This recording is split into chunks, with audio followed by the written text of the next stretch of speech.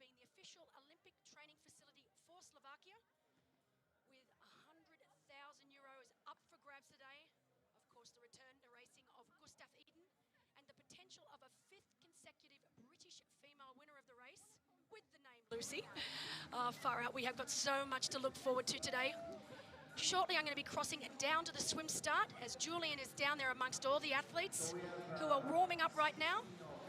It is an absolutely picture-perfect day here in Samorin. We could not have asked for more. Yesterday was a little drizzly when we got up in the morning and there was a lot of wind, but today we have woken up to blue skies, tiny covering of cloud, which I know will come in very, very handy towards the latter stages of the race today, particularly on the run. But it is an electric atmosphere right down at the swim start now, as we have got footage of our transition area. Of course, right there now looking at Gustav Eden's bike. He is, of course, wearing bib number 1 today. We've got some incredible athletes racing.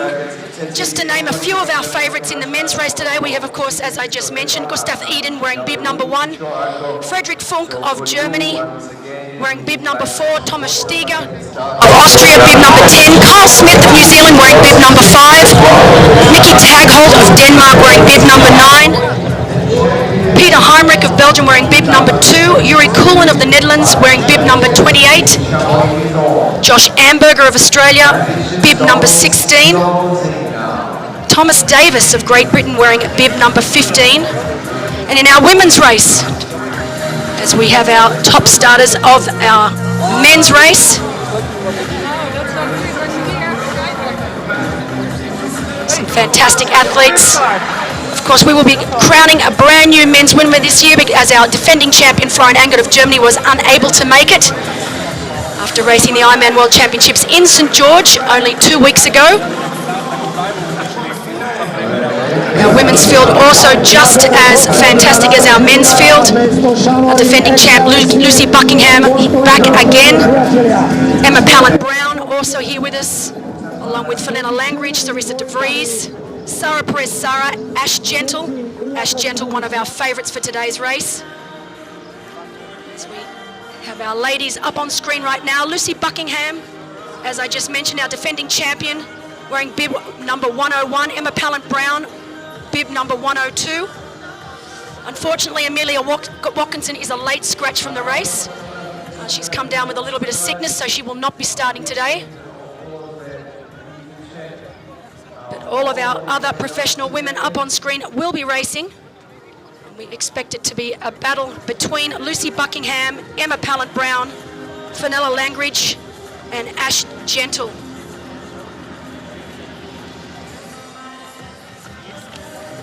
We have just over 1,130 starters in the race today, 35 professional athletes. These athletes coming from 42 different nations. And we've had an action-packed weekend so far, 5 separate events taking place over the weekend. Yesterday we had our triathlon for first-timers. The Olympic and sprint distance races were also on, along with our kids race. While today, of course, we have the main event, the championship, which is a qualification-only race. And running alongside that race today will be our middle distance event, which is open to everyone, and our relay race as well. As you've got a great shot of the always smiling Fenella Langridge, fresh off racing the Ironman World Championships in St George only 2 weeks ago. She had a fantastic race there. She's still not 100% sure how the legs are going to go today, and she probably won't know that till she hits the 90-kilometre bike ride. But the one thing we know about Fenella is that she always gives 100%, and she does it with a smile on her face.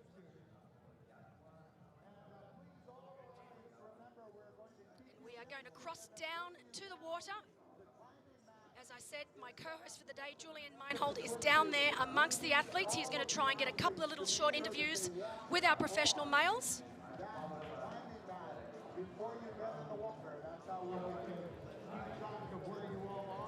See Jorik van Egdom on screen right now, one of our athletes from the Netherlands. We really do have a very, very strong field of professional male athletes. I can see Kyle Smith there from New Zealand in the background.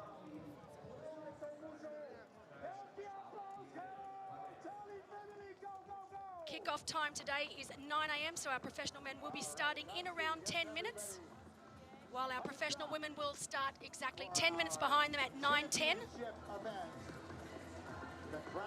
We then have our age group women next up at 9:30, so there's a really decent gap between our professional race today and our age group race today, which is exactly how we want it. We don't want any of the races affecting each other, so we have our pro men at 9 o'clock, our pro women at 9:10, our age group women's wave starting at 9:30, and then our age group men don't start till 9:50, so the first male age group wave won't be starting till 9:50, making it a very clean and fair race for our professional women today. Samorin 2022, the 50th year here in the row is the championship. We have really, really stunning conditions for the race today. Water temperature sitting at about 18 degrees C, so obviously wetsuits will be allowed. And as you can see on screen right now, all of our athletes are already in their wetsuits.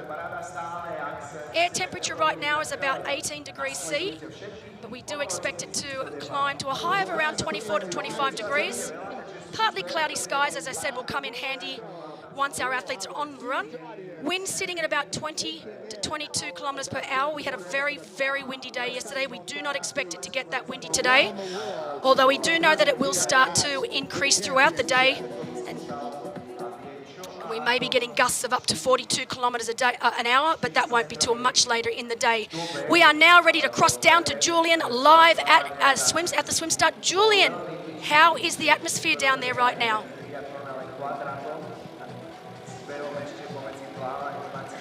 Good morning, Triathlon fans. Great to have you here at the swim start of Challenge Family, the championship at Samorin. And it's beautiful weather out here. We have right now an air temperature of 17 degrees. It will rise up to 24 degrees today. Maybe some windy passages during the day, but so far perfect conditions. We can have a quick look out here at the swim start. So we have 18 degrees water temperature, so we have swimsuit allowance for both age groupers and pro athletes. We start right between the two zone 3 boys. Gonna head up the water. We're gonna turn at the end and have a turn to the left, come downstream again, and one loop after that. We're gonna come back here right at the zone 3 bow, and we're gonna have our swim here. The athletes are already getting ready. Our pro athlete men will head into the water in only a few minutes, so everything is set for a fantastic race with fantastic athletes out here. Maybe we can grab one or the other for an interview, but they are about to come here to the water, and yeah, we are really thrilled for the swim start. So as you can see from the pictures down there at the swim start, beautiful conditions for a race today. The Danube, the second largest in Europe, second largest river in Europe, is looking very, very smooth, perfect race conditions.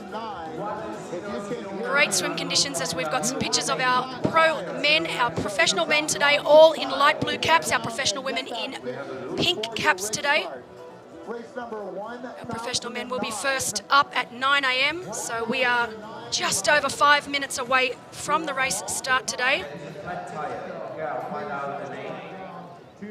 Just to let you know, the swim is one big loop, so it'll be a 1.9 kilometer swim, an anti-clockwise loop. Wetsuits will be allowed today. We have got some really, really strong swimmers. Of course, our strongest swimmers today, and we expect them to lead from the gun. Kyle Smith from New Zealand, Richard Varga, of course, the local hero from Slovakia, and Josh Amberger from Australia, 3 of the very best swimmers in the sport of triathlon. And we do expect these 3 men to get a good lead out of the water.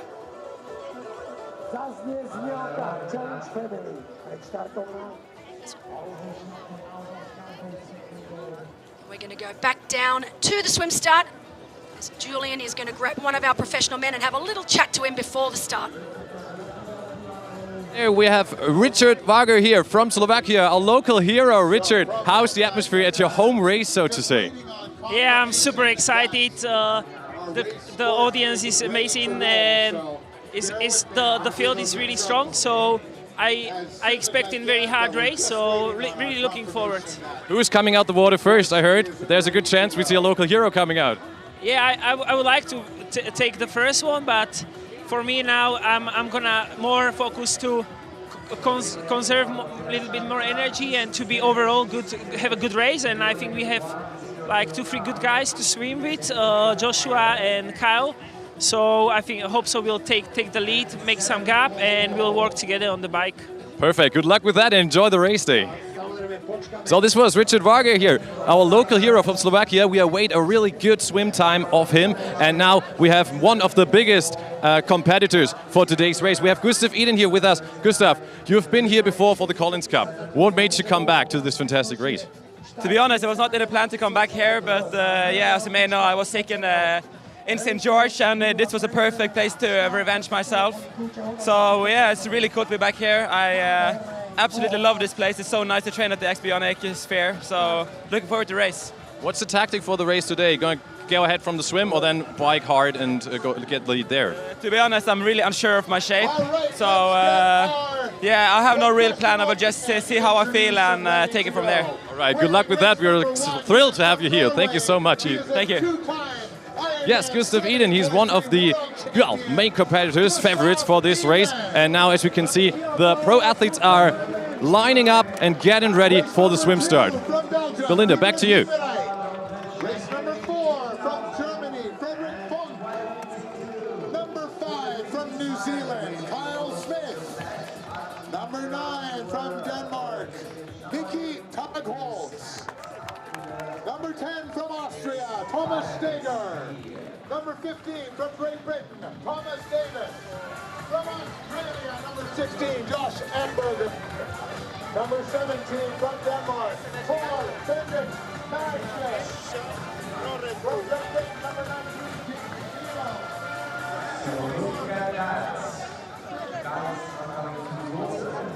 Number 25 from Great Britain, Sam May. Number 27 from Canada, Jordan Angel. 28, Yuri Tuna. 29, Tobias Dahl Thompson. 31, Samuel Butler.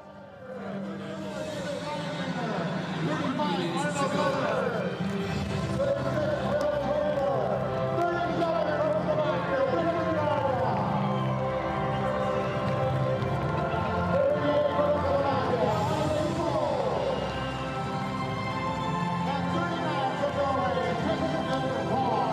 Just to let all our viewers out there know, if you're wondering who the man is with the yellow cap, he is our one and only para-athlete today. He will go off with our pro men.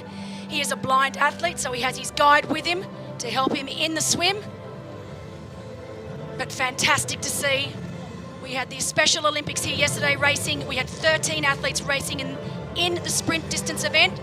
And fantastic to see our blind athlete today as we see the start of the professional men's race.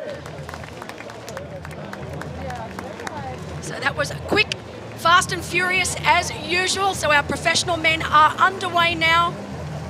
We have 21 professional men racing today, all in the light blue caps.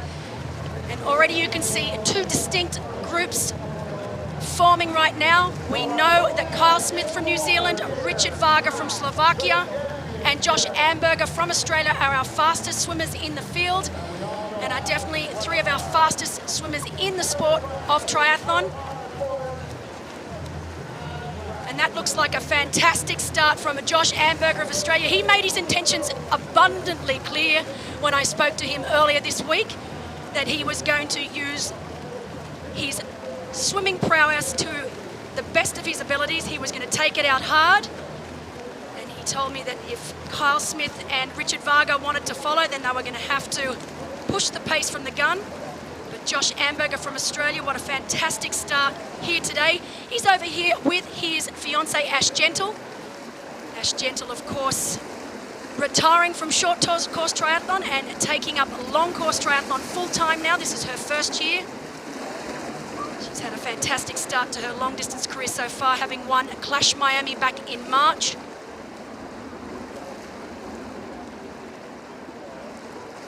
4th place at Oceanside. With the fastest run split of the day, we are expecting Ash Gentle to have a very, very fast run here today.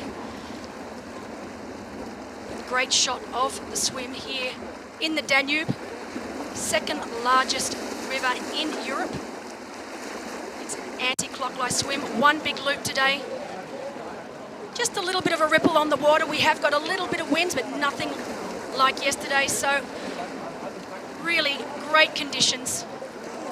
If you remember back to the championship last year, of course it was run alongside the Collins Cup. The conditions for the Collins Cup were brutal, so great to see pretty close to perfect conditions out there today on the Danube. Josh Amberger with a sizable lead.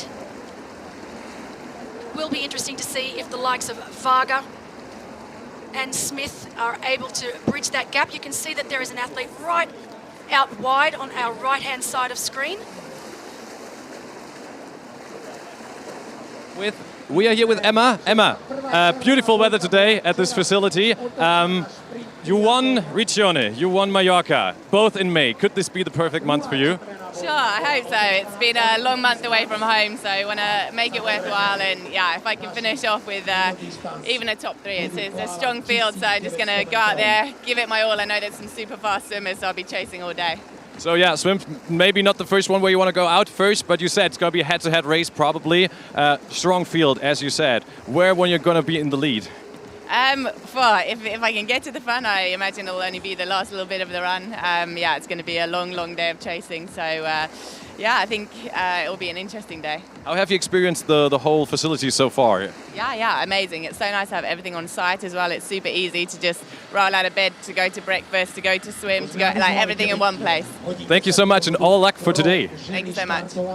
So yeah, Emma, one of our main competitors for the women's race. And as you can see, we are lining up here. We are still looking for some other voices, interviews here. The men's race started really well. Belinda, like you said, it was a quick start, yes, but everything went well. Everyone is on fire. And yeah, probably I'm gonna call you back when I have another voice from down here.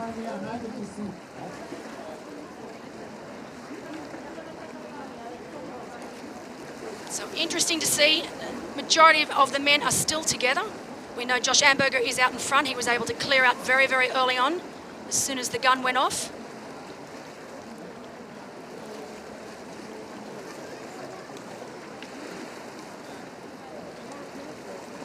Although it does look like someone has joined Josh Amberger up front, wearing a hoop wetsuit. That would indicate it is either Kyle Smith or Richard Varga, both wearing hoop today. As we go back down to the swim start with Julian, who has got Fenella Langridge. He's going to have a quick interview with Fenella before the women's start at 9:10.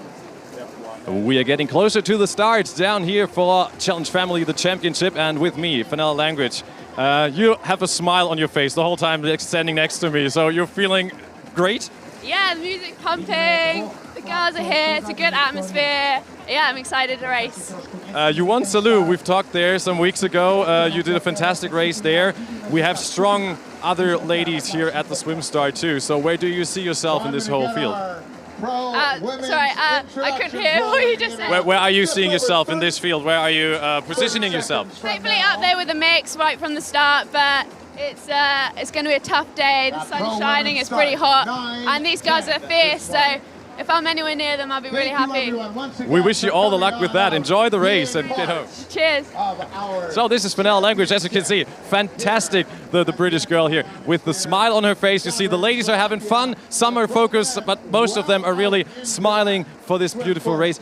Weather is still great. Yeah, we have some winds now coming up a little bit, but I think this should be fine. And yeah, we're heading to the swim start now for the ladies. And this should be from this position, Belinda, I give it back to you. All right, so in what was only his 2nd full distance event at the Ironman World Championships in St. George, he led most of the bike and I think the first 6 kilometres of the run there before he, in his own words, had a spectacular blow up.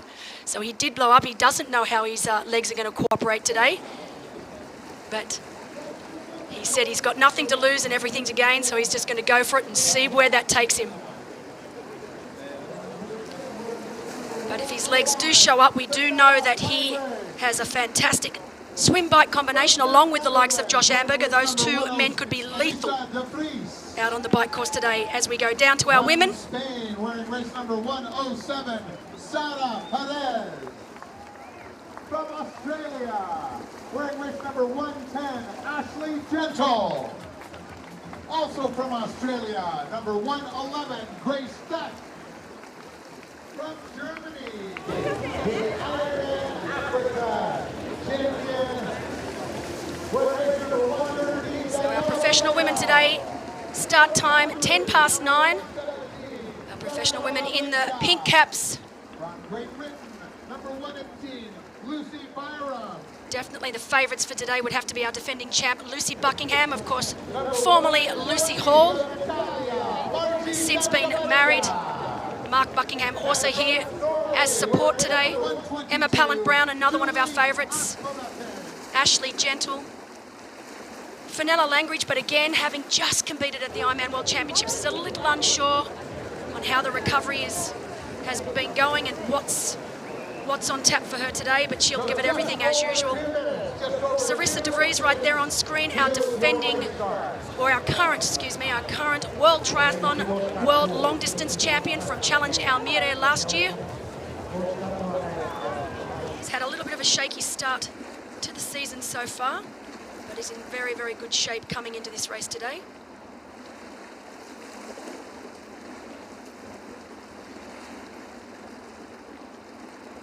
We're only moments away from our women's start, as we get a great shot of our professional men. Again, two men up front we know for sure. One is Josh Amberger of Australia, doing what he does best. This is exactly where we are used to seeing Josh, right at the pointy end, right at the front of the race. The good thing about today is he's got some company. This is the first time Josh has been back in Europe racing for quite some time. I think it's at least a few years. He was originally supposed to be in the States right now, but unfortunately had a few issues with his visa.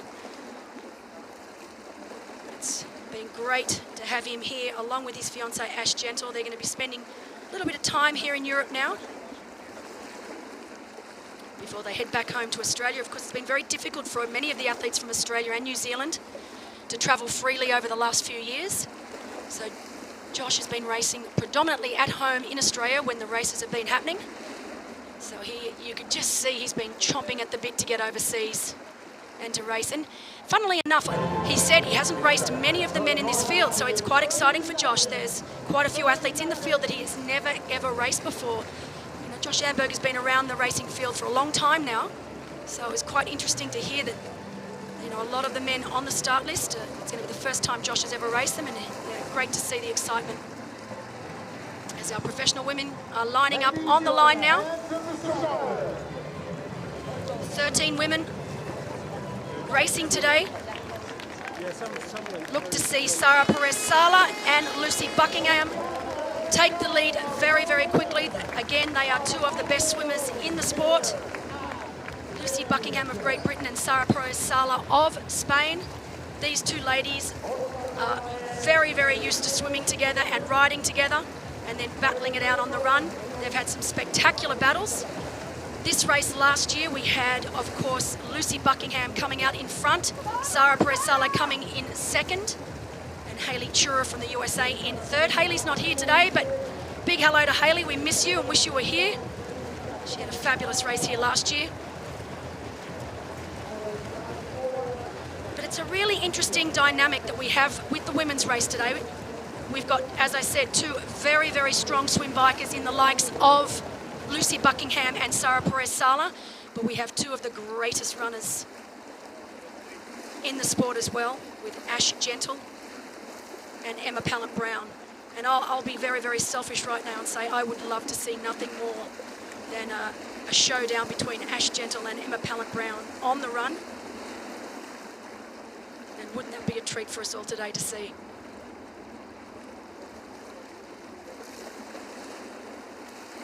As our men make their way down to the far turn, they will then make that turn and they will be heading back to the swim start and into transition. It's quite a long transition here in in Samorin. It's probably one of the longest transitions that I've seen in quite some time. They have to get up out of the water, across quite a long bridge, and then up into transition. You can see our men's race is really starting to spread out now.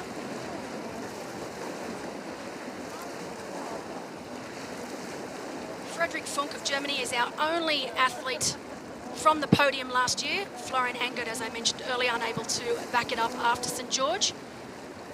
But Friedrich Funk was third last year.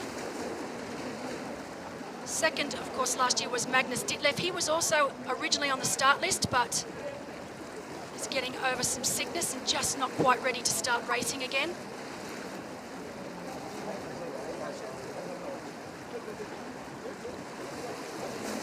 Another one of our faster runners out there today, Thomas Steger. He was fourth here last year with a scintillating run. I think it was a 1:09 run split, so very, very fast run split.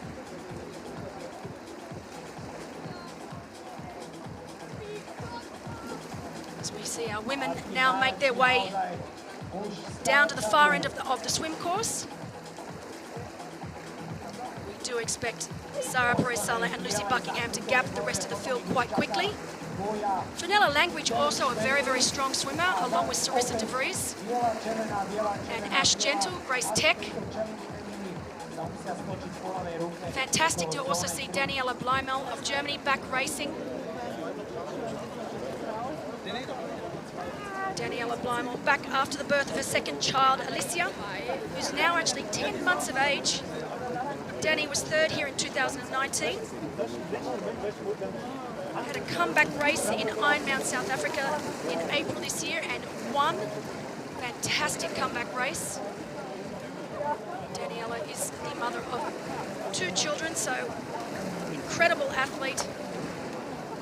Great to have her back on the race course, and certainly great to have her back here at the championship. I caught up with her midweek and she's looking fit, fast and fabulous.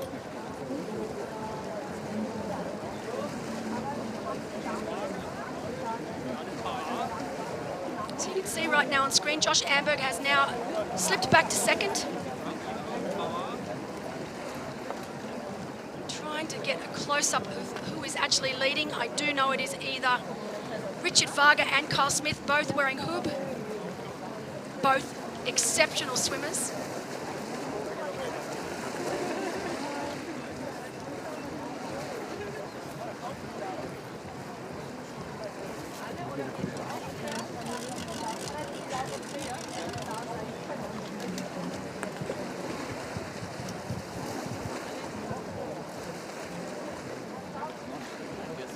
Behind our 2 lead swimmers, we still have some very, very strong athletes. Frederick Funk, a very strong swimmer. Tom Davis, also very strong from Great Britain.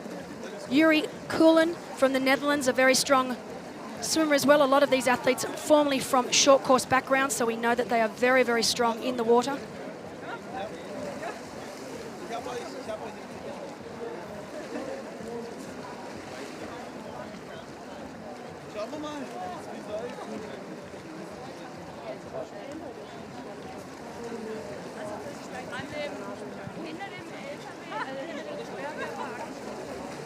So looking down at the swim now, you can see that our women have already started to really split quite significantly.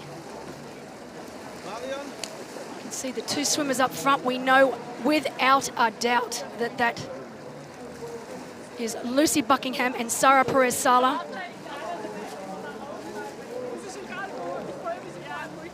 And you can see just in front of our women, you've got the yellow cap of the blind swimmer, so our para athlete.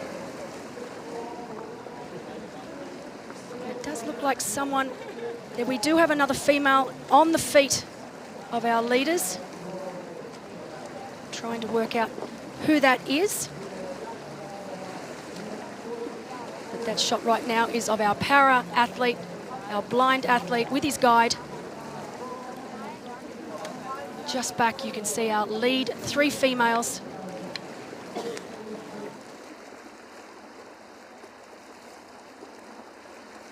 So one loop swim here in the Danube. Once they exit the water and into transition, they will then get on the bike. Now, it is a brand new bike course this year, so we've originally used to have loops. This is a one full loop, so it's a really fair, honest course this year. One loop, single 90 kilometres. We are using the 20 metre by 3 metre drafting rule today. So it's a 20 metre rule. It's actually the 20 metre rule, not just for our professional athletes today, but for our age group race as well. So terrific to see Challenge Family implementing that rule as many times as they can in races. It's obviously a lot easier to use on the single loop courses.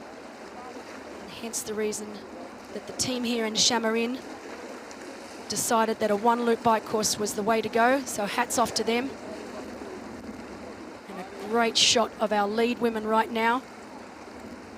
And you can see that rope back to our third place swimmer is just starting to fall.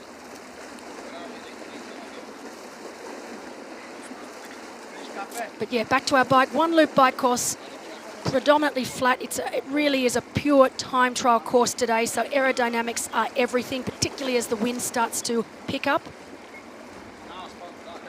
20 metre rule, athletes have 40 seconds to make the pass. And this rule will be implemented for both our professional race and our age group race. Once they get onto the run, so back into T2 and onto the run, it's a 3-loop run course. 7 kilometres per loop. Again, flat run course, which makes you think that it is easy, but it is anything but. The biggest thing about this run course here today is that it's on 4 different types of terrain. So you've got road, you've got pavers, which can get very, very slippery throughout the day. You've got grass, and then you've got this sand. Now, let me just explain this sand to you. It's not ordinary sand. It's obviously the horse track. It's got tiny bits of felt mixed into this very, very fine sand, and they water it down every morning. And of course, the felt absorbs this water, so making it nice and compact. Now, it is really lovely underfoot, there's no doubt about it, but it is also a little slippery, so it's quite hard to keep your footing. But the biggest thing is just switching, constantly switching from road to pavers to grass to this horse track. And they do this 3 times, so 3 laps. And there are lots of corners, there are lots of turns, there are a couple of hairpin turns. So it's one of those runs that it is very, very difficult to stay in a rhythm. And it really is going to suit our runners and our runners that are used to doing cross-country, so off-road running. We know Gustav Eden is a fantastic cross-country runner. It's his background. We know Thomas Steger loves this run course as well. Again, a very, very accomplished runner. And over the past years, we've seen some spectacular blow-ups. I distinctly remember, I think it was the first championship back in 2017, watching Alistair Brownlee blow up on this run course. I never thought I'd see the day, but there you go. So, looks simple on paper, this run, but is anything but. And then you add the heat of the day into the equation, and it's a very difficult run.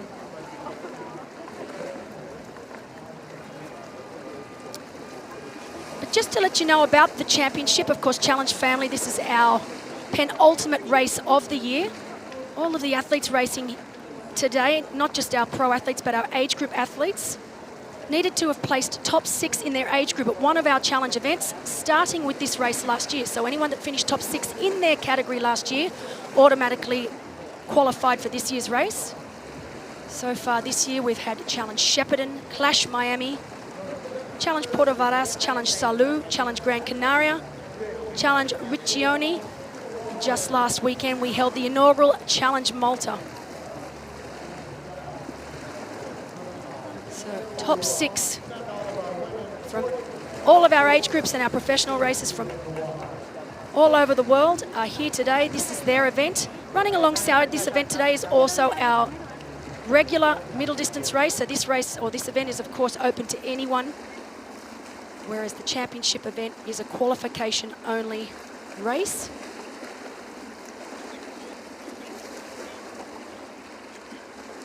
And this race being set and held in the incredible x-bionic facility. Unless you've been here, it's hard to describe just how incredible this place is. Set on about 1 million square metres. It took around 3 years to build. They completed the facility back in about 2016. And it truly is an athlete's paradise, boasting both a 25-metre and 50-metre Olympic pool, tartan running track, a 2-level gym, accommodation, 4 different restaurants, a wellness centre, an equestrian centre, horse stables, you name it, this place has got it. It really is a training mecca. It's also where the inaugural PTO Collins Cup was held late last year, and it will be returning again this year, along with the World Triathlon Long Distance World Championships. So that is going to be one incredible weekend of racing.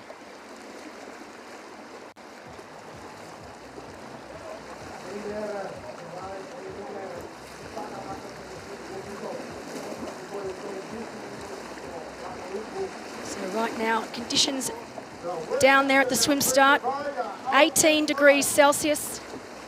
And I think we were just told then it's Kevin McKinnon on the mic down on ground. I think he did say that was Richard Varga, who has managed to break away from Josh Amberger and will be exiting the water today in first.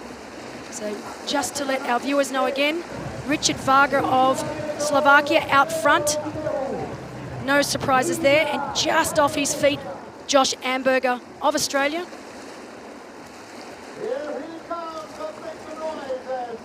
So Richard Varga around these parts. He is from Bratislava, which is about 30 minutes away. Bratislava, of course, being the capital of Slovakia.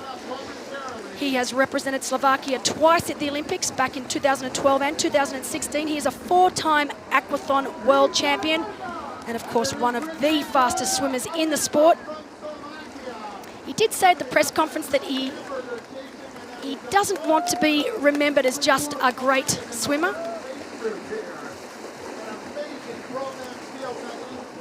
Josh Amberger, we can see coming out of the water now. So just ignore that graphic on the screen. It was not Gustav Iden. That is Josh Amberger of Australia out in second.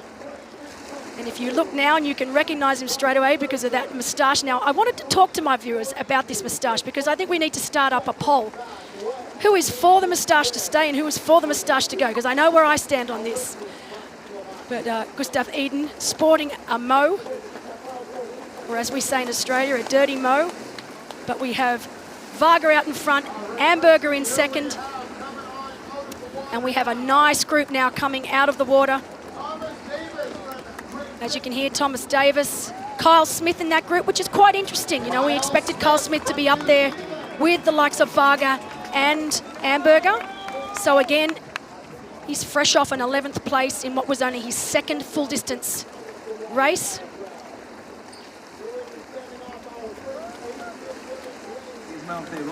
So into transition, Richard Varga grabs his bag. He'll then go into the change tent. There's more of our men. Mickey Tagholt now out, Peter Heinrich, James Teagle.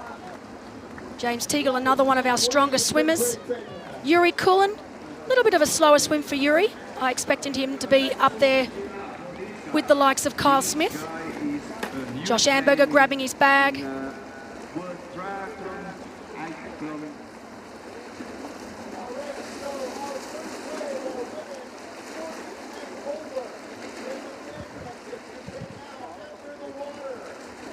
We are now waiting for the rest of our men to exit the swim, but all of the main players are now out. I'm not sure if I missed Gustav Iden or if he's already out of the water, but pretty sure I have just missed him getting out. Oh, no, that looked like him right there then, actually. So that was Gustav Iden just getting out of the water then. So we know that Gustav Eden's not renowned for being the fastest swimmer in the sport. And we also know that Iden is coming into this race a little unknown. He was quite sick, and of course that forced him out of the Ironman World Championships 2 weeks ago. He was bitterly disappointed, as you can imagine. He had to sit on the sidelines and watch his training partner, Christian Blumenfeld, take the win. But he has come into this race. He is over his sickness now, as we can see Thomas Steger there of the PWAG team making his way into the change tent. So that's no him. Second place, Josh Amberger making his way to the bike. He'll be wanting to get up there with Varga. Although knowing Josh, he's a solo player here, so it wouldn't surprise me if he catches Varga, goes straight past him. He likes to race out front on his own. He likes to dictate the pace. It's how he races. And he has the catch me if you can attitude. Tom Davis, Team Erdinger, Peter Heimrich, Mickey Tagholt.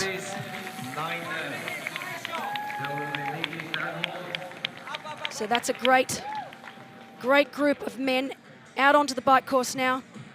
Just want to get a split back to where Eden is. We had a feeling that Eden might be caught in no man's land in this race. Just looking at the dynamic and the athletes racing today, we knew we'd have some fast swimmers up front. And we actually thought there's a chance that Eden could be left dangling in no man's land here, the 20-meter rule. But we also know that Eden is the best runner in the sport right now, and it might be a case of we're going to have to wait right to the end of the day before we see Eden come through. As Frederick Funk, one of our favourites, definitely one of our favourites for today. Very, very strong bike rider, if not the strongest rider in the field. Yuri Kulin here with his coach. Now Yuri has a Ukrainian coach who's here with him today. And of course Yuri, we saw at Clash Miami earlier this year, wears the love heart symbol in the flag colours, as we see Gustav Eden here now coming out. So not a bad swim for Gustav if he can catch up to the likes of Yuri Kulin.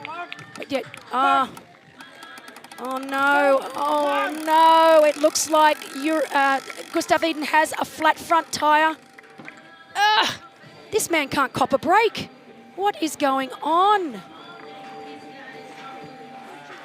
So Gustav Eden with a flat front tyre. It looks like he's not going to try and fix it. It looks like he's just going to try and pump it up.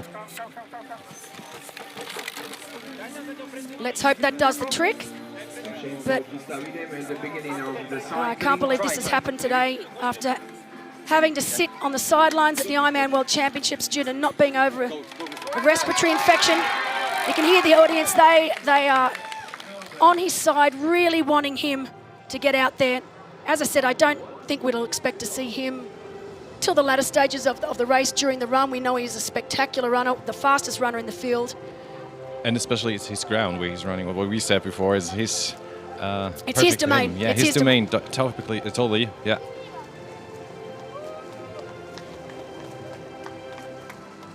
As we can now see, Julian, the last of our professional men making their way out of the water and into transition. What was it like down there? What was the atmosphere like down there? Oh, it was really fantastic. I had so much fun. Always when the challenge music comes down, and always have those goosebumps waiting for the start. And there were a lot of people out there too watching.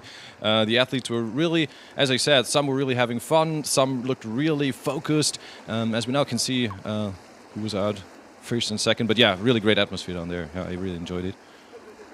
And yeah, as we said, I really like that Richard Varga came out first, the local hero, and I saw it in his eyes. That was his goal for today, come out first. Yeah, absolutely, and he is the king. He is the king of Slovakia. He's an ambassador for x-bionic spheres, so they're used to seeing his face around here, and he's just a really lovely guy. As we go back to our women's race now. So our women, and you can see, did you see the footage then? Out front right now, Sarah Perez-Sala and Lucy Buckingham with a huge lead over the rest of our female field. These two have really made a habit of swimming together, getting on the bike, riding together. As I said earlier, last year, Lucy Buckingham, our defending champion, able to take the win here with Sarah Perez-Sala in second. And then earlier this year, not too long ago, at Challenge Gran Canaria, we had Sarah Perez-Sala actually take the win at that race, with Lucy Buckingham taking third. So great to see these two ladies out in front, working together so well. And as we pan back, so you can see just how much of a lead these women have got. That's extreme. It's extreme. Still can't see them. Wow. And that's also mentally a thing you can work with, definitely. look, as I said, these women have raced quite a few times now together. They're very, very used to it. They've got an understanding, and that looks like Fenella Langridge right there. Maybe, no, yes, it does. Fenella, of course, fresh off Ironman World Championships. She raced very, very well there. I expect Sarissa de Vries to also be in that group, along with Ashley Gentle.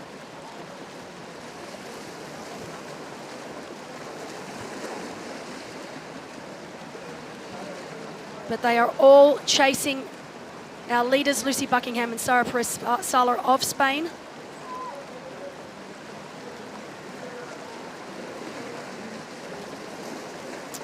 Now, Julian, what do you think is going through Gustav Eden's mind like now? That is not the start that he would have wanted, particularly after not being able to race at the Ironman World Champs, to come here to try and get some redemption. All he wanted to do was get back on a race course. Yep. And then flat tire in T1.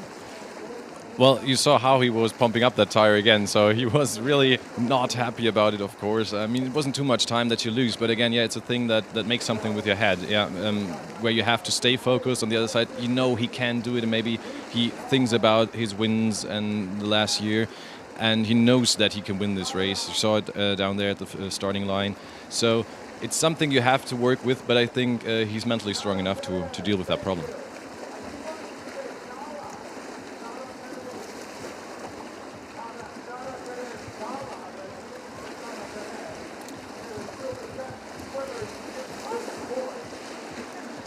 But yeah, as you said, from the swim start down there, you can see it too now. Some waves are still going on there. It was quite windy down there. Not much. We were waiting a lot of more winds later, but already the Danube wasn't that calm as it sometimes is.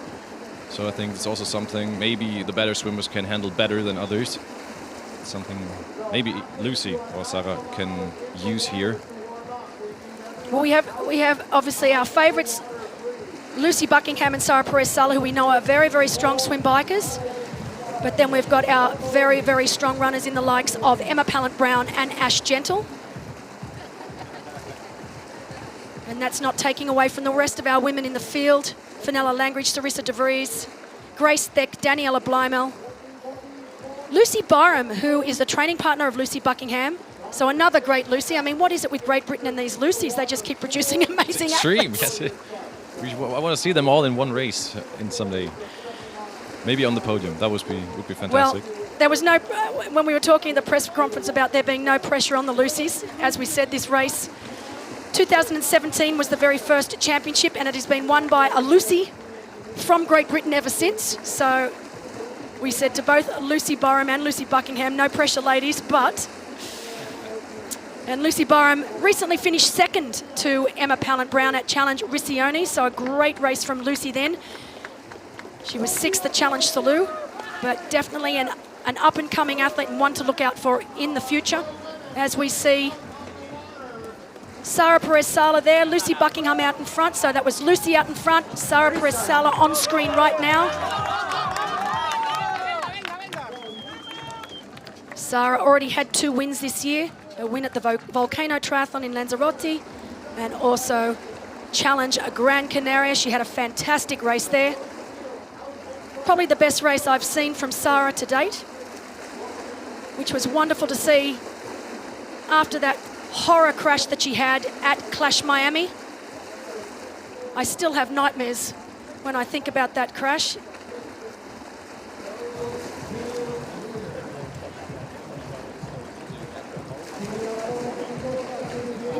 Interesting to see the difference in strokes. So that was a very, very fast and choppy stroke from the leader of this chase group.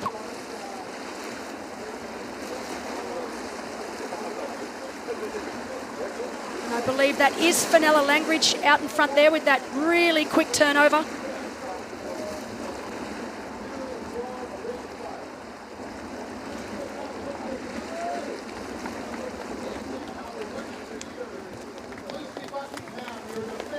This is a nice size chase group. Let's see who else is in that group.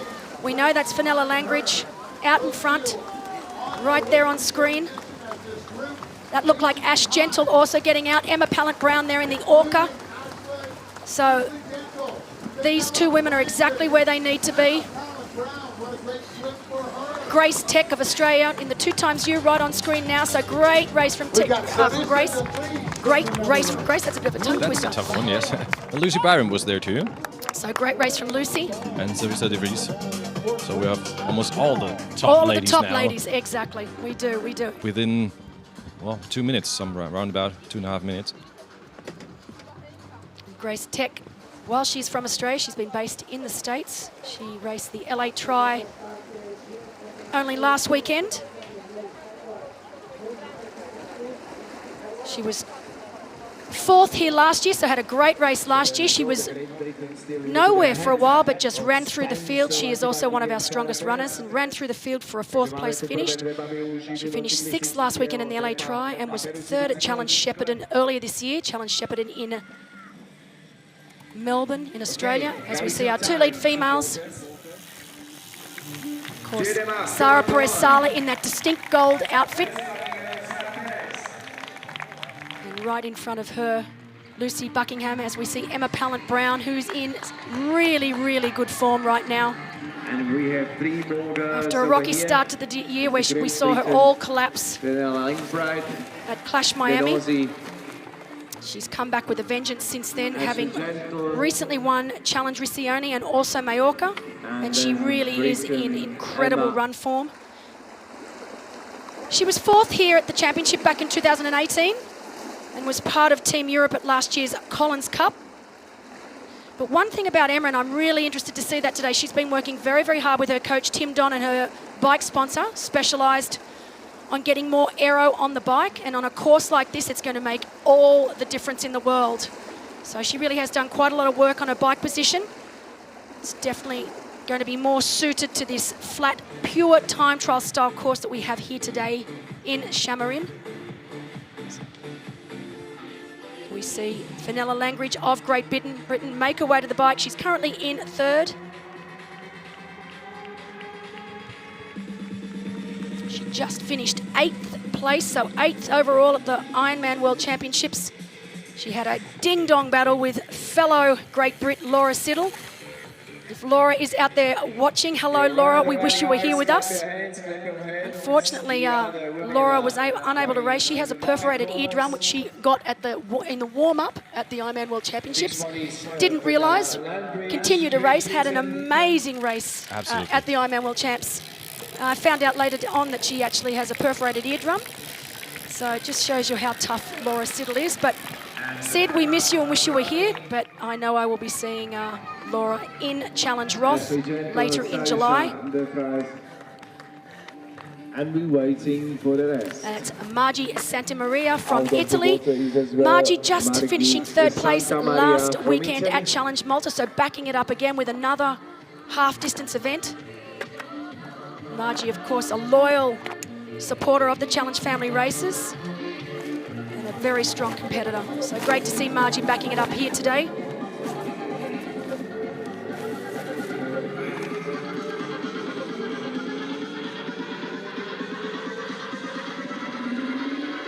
Everybody put your hands in the So you can see all of the age group bikes in transition. Only a few more of our professional bikes left to go. Our age group race will get underway today got underway today, I should say, at 9:20 as we see more of our professional women making their way to transition, the last of our professional women. We are now 30 minutes and 41 seconds into our professional women's race.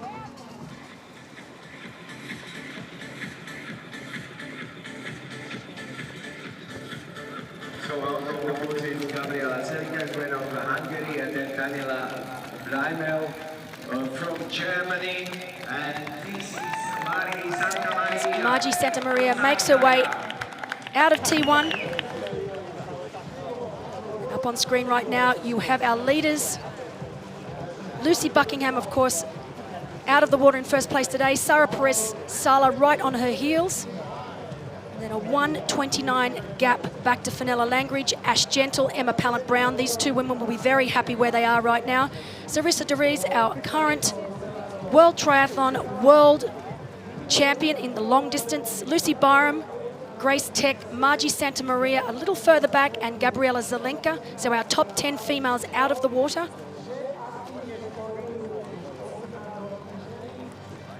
As we go to a quick advertising break before we are back.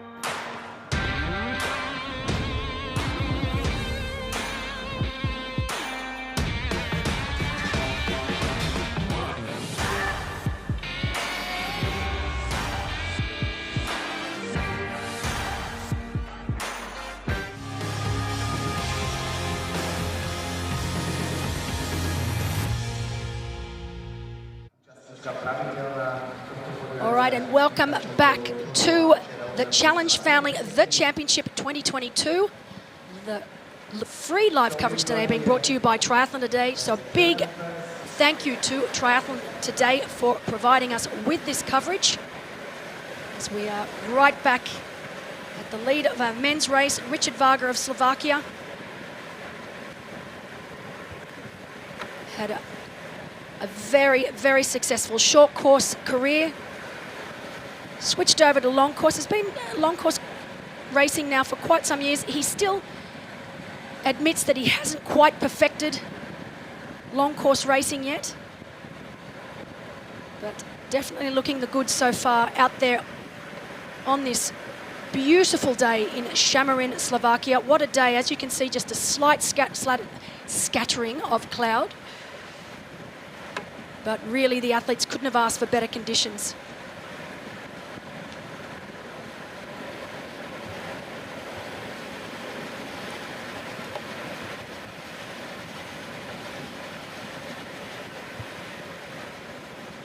We have 35 professional athletes out there racing today, around 1,130 athletes in total from 42 nations.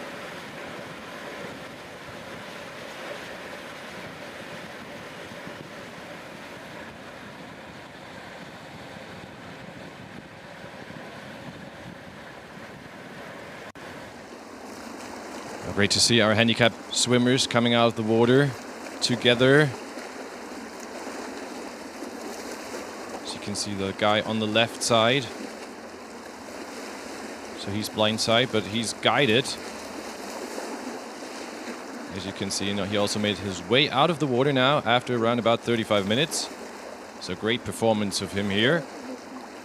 He's also welcomed from all the spectators. As you can see, there are lots of people out here. So he's welcome at T1. Well, we're heading back to the bike course.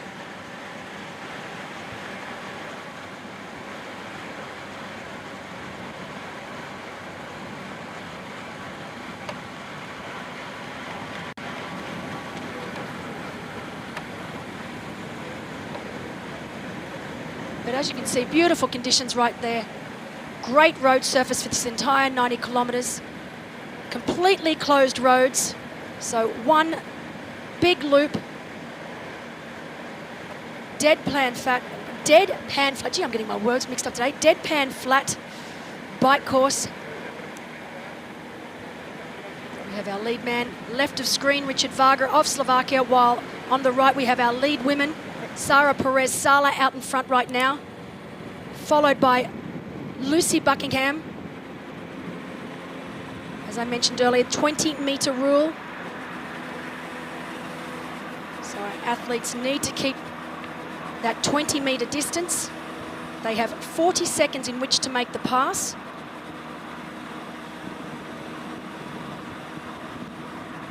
If they fail to make that pass within the 40 seconds, or if they slip inside that 20-metre draft zone, they will be shown a blue card. That is a 5-minute penalty. And they have to serve that penalty just as they leave T2. The penalty tent is just outside of T2. They will need to look to see if their number is on that board, and then they must serve that penalty. We are hoping that that does not happen today. But you can see right now, a flat and fast course. Aerodynamics are everything on this course. Most of our athletes using a disc at the rear, deep dish wheel at the front for maximum speed.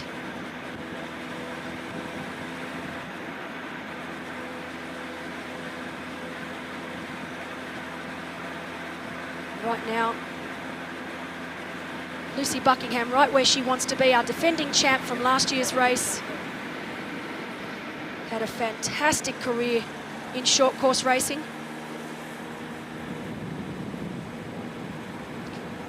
Represented Great Britain at the Olympics.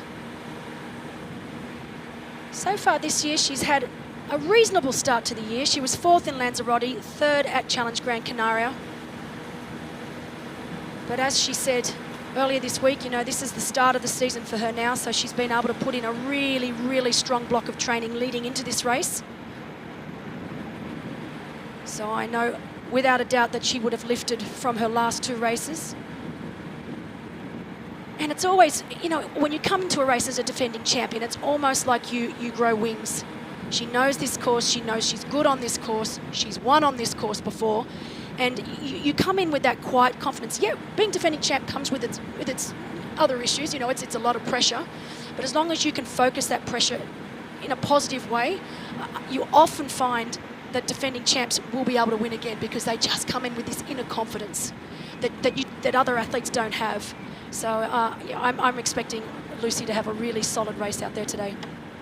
Do you think there can be something like a doubt maybe too, that you say, hey, we have so strong competitors too, I'd have to go further than last year, maybe? I don't know.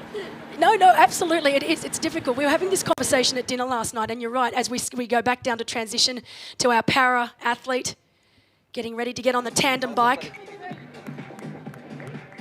But just so great to see him out there racing today. I mentioned earlier we had our Special Olympics organisation. For the first time ever, the Special Olympics organisation from Europe and internationally, we had 13 athletes from 6 different countries racing in our sprint distance race. I went down and watched it, and it was fantastic. So just really, really great to see. But yeah, it really does come with some pressure, but it's how you channel that pressure. If you can channel it for good, then you can grow wings. If you let it get to you, then yeah, it can be to your detriment. So it'll be, look, Lucy is such an experienced athlete. I have no doubt that she's going to channel it in the right way. Well, we can see Peter Hemmerich here from Belgium, currently in 2nd position. He's struggling a little bit in the last time.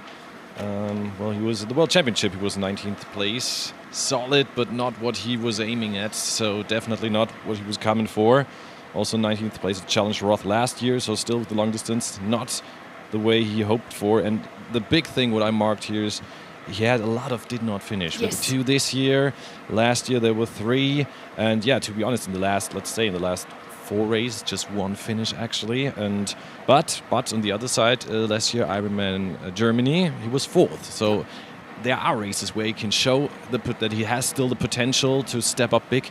So, having been an athlete myself, you can be on a roll. We say often athletes get on a roll and they go to a race, they have a great race, and they can use that momentum for the next race and the next race and the next race. On the other hand, you have one bad race and you're going on a roll the opposite direction, and it just snowballs. And this is exactly what's happened to Peter Hemmerich. He had a couple of bad races in a row. It started to get to him mentally. He also had some injury and some sickness thrown in there as well, which certainly didn't help. But he's even admitted he let it get to him mentally, and just every race he turned up to, when he started feeling bad, he DNF'd because he did not want to go through that same, you know, bad race scenario time and time again. So, yeah, he got into a real lull and he admitted it. And then, of course, at the Ironman World Champs 2 weeks ago, he forced himself to finish. It was 19th position. It's not where he wanted to be, but great to see him finish all the same. But he is definitely here to try and get back on track. Now, he was the winner of the Challenge Family World Bonus back in 2019, so we know this man is legit. He's a great athlete. But unfortunately, over the last couple of seasons, things just haven't gone his way, and I just really think he's let it get to him mentally, and it's shown. So I would love nothing more than to see Peter Heinrich come back with a vengeance today and show us what we know he's capable of. He will be racing Challenge Gerardsbergen, which is the local race for him back home in Belgium.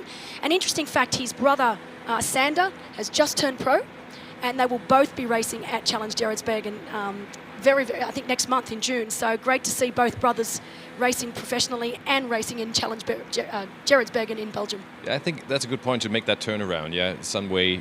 He has a great career so far, and I think he was never in that position to have that downgrade. So, yeah.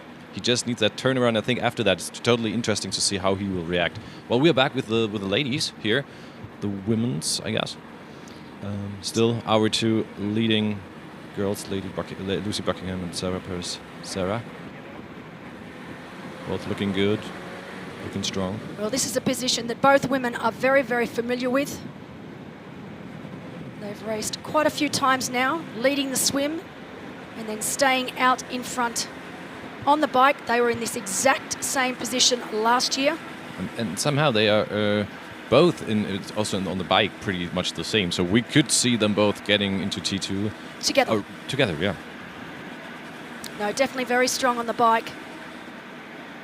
I've mentioned this in quite a few of my live coverages. I just love watching Sarah Perez-Sala on the bike. Her position, for me personally, she has just got the most beautiful time trial position on the bike. She's been working very, very hard with her bike sponsor Canyon and just tweaking that position even more, if that's even possible. But yeah, definitely one of the best and most aero positions of any female in the sport right now.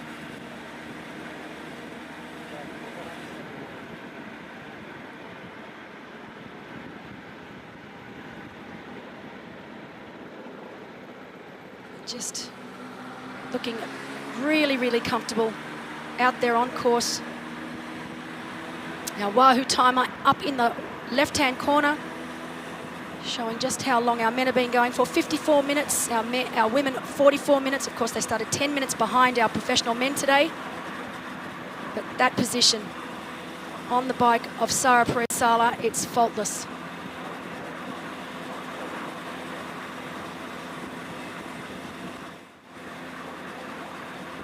Our men making their way out of Samorin, so of course, once they leave T1, they have to make their way out of the town of Samorin and onto the course proper.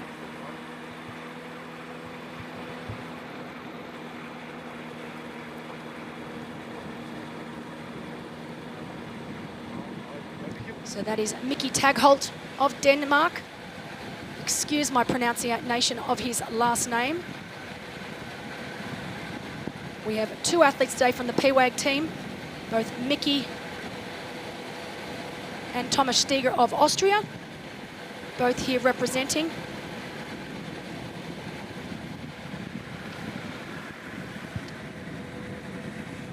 Mickey Tagholt often goes a little bit under the radar. He's a fairly quiet athlete. He was fourth last year at the 70.3 Worlds in St. George, so he is a very, very strong athlete. Hasn't had a great start to the season so far. He lined up at Challenge Salou, but was forced to pull out with a little bit of a niggle. Long-time training partner and close friend to Daniel Bakkegaard, who just had a fantastic race at the Ironman World Champs. Mickey himself, he's relatively new to long course racing. He did his first half-distance race back in 2019. Then in 2021, he was second at 70.3 Oceanside, and then, of course, later that year went on to get fourth at the Worlds. He mentioned at the press conference that he actually loves these big-time events. So he loves racing championship events. He loves racing the best of the best. we pan down to that great shot of the horse. I think every single person that comes to x-bionic Sphere, it's compulsory to get the shot, the photo of you and the horse. I did that too yesterday. You have to. I did it too. It is spectacular though, particularly on sunset. Really great photo. And yeah, in the back we can see the expo going on. And yeah, as we now jump to the commercial break now.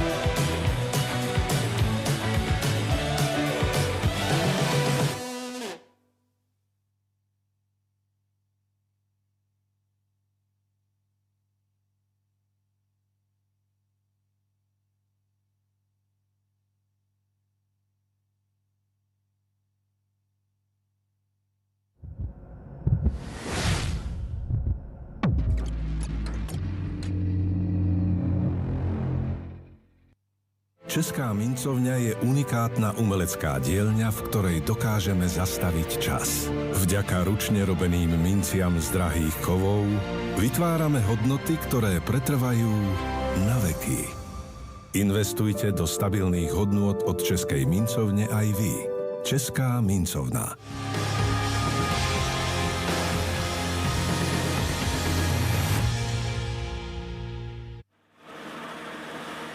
And we're back here at the championship at Samorin, and we can see Fenella Langridge from Great Britain in third position here on the bike course. Ladies race are in for around about now 48.5 minutes, and Fenella comes here with a win at Challenge Salou pretty recently, so she was smiling a lot this morning. A little bit unstable, I would say, everybody.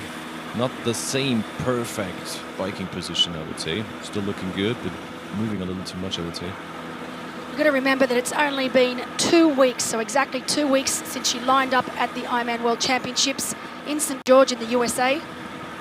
That is a big ask to get those legs back and firing again. We know that that course there in St. George was absolutely brutal with all the downhill running.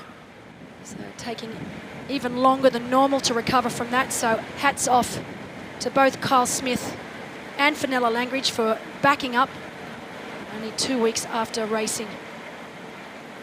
And it's really just one of those things that you just don't know till you get out there on the bike and you start pushing the pedals. Sometimes you get away with it. And it's going to be interesting to see, watching both Kyle Smith and Fenella Langridge today, to see if they do indeed get away with it. But I know Fenella really wanted to come back here this year after making a wrong turn during the bike last year. She's definitely back here to conquer some demons and to prove she is a lot better than her 9th place finish from last year. I have no doubt that she is going to finish a lot higher than 9th place this year.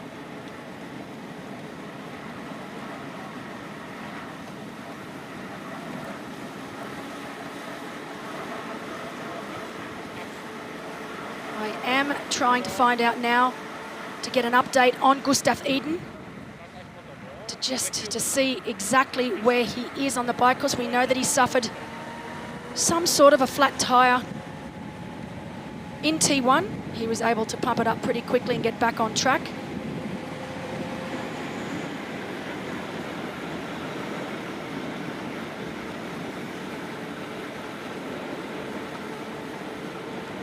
See that Mickey Taghold is now in first position here, still looking good. Looking strong. Yep. No, I don't think he's in first. I think he would have been pretty fast if he would. I was confused a little too. No, this is the chase group. So we're right now with the chase group. A little bit of a mix up there. Whoop. Ooh, that was close. I get nightmares when I see cones now on bikes after watching Sarah Perez at Clash Miami. So I hold my breath for just a little while, but. No, great skills there shown from Mickey Taghold. as I said, it's a little technical getting out of town from transition, going through the town of Samorin and onto the course proper. It is a little technical.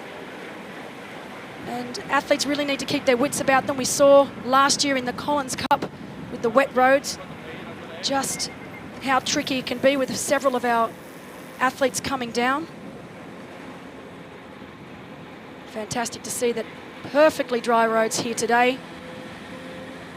Sarissa de Vries from the Netherlands, currently in 4th place. Our current World Triathlon long distance world champion. I was there last year at Challenge Almere when she had a fantastic win. Home crowd. So much support for Sarissa that day. It was wonderful to see her take the win. And again, an athlete that goes under the radar because she's a very quiet athlete. She admits herself that she suffers a little bit from insecurities of whether she is where she should be, but I think she proved to herself that day last year, that she is definitely worthy of the title of professional athlete and now world champion.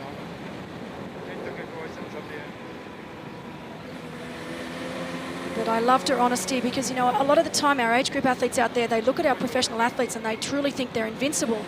They think that our pro athletes, they train, eat and sleep and race and nothing goes wrong, that they don't have any negative thoughts, that life is just peachy day in, day out. But our pro athletes suffer the same insecurities, the same up and downs, injuries, sickness. We saw that at the Ironman World Championships this year. Jan Frodeno not being able to race, he was our defending world champion. Gustav Iden having to pull out literally the night before. And I think it's good for our professional athletes to be honest about this and to show that they have the same sort of struggles as our age group athletes. Great close-up here of Fenella Langridge. And Fenella, one of the coolest characters in the sport right now. I told her earlier this week that I love following Fenella on Instagram. She's so funny and she's so raw and she's so real. And, you know, I'll get up in the morning and watch her stories with a cup of coffee and I'll chuckle because she's just a really funny girl. And she's so honest and upfront, and you can tell that she absolutely loves her job. She loves being a professional athlete. She loves traveling the world. She loves meeting new people. And I think it shows in her racing because when you love something that much, it's even on the bad days or the days where training's not going to plan or racing's not going to plan, you get through it because you know you're privileged to be doing something that you love so much. You know what you're doing it for. And her emotions were so honest when she won Challenge Salou, for example, and yeah, that was just nice. Also, as I said at the start, she was so just smiling. She had just fun to be there. It's just, yeah, like a big game for her. It is, and you know, I think interesting you bring up Challenge Salou because I think that was a real turning point for Fenella. We know Fenella is a very, very strong swimmer, and sometimes athletes, you know, they rely on the swim, and Fenella's one of those. She loves to swim because it sets her up for in a good position for the bike and run. But of course, at Challenge Salou last minute, they had to get rid of the swim, and it became a duathlon. Yes, it was too cold. We had to cut it, and so yeah, for her actually that was a big turning point. It was, and it was a worry. And I'm sure if we had have seen her before the start, she would have been worried because we took away one of her strengths. But she dealt with it so well, and I think it really proved to her that she is now not just a great swim biker, she is an all-round athlete. She is strong across swim, bike, run, and that, you know, that's huge. That's for her to go into the World Championships with that, knowing that she is really strong across all three disciplines. It's a huge advantage.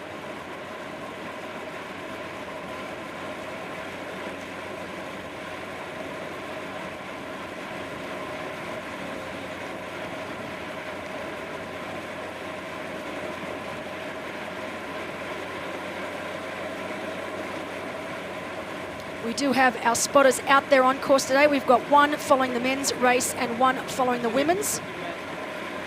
And we are trying to get an update to see exactly where Gustav Iden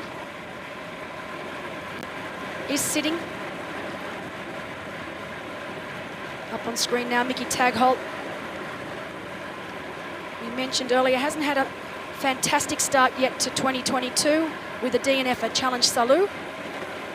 but looking the goods right now on the bike.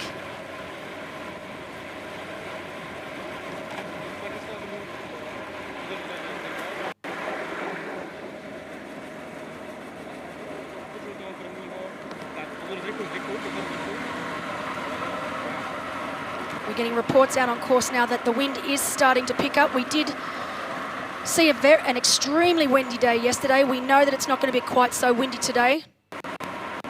But reports out on course is that the wind is starting to pick up around between 22 and 25 kilometres per hour right now. Great close-up shot of Peter Heinrich.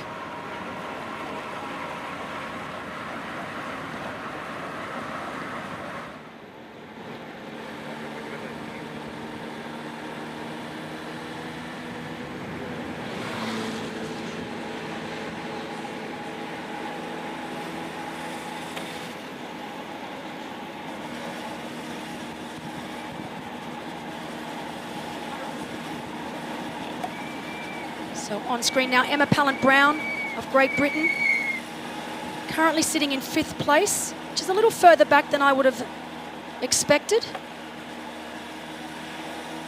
But we know that Emma is in really, really good form right now. Pallant-Brown racing for Great Britain, but actually lives in South Africa with her husband Jared. They've been over here for about a month now, based in Europe. Emma's had wins in both Mallorca and Challenge Riccione, so 2 wins out of 2 starts after a little bit of a rocky start at the beginning with a DNF at Clash Miami, where she was into T2 in 2nd place there, but unfortunately, because the extremely hot and humid conditions, collapsed during the run. Took quite some time for her to get over that, actually. She was quite surprised how long it took, but yeah, definitely back with a vengeance now. And actually, she lost some time after T1, yeah. Now she's 1:55 behind, so she lost like 25 seconds to Sarissa de Vries and Fenella Langridge, who are now together in 3rd and 4th position. And we have, as said, Emma in 5th position, and now also having crossed kilometer 21, 2 minutes 16 behind is Ashley Gentle in 6th position from Australia.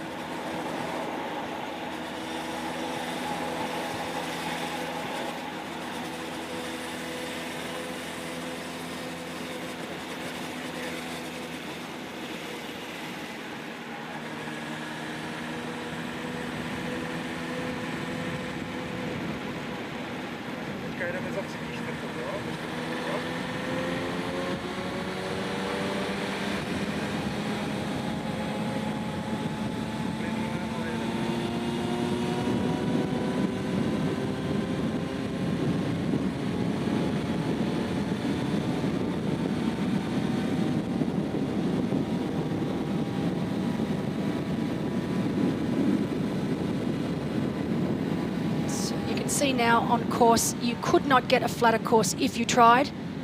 Really good road surface, super smooth. I know that we had so many volunteers out there around 3 days ago. Any potholes that were on the road were getting fixed, so hats off to the team here in Samorin. They have done absolutely everything to get this race course in perfect shape. 4th place right now, Sarissa de Vries. Very, very strong bike rider.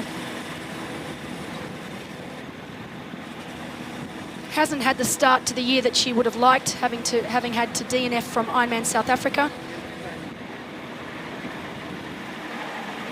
Sarissa was 7th here last year. Unfortunately, was also one of those athletes that went the wrong way on the bike. There was quite a big group of women that went the wrong way. Fenella Langridge being one of them, along with Sarissa de Vries. Virtually impossible to go the wrong way on this particular bike course, although you never say never.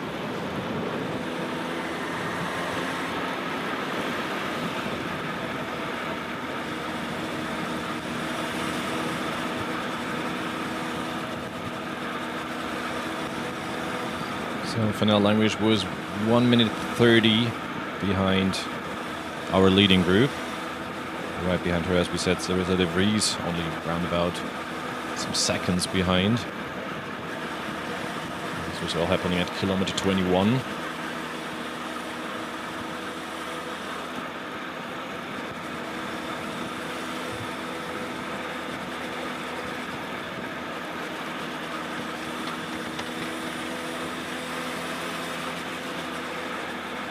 Just to give our viewers out there a little bit of an update, because I know a lot of people have been asking, where is Gustav?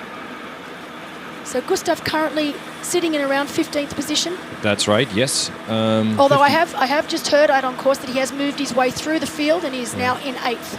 Okay, he was pretty close to the others right in front of him. So yes, last position we had was 15th, 2.5 minutes behind the leading group. But it's pretty likely that he can pass, among others, Sam Wade or Yuri Koilen and Thomas Steger. They were all half a minute in front of him. So yeah, he's really making some ground here.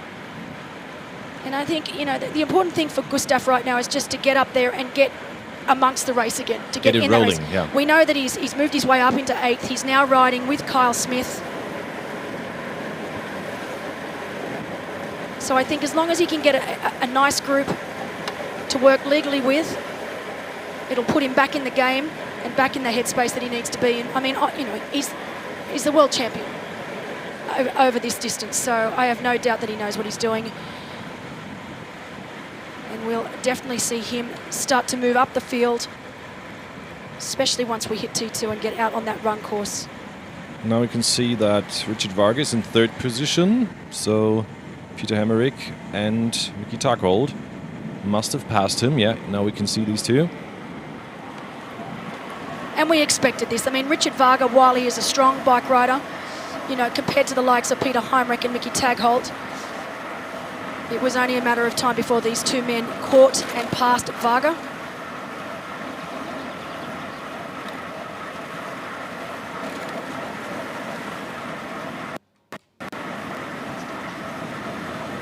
Where? Josh? We are muted, no worries.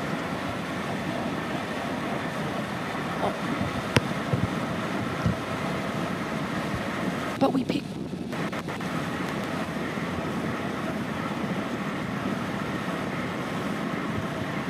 So we have had a change in the lead now. We know Mickey Tagholt is now out in front with Peter Heinrich sitting behind him, 20 metres back, actually over 20 metres back right there, in 2nd. Richard Varga now holding 3rd and Josh Amberger in 4th. So our new race leader, Mickey Tagholt of Denmark, leading the race here today, 1 hour and 14 minutes into this race.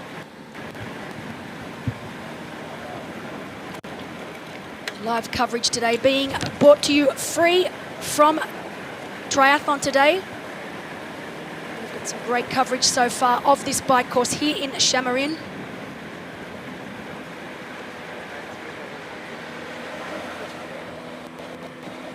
As we go back to our female professionals.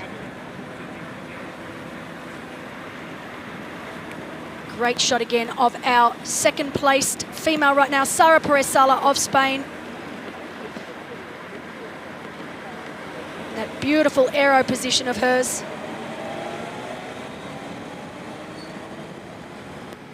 Here this weekend in Samorin with her partner. Sarah's always got a smile on her face. I remember earlier this year at Clash Miami, even after the crash, she was such a champion about it. Once she realised that she was going to be okay, just a few bruises and scratches, she brushed herself off. Took it all in a stride. So here in familiar territory with Lucy Buckingham leading. We did have reports from our spotters earlier that Lucy was asking for something. There was something going on, but it looks like whatever it was, she is okay now and back leading this race. As you can see, There are a few technical sections. Now this is up near the canal, so they are right up now.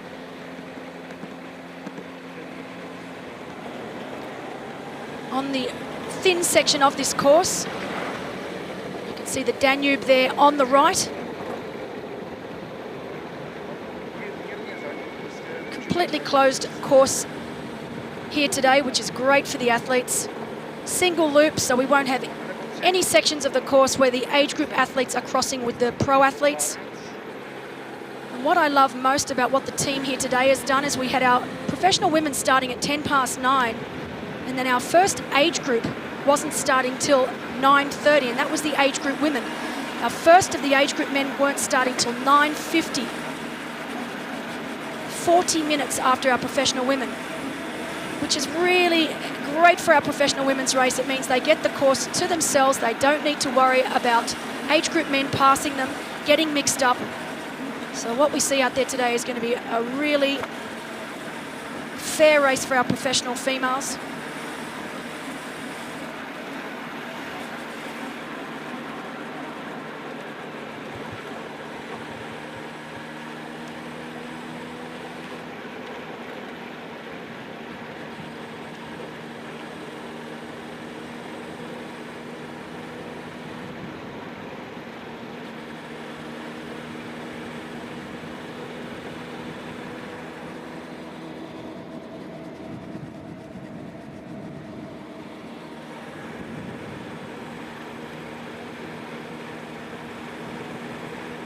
Beautiful day here in Samorin. Temperature continuing to rise. Word out on course that it is around 23 degrees already. We are expecting a high of only about 24, 25, but I have a sneaky suspicion that it's going to be a little higher than that. Definitely, the sun is really strong out there. Since I arrived, I flew over from Australia on Wednesday, and we have had beautiful conditions ever since I stepped off the plane, which is a welcome relief. We've had pretty horrid conditions back home where I live in Noosa, Australia. Lots of rain, which is so unusual for May. I know lots of my friends, including my husband, have been very jealous of the pictures I've been posting. Beautiful sunny conditions for the start of summer here in Europe. Great shot of Lucy Buckingham right now on the bike.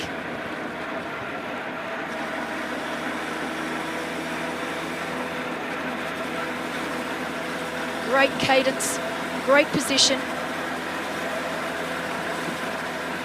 It's fantastic to see Lucy originally from a short course background, but she really has taken to long course racing very well. She took a little bit of a break after she decided to stop her short course career, but she has well and truly taken on this long course racing and is doing very, very well.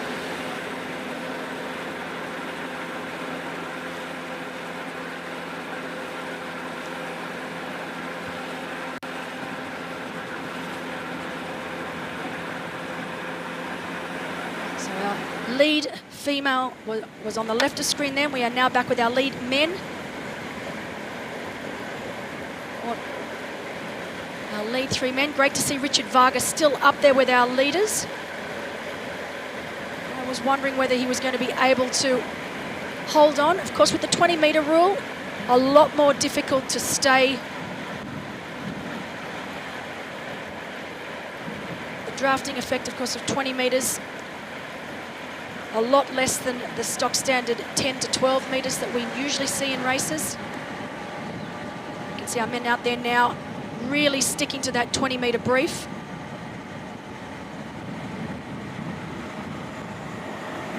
Definitely suiting athletes like Peter Heimrich and Mickey Tagholt, who are very, very strong bike riders. I have to say, though, and this is no disrespect to Mickey and Peter Heimrich, I know what calibre athletes they are, but I did expect athletes like Frederick Funk, who is definitely one of the stronger bike riders on the field.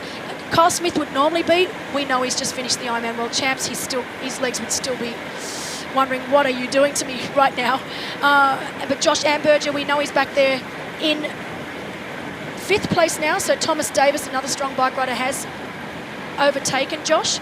So it's a little surprising, although in saying that, both Josh Amberger and Ashley Gentle have had very, very long travel to get here. It's over 30 hours in total to get here from Australia. They travelled over from Brisbane on Wednesday, so it's not a lot of time to get legs firing and in race condition or race ready. Definitely true. And yeah, we also can see now, or what we've checked now is that Gustav Iden, is, as we said, in this group with Thomas Steger, with Thor Bendix, with Kyle Smith, and pretty close now, getting closer to Freddie Funk. Freddie Funk is in 6th position because we were asking for him, 1 minute 20 behind the leaders. So yeah, he's also making his way steadily forward. But great to see Thomas Davis having a solid race out there today. There's another athlete that just, he was just going to race after race after race, trying to get that perfect race, and it just wasn't happening. One race he'd get a flat tire, the next race he would crash, the next race he had a mechanical, and it just seemed like he was up against a wall, and no one was giving him an inch. So it's great to see him out there right now, having a solid day. 4th place, he'll be very, very happy with where he is at the moment.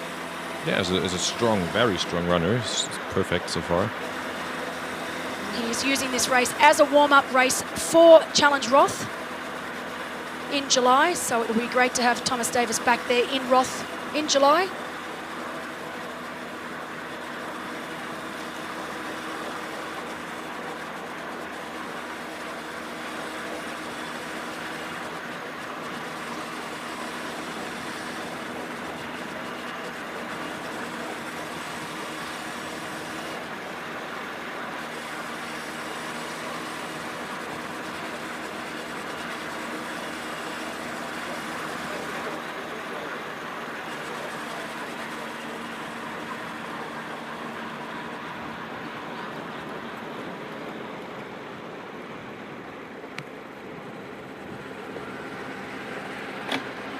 And still in leading position, the 2 girls who came out first out of the water, as we've seen before, Sarah Perez-Sala and Lucy Buckingham, our defending champion.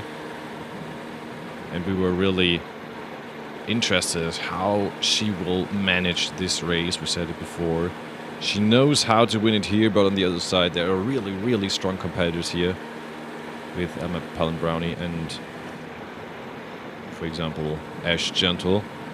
But still, they are 2 minutes behind. The question is, Belinda, how much time does Lucy need, or what a gap does Lucy need for the run later? Are 2 minutes enough? Very good question. Yes. No, sorry. I don't think so.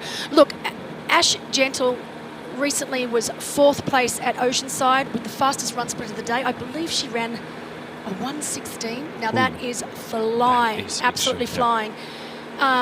Whereas, Lucy Buckingham, I can't see her running under a 1:20 here. Mid 1:20s or low 1:20s. Yep. So, no, to put it simply, no. 2 minutes is not enough right now. I just think we know that Emma Palin-Brown is in scintillating run form. We know Ash Gentle is coming from a short course background, is a brilliant runner.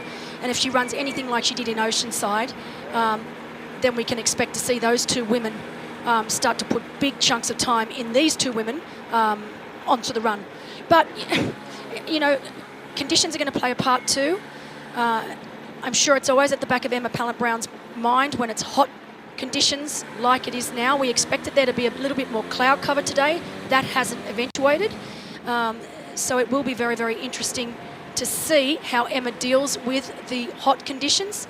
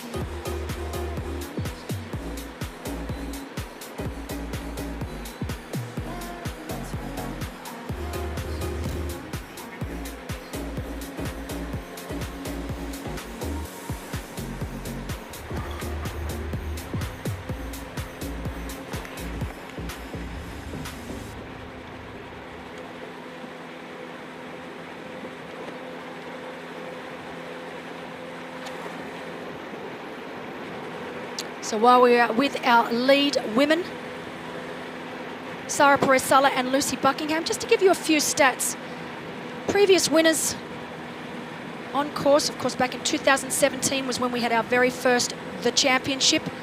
Lionel Sanders and Lucy Charles Barclay were our winners. In 2018, we had Lionel Sanders and Lucy Charles Barclay win it again. 2019, finally, Sebastian Kinley was able to take the win.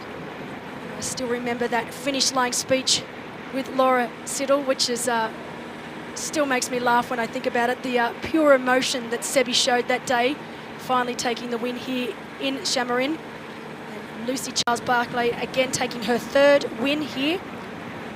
Last year, 2021, Florian Angert of Germany and Lucy Buckingham. So another Lucy, just with a different last name, taking the win. Now the fastest times, Florian Angert set the fastest time here last year in 2021, 3:36.02. And Lucy Charles Barclay has the fastest female time in smack on 4 hours and 25 seconds. She set that back in 2019. So to date, you need to be both British and called Lucy to win this race. So like we mentioned earlier, no pressure on defending champ Lucy Buckingham or Lucy Byram, who is also racing today. But we will be crowning a new men's champion with Florian Angert unable to start. Could it be this man on screen right now, Peter Heinrich, after having a fairly quiet couple of years? He will be very, very happy to see his form is back. He is leading this race. Of course, Mickey Tagholt from Denmark. And we heard, by the way, that Fredrik Funk is gaining some ground. He's getting closer to Josh Amberger, only about 100 meters away of Josh and only 300 meters to Thomas Davis. So Fredrik Funk is getting closer to the leading group. I mean, he's a machine on the bike. It looks like it's just taken Fredrik a little longer to get Yep. into a rhythm and get it wound up. Yep. Now we know that Fredrik Funk recently won the infamous Buschütten in Germany. Is that how you say Buschütten? Buschütten? Buschütten. Are you making fun of my accent? No, absolutely not. I didn't see that coming, that word, so it was a bit... What's she talking about? What race is that? But it's a tough one. I have got a German sitting next to me, so you need to say it. How do you say the name of that race? That's Buschütten. Buschütten. And it really is quite a famous race in Germany. Yeah, it is Olympic in Germany. distance race. Yeah, it's well known. They have tons of races there, different on the days, different races, and really, really good athletes are racing there. So, yeah, it is well known, and so yeah, it's definitely something you have to mention here that Freddie won this race in a great manner. Yeah. And Fredrik Funk has the same coach as Jan Frodeno and Annie Haug, coached by Dan Lorang. Interesting fact about Freddie, and why I have a little bit of a soft spot for Freddie, is because both of his parents, Harold and Heike Funk, were also pro athletes back in the day, and I actually used to race against his mum. So please don't feel old at this moment. I feel very, very old. But you know, the more events I go to year after year, the older I feel. But yes, both. The younger you look. No, I wish it worked that way. But yeah, it's great to see Fredrik. I mean, I've known him for years, ever since he was a little boy, and to see him evolve into the athlete he is today has been fantastic. And both his parents were absolute powerhouses on the bike. I used to have some very, very close battles with Heike. We used to swim and bike a lot together, and most of the time I was able to hold her off on the run, but boy, she used to make me work for it. So incredible athletes, and if they're out there watching, hello to you both. Fantastic to see your son doing so well. But Fredrik, he's a class athlete. Last year, he won 3 of our events: Challenge Walchsee, Challenge St. Polten, Challenge Pagera Majorca, and he ended up finishing 3rd overall in our Challenge Family World Bonus. So he's a very accomplished athlete at such a young age. He's one of our youngest male athletes racing at 24 years of age. We've got Kyle Smith, Yuri Kulin, and Fredrik Funk, all 24 years of age, so very, very young. And Gustav Eden, 26. So. Yep, very young. Well, Gustav Eden, youngest 70.3 world champion ever at 23 years of age. So That is so incredible. Think about it. Well, it is because, when I first started doing triathlon, long course racing was for the oldies. Yes. And the short course racing was for the youngsters. But now, you've got these 23 and 24-year-olds And it's having already done full distance races. Yeah. That was you just didn't do that back in my day. And it's interesting how easy they can switch from middle distance to long distance. It is. Well, not all of them, but Not- yes, yes, there are quite a few. True. Well, Kyle Smith, for example, from a short course background and is definitely doing very, very well over the longer distances. You can see physically, like body-wise, he is definitely more suited to the longer distance racing.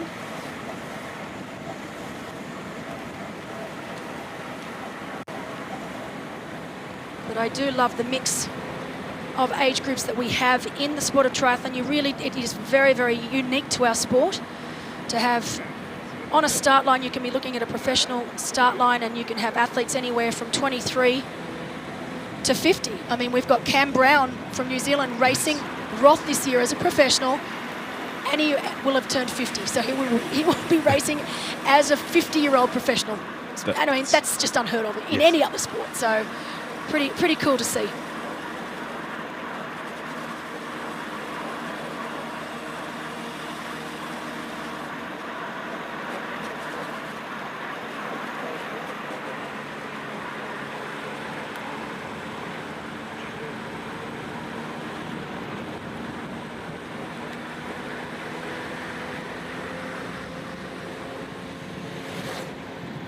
Yeah, as we said, the bike course is really flat, really straight.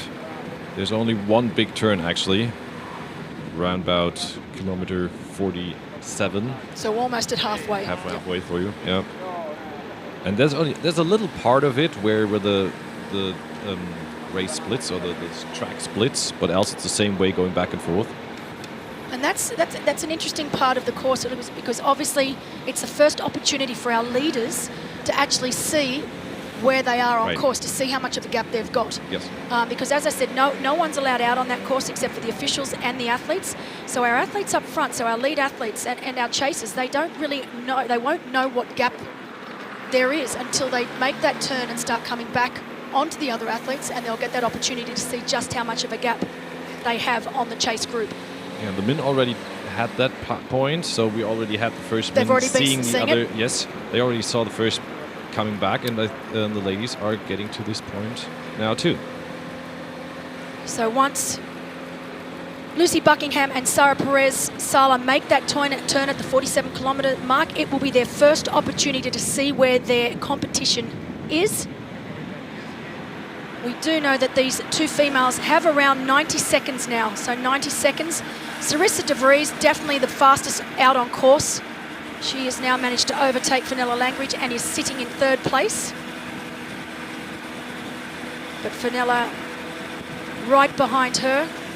But it is around a 90-second gap from Sarah and Lucy back to Sarissa and Fenella. So both Sarissa and Fenella riding very, very well out on course today.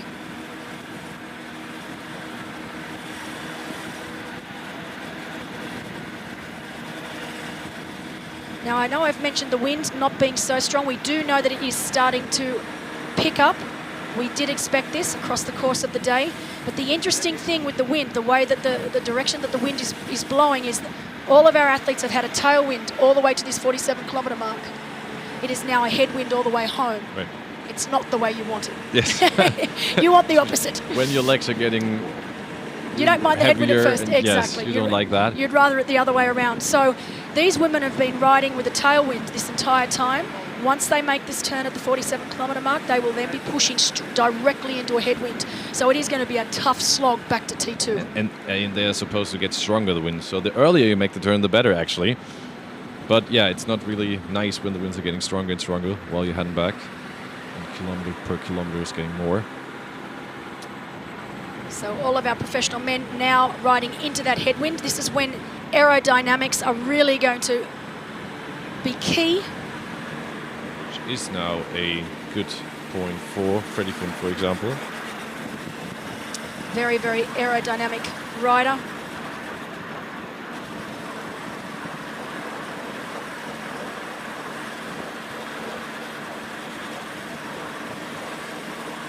Have you always been the aerodynamic rider back in your days? Well, back in my day, and we're talking a long time ago, you know, aerodynamics, it was definitely a thing, there is no doubt. You know, we used disc wheels, we used deep dish front wheels. You wanted to get down low at the front, but things have changed so much since I was racing.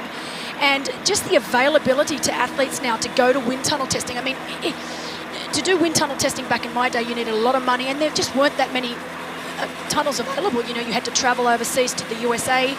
But now, the availability, the accessibility is far greater than what it was in my day. And you find that most of these athletes, in fact, all of these athletes, have been to have done some wind tunnel testing somewhere along the line, and have really and are continually tweaking their position. So it's not like you set up your position and then that's it for the season. You'll see most of these athletes will go back to the wind tunnel, and they will continue these minor tweaks every so often just to make sure that they are optimizing every advantage that they can. And, you know, for some athletes, it's just not possible. For example, we look at Sara Perez-Sala on screen now. She has got an incredibly aero position. It's simply not physically possible for all athletes to be in that position, and to be in that position for 90 kilometres. Because at the end of the day, you can have an extreme position, but if you can't stay in that position for 90 kilometres, what is the use of having it? You need to be able to stay down there, and you need to be comfortable down there. And it's no use being in that super aero position if you get off and your hip flexors are screaming at you, and all of a sudden you can't run. So it's a really, really, it's a fine mix of being as aero as you can for your body, but also making sure that you can still run to your ability off the bike. And it's a really tricky process. It's not easy, and that's why you do find these athletes continually going back to the wind tunnel to just try and make those, as I said, very, very minor tweaks.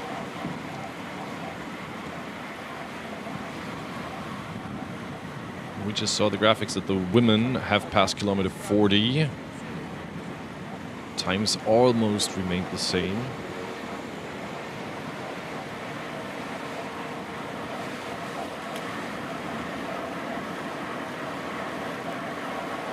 Peter Heimrich having a great race. Will be wonderful to see him try and hold this position all the way to transition and then out onto the run.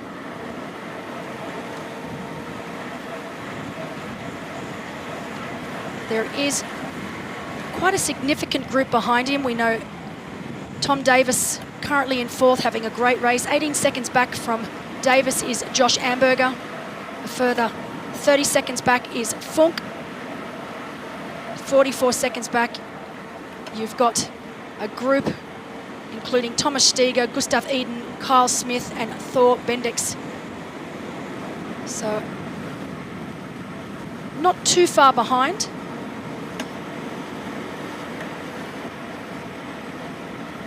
But definitely I'll have to say Frederick Funk, while he's riding strong, is probably not riding exactly where I thought he would be. Yeah, he definitely not. Yeah. Seems to still be in second gear.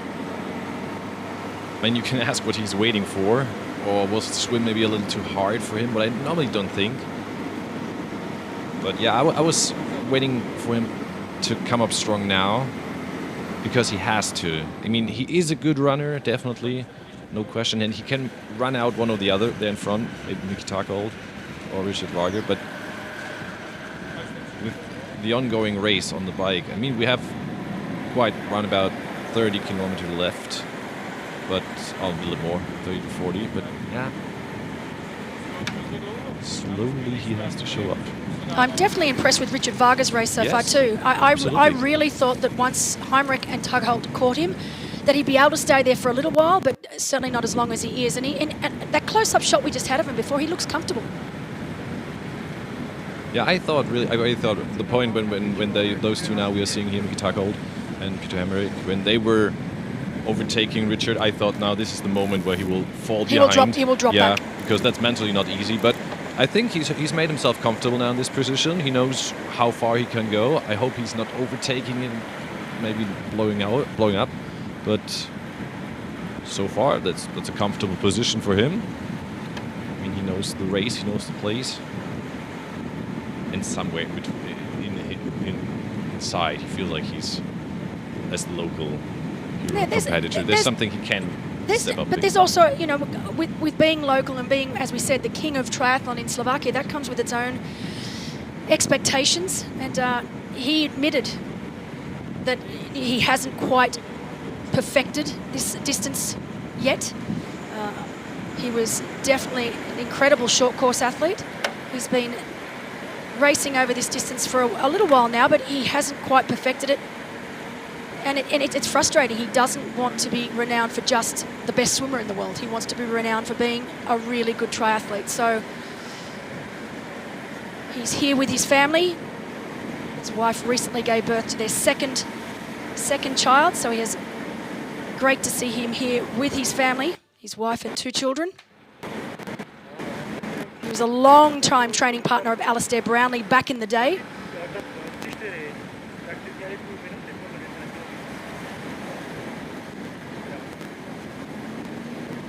We're going to go to a short break, but we will be back with you shortly.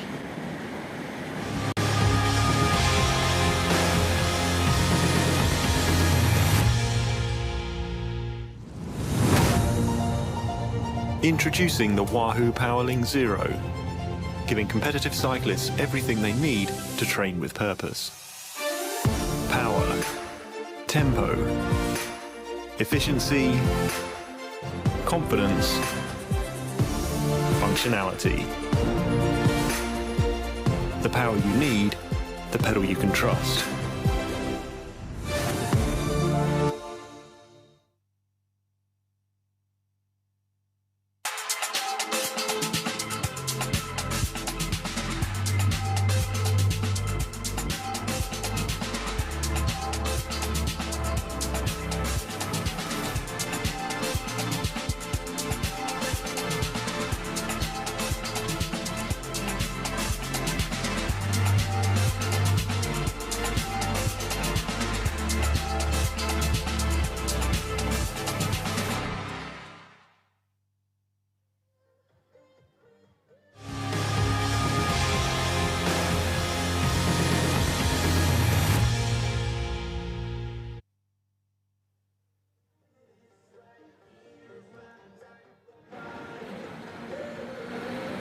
The 2022 Challenge Family, the championship here in Samorin, Slovakia. We are back with our race leaders in the women's race, Sarah Perez-Sala and Lucy Buckingham.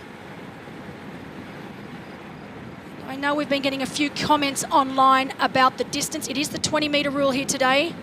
Just be aware that when you are seeing the camera line from where it is now, it can often look like it is not quite 20 meters. I can assure you that it is. We have got very strict officials down on the race course now. And they told the athletes that they would be manning this rule very, very strictly. Often it can be a little deceiving with the camera angle. While sometimes it does look closer than 20 meters, we have got out on course for the athletes all around the course 20-meter signs, so the athletes actually get the opportunity to check their distance. So there are red signs on the side of the road starting at 0 and ending at 20, and the athletes can see exactly how much room is needed to keep that out of that 20-meter draft zone.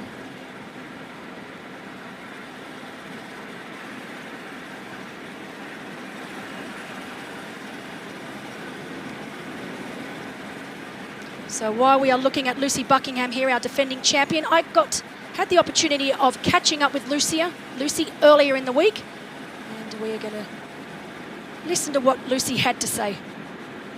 All right, Lucy, coming in here as defending champion can often come with a little bit of added pressure. Some deal with it really well, some don't like it at all. We spoke about this with Emma Pallant-Brown and about putting too much pressure on yourself. It can work to your detriment. How do you feel about coming in as defending champ of the championship? I think, funnily enough, I actually feel quite calm, which I'm surprised about, because I quite like to be like under the radar, I like to go about my business, like not with too much attention. So yeah, I'm actually quite surprised that I'm pretty chilled, and it's quite a nice vibe here. It always is. It's always like very relaxed and very athlete friendly. So yeah, I'm just super pleased to be here again and racing. Now, is the plan on race day to do what you always do, and that's lead from the front, get out of the swim in front, get on the bike, and obviously you've got Sara Perez-Sala here. You two have had some fantastic battles. More recently in Gran Canaria, where she was able to get the win, and you came in third. I was third. Yeah. But then we know from the race here last year, it was the other way around, and you were able to take the win. Yeah. Is that the plan again this year? I think we've got like this unwritten rule with me and Sarah. Like, she's such a similar athlete to myself, and I think personality-wise as well, we got on really well. So if we can get off the bike together, then I think we will like actually try and help one another a little bit. Yeah, like in Daytona. Last year, we kind of wanted to try and work together a little bit, because a lot of the time I'm out on my own, and it's quite a lonely place to be when you're being chased down by like quite like long packs of other athletes. So yeah, if it works out, that's great. But like, you know, in triathlon, like anything can happen. So I definitely have that in the back of my mind as well, just to play to my strengths, and yeah, we'll just see what happens on Sunday. Now, one of the craziest things about this particular race is that it's only, in the women's race, it's only ever been won by a Lucy. We laugh about it all the time.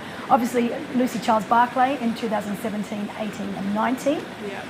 And then last year, 2021, another Lucy yourself won it. So it's only ever been won by Lucy, and only ever been won by a female from Great Britain.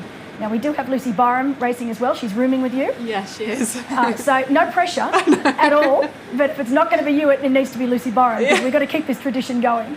Yeah, it's crazy how, like, yeah, we've got, well, I don't know how, we keep reproducing Lucy's out of Great Britain.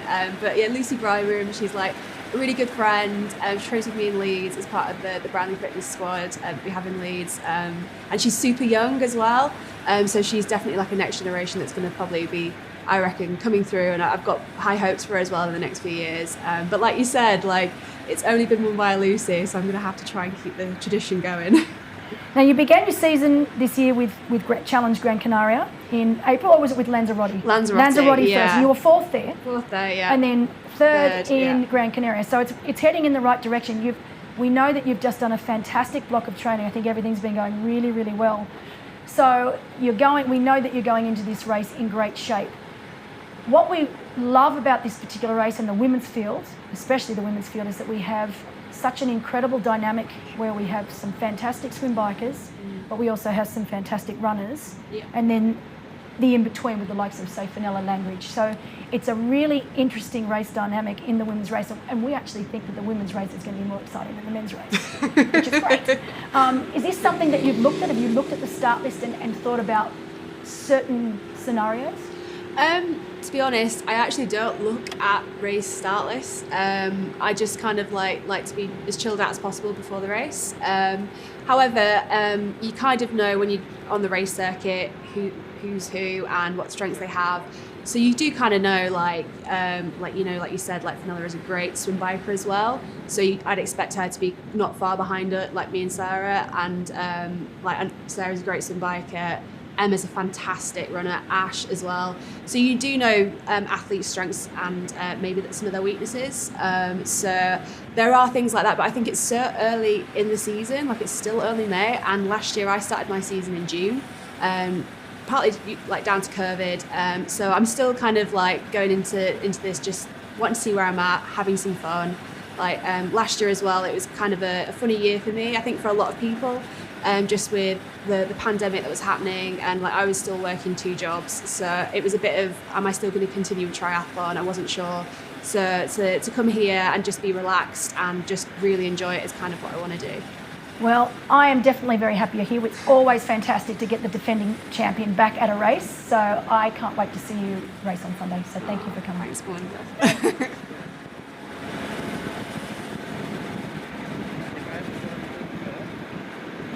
Smiling Lucy Buckingham.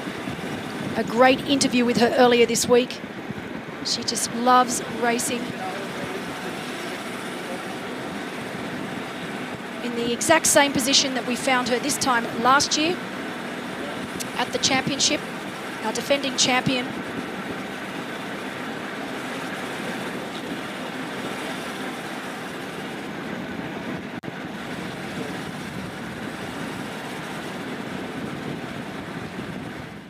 As we go back to our men's race, our leaders, we've got Mickey Tagholt now back on front. In second, Peter Heimrich, and in third place, Richard Varga, having a fantastic race here today. The local legend himself. But the big movers in the field, Thor Bendex Madsen apparently is absolutely hammering out there. And along with Thor, we know that he has already caught Thomas Davis. Josh Amberger has become collateral damage there and is no longer able to ride with the likes of Thor. So Thor Bendex Madsen right now in fourth position, having overtaken Thomas Davis. And he now has his eyes set firmly on our lead three out in front. So another of our Danish athletes out there.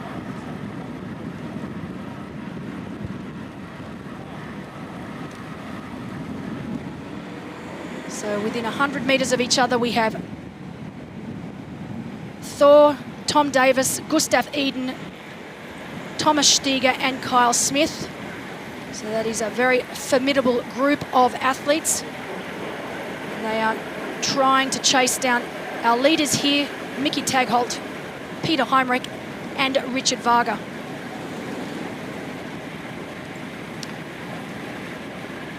Josh Amberger tried to stay with that group, but obviously with the 20-metre rule, it makes it very, very difficult.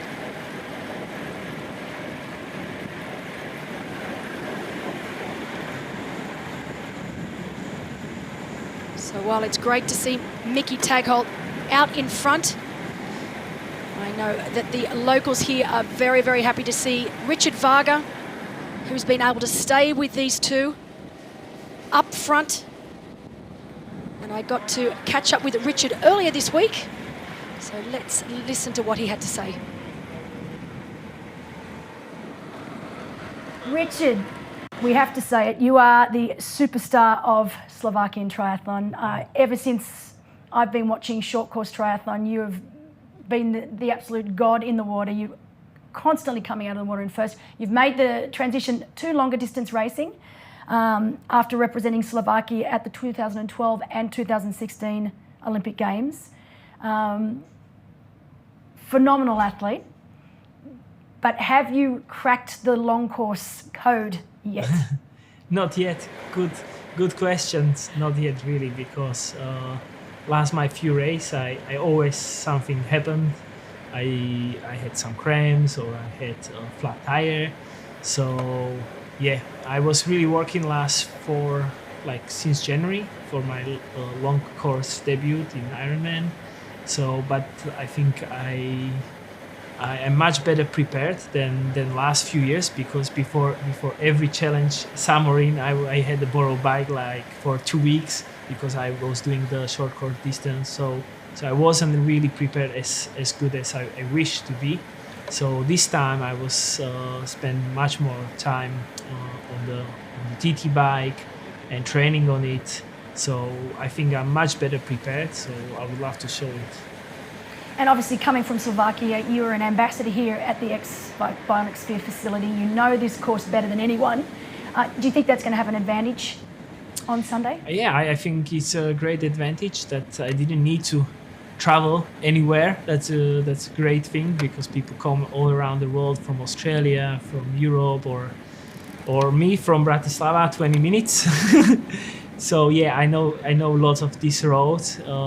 Not get too much run on the horse track, so that's exciting. Just on this race, I get run on the horse track, but I actually did also on the European cross country champs here. So it's really for me well known this place. So I'm looking really forward that his challenge family came here again and is coming every year. So I'm super excited, because after first year I talked with Mario, with the owner, and we were like, or maybe this is the last year, you need to enjoy, and then it's coming every year. So I'm super down. It's so good to have you here back again.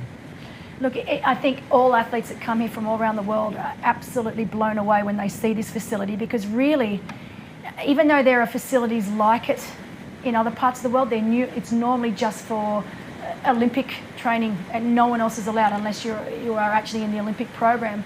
So to have a facility of this calibre opened up to the everyday person, for example, the age group athletes that also get to race here on Sunday, what do you think that means for them? I mean, it's amazing. I talked with lots of age groupers, even friends coming here from New Zealand, Australia, and yeah, they're really shocked and they really like it here, and they can enjoy all the facilities for training, gym, swimming pool, have the food, the nutrition, and the accommodation is really beautiful. So they really love it. They're coming every year to come back, and they also enjoy the town, because the capital city is just behind the corner, so they can enjoy all around the things here. Well, Richard, not only are you an incredible ambassador for x-bionic sphere, but you're an incredible ambassador for Slovakia and for triathlon, and I for one am glad that you're racing on Sunday. It's great to have you. Yeah, thank you very much.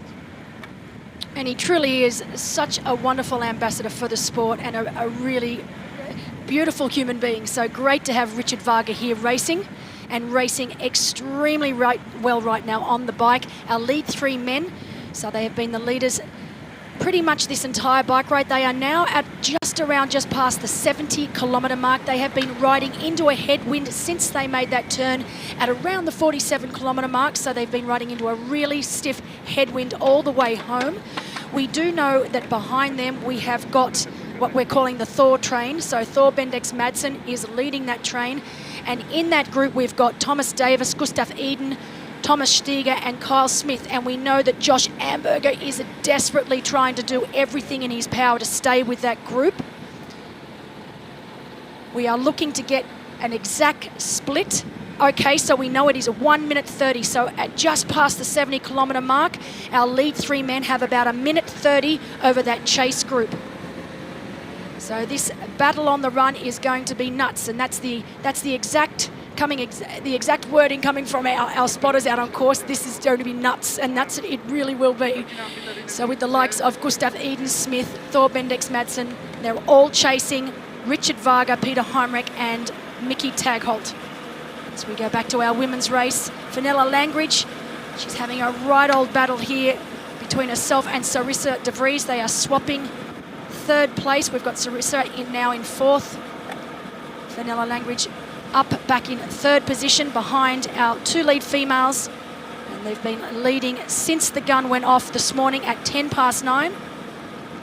But Fenella looking really good. She was really unsure about how she was going to feel today.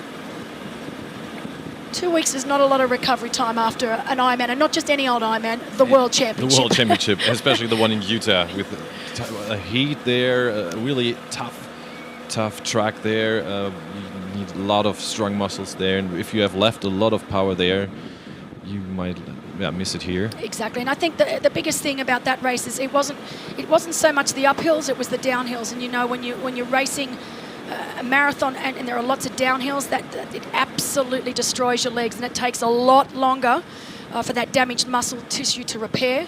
And that's been the biggest thing, or the biggest complaint from Fenella and also Kyle Smith, is they just trying to get those legs back to feeling like normal again, and not just getting them to feel like normal, but to be race ready.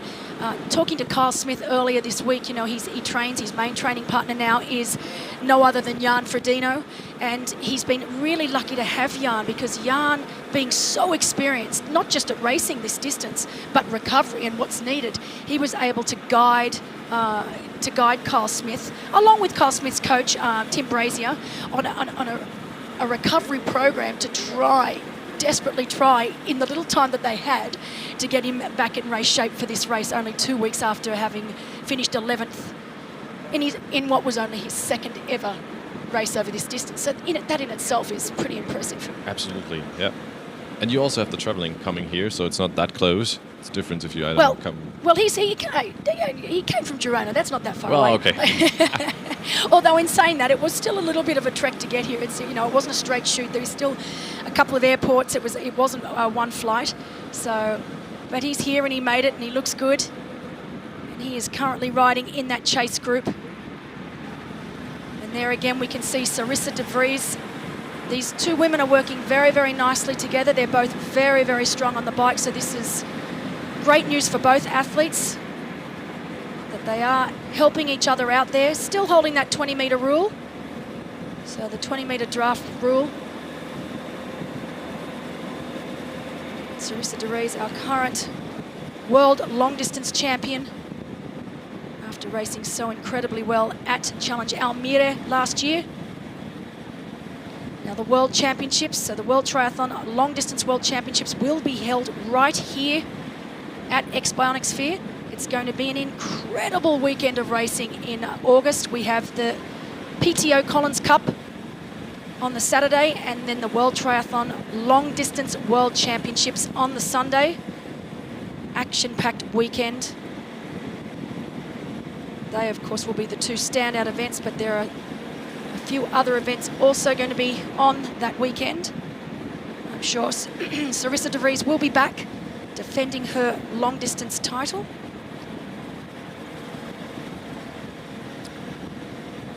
As we go to a short advertisement, we will be back with you all shortly.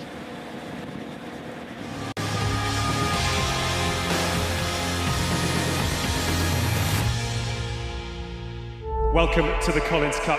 The best of the best are here. Which region of the world is the best?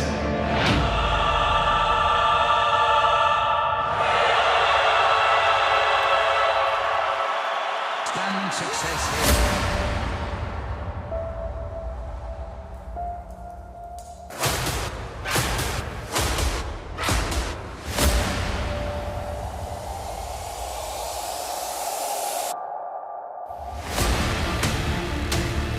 The Collins Cup.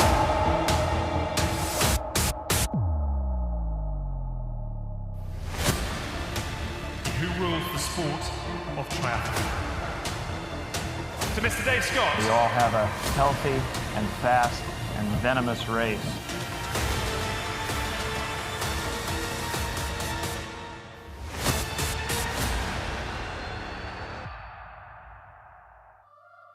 Introducing an even more powerful element bolt, set to push the limits once again. From staying on pace, to staying on course, to staying out front, to staying in contact. The new element bolt keeps you focused on what matters most: your performance.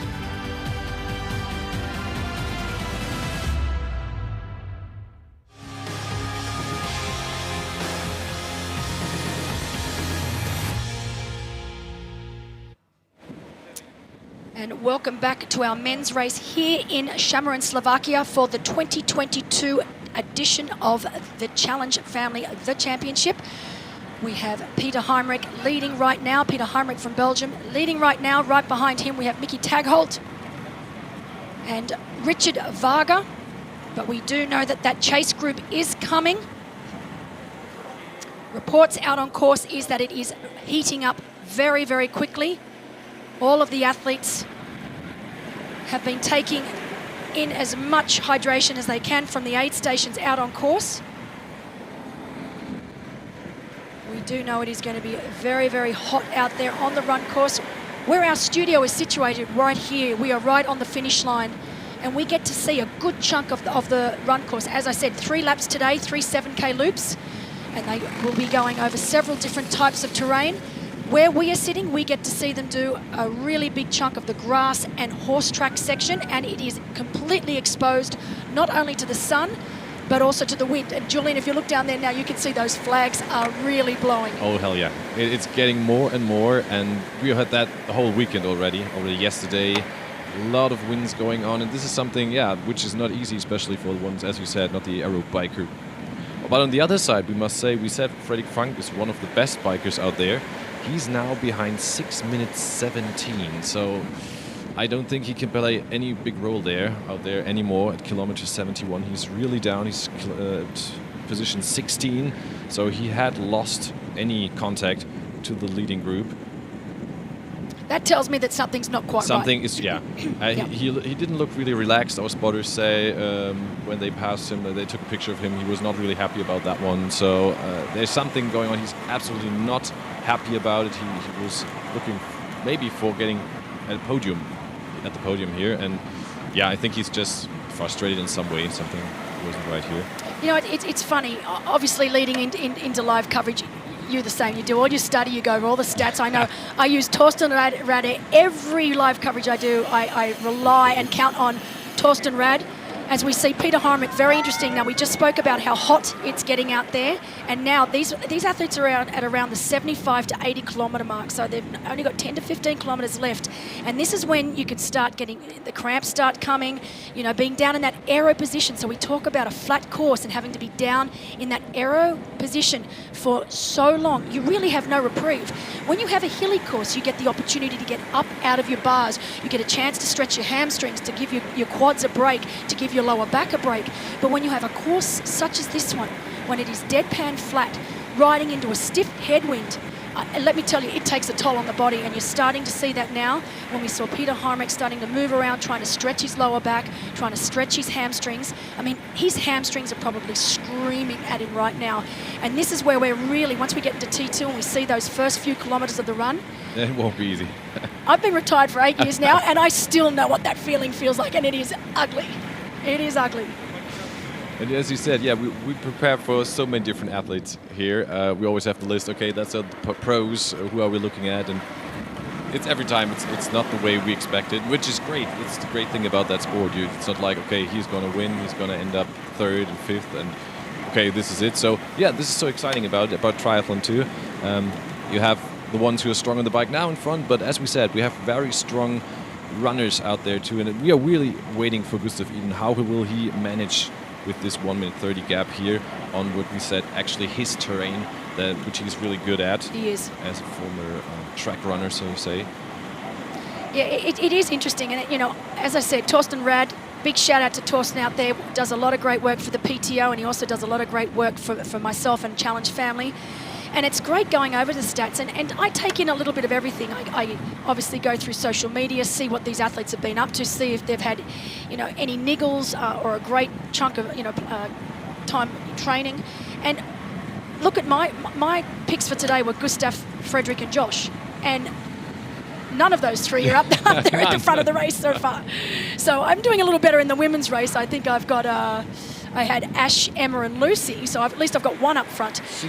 Yeah, so it's just really interesting. And you know what? That's what makes this sport so exciting, because you can have all the stats in the world, but race day is race day, and conditions, the course, travel, there's so many factors that you need to include, and we're seeing that play out right now. So really, really interesting. But one thing's for sure, Mickey Tagholt has been faultless in this race so far. He's looked comfortable on the bike.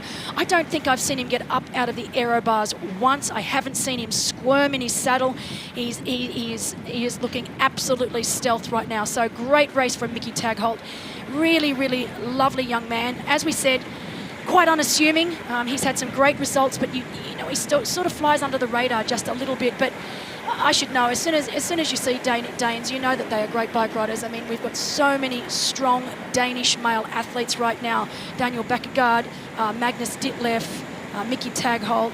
We know Christian Hugenhardt, the current world champion. World champion, yes. Yep. So you know, honestly, it's a little bit like the British women right now in triathlon. Right. The Danish men are just so strong. And he's not such a bad runner. I mean, no, he's a very good runner. He can do that. Yeah. I mean. The problem is they are still only 1 minute 30 ahead of Gustav Iden and co. So couldn't be enough. But yeah, there were so many things we didn't expect today. So hey, why not see Mickey Tagholt do the run of his life? Maybe he can work well with the winds. And as we can see again, they are going back and forth. Peter Hammerich now getting to the lead again. So they know that they have to work together to stay in this position here. Richard Warga is still with them, but struggling a bit. Richard Varga is doing exactly what he needs to do, which is what he can do. Actually, exactly, and you know, this is called smart strategic racing, and obviously, when you race, you want everyone to get to the front and to do their share of the work. But Richard Varga he knows that he needs to be sensible, and they're pushing into a really strong headwind right now. I would say that the bike is not Richard's strength per se, so he's letting these two men who are very, very strong and accomplished bike riders set the pace, and he's just sitting back there holding on, and it's very, very smart racing. Might not be like the racing that people like, but it's smart racing as far as Richard Varga is concerned. Would you think one of the guys is going for an attack or something like that to get a grab, or do they think they want to run together? I don't know who wants to run. Does Peter want to run with Mickey, or would you say one of them? I think I think Peter Heimrich and Mickey Taggart are quite happy to keep doing what they're doing right now and work together legally throughout this entire 90 kilometres bike ride. I don't think they're really thinking too much about Richard Varga sitting on the back. As Richard admitted himself in an interview, you know, he hasn't quite conquered this distance yet. So these two men on the front now, Mickey Taggart and Peter Heimrich, would be just worrying about themselves and making sure this is the time now, with about 10 kilometres left to go on the bike, this is the time now, it's now or never, that they need to get as much electrolyte in, get that ISO drink into them, get that nutrition into them, because they need to try and make sure that when they get into T2 and they start that run, they are in the best possible condition that they can be in for this run. That is important, right? It's too late if they leave it to the first couple of kilometres in the bike. They need to make sure that they are ready to go now.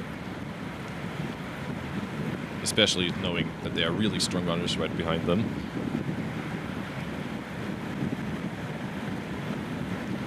And we're always talking about Gustav Iden, but also Thomas Steger is within that group, the Austrian athlete. And yeah, as we said before. No, actually, great that you bring Thomas Steger up, because he really, you know, we haven't spoken much about him today, and he really is a very, very strong runner. I would love to see Thomas Steger and Gustav Iden actually running side by side. That would be pretty impressive. Last year, Steger was 4th here. He ran a 1:06. Now, I think I mentioned previously there was a 1:09. It was a 1:06. That's crazy. So, you know, that's up there with the likes of Gustav Iden. That's really super fast running. So if Thomas Steger is in that sort of condition, it really is going to be a great run between those two men. Of course, Steger coming off a win in Challenge Riccione. He won it 2 years in a row, so he won Riccione last year and backed it up with another win there this year. But very, very strong runner, and he really does love this run course. So both Steger and Gustav Iden certainly within striking distance of our leaders. Heading into T2, we know that the men have now 7 kilometres left to go. So 7 kilometres left for our leaders here today. They have been pushing into a strong headwind ever since the 47-kilometre mark. Question is too if they can run that fast, like as you said, 1:06 last year, 1:09. If maybe the bike course was a little harder than last year, and we have stronger winds than last year. So we're gonna see if it's even possible to run that fast. Now we're back at the leading group of the women's race. They are now 2 hours 5 minutes, 2 hours 4 minutes, I'm sorry, into the race. Still the same two girls in leading position like they were after the swimming. So again, we have Lucy Buckingham, our defending champion, together with Sarah Perez-Sara. And the women the two still have like 1.5 minute gap there. We're still waiting for the next mark. They should be around kilometer 55.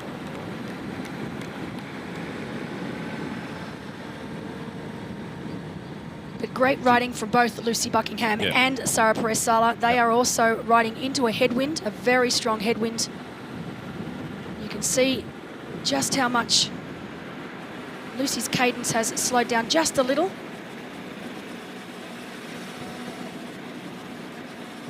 We haven't seen them recently, but I'm not sure if they're working together the same way like Peter Hemmerich and Vicky Tackle are doing. It would be important for them, but I'm not sure. No, I think they're working very, very well together now. I mean, obviously, I think Sarah Perez-Sala has done the lion's share of the work thus far, but Lucy Buckingham is definitely going around and getting herself out into that headwind as much as she can. She's really powering here. You can see that. Really working hard.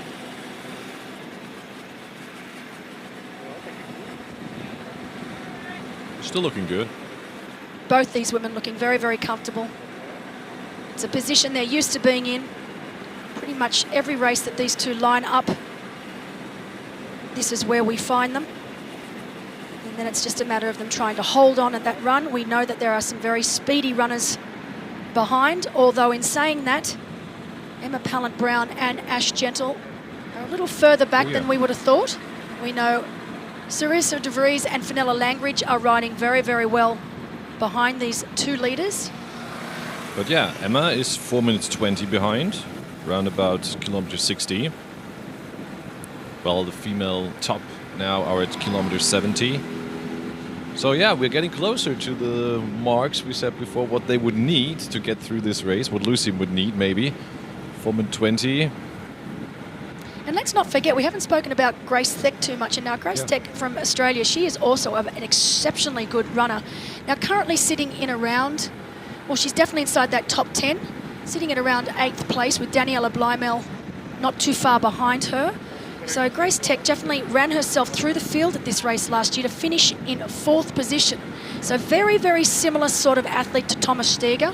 You know, they were sort of in no man's land for most of the swim and bike, but then came, you know, burst onto the scene during the run. So expect to see much the same from Grace Theck this year. She's a very strong runner. She's coming off a solid race in the LA Triathlon and definitely has her run legs with her. So it'll be very interesting to see if Grace Theck can make her way through the field.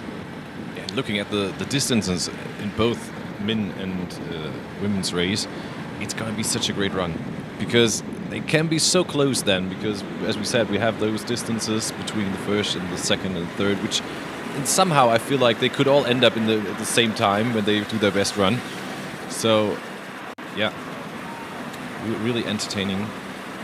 Great split shot there of our lead male, Peter Heimrich, on the left and Sarah Perez-Sala on the right.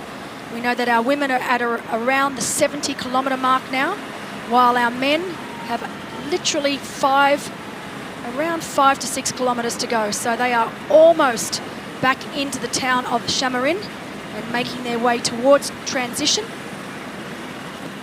while our lead women have around 20 kilometres left to go on this bike here today.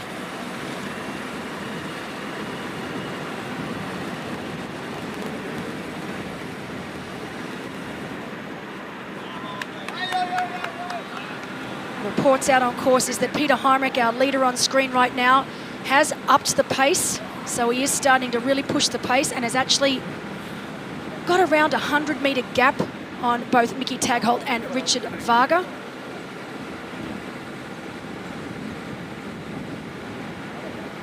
But we have also been told by our spotters out on course that that chase pack is absolutely flying. So we know that Thor Bendex Madsen is really pushing that pace behind. Eden is able to go with him. Tom Davis is trying desperately to stay there, but the look on his face is priceless, is what we've been told. So I think he is really pushing hard to stay.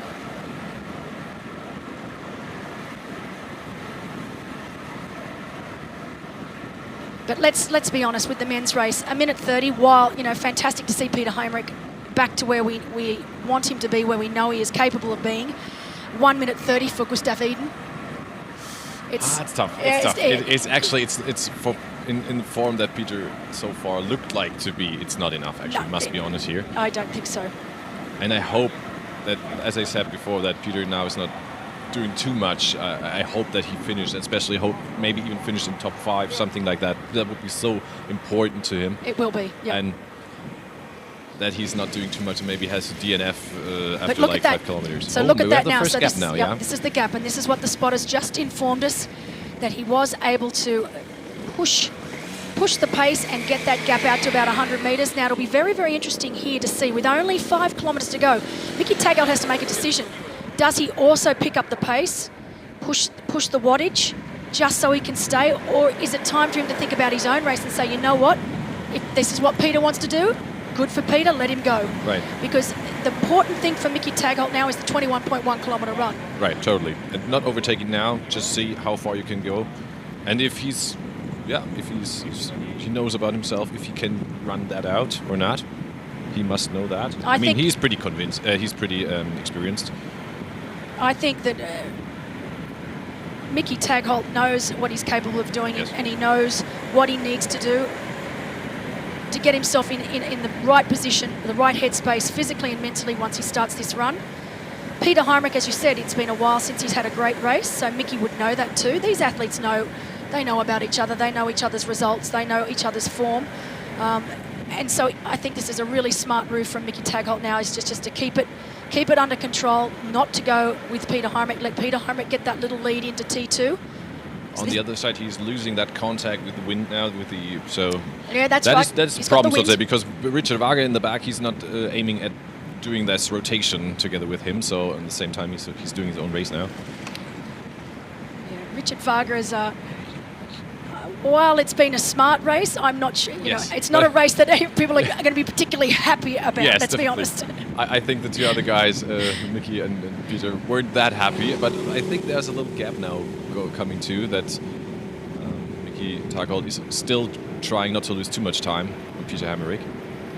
But it looks like we will have Peter Heinrich as the first male starter at T2, entering very, very soon, because we are almost back at Samorin. There's one last turn to the left, a little turn to the right, and then we are back here at the x-bionic sphere.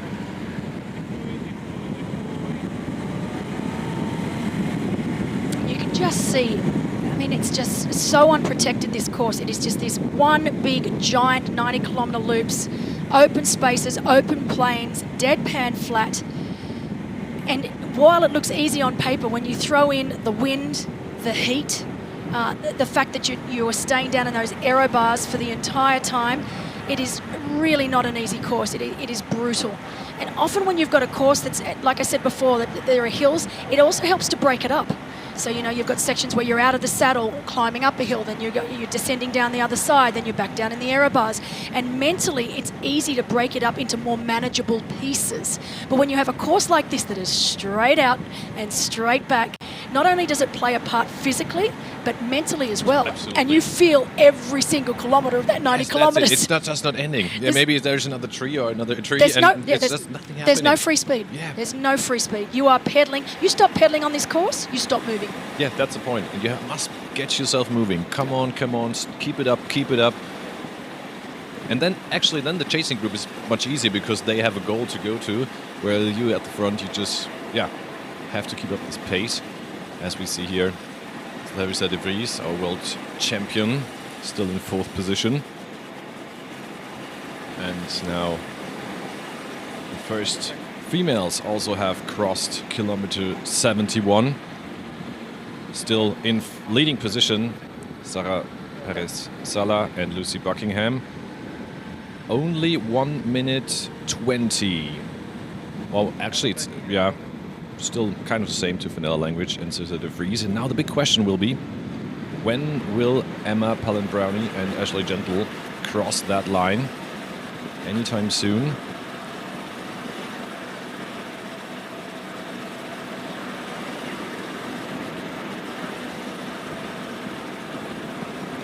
I have to say, I am so impressed with Vanilla Language's race so far.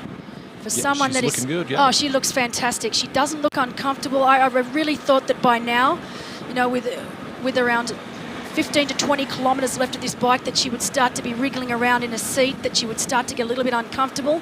With only 2 weeks since since the World Championship, so fantastic effort from Vanilla Language so far.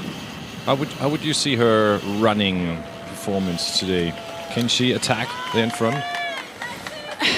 Look, it's hard to say, and I think if we were talking to Fenella now, I'm not sure she'd be able to give us that answer either, because it really is the unknown.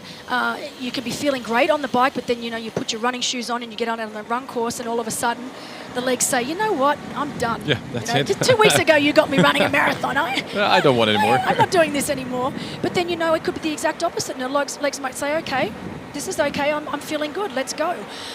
She's going to have to really be careful on that run, not to take it out too hard, too early.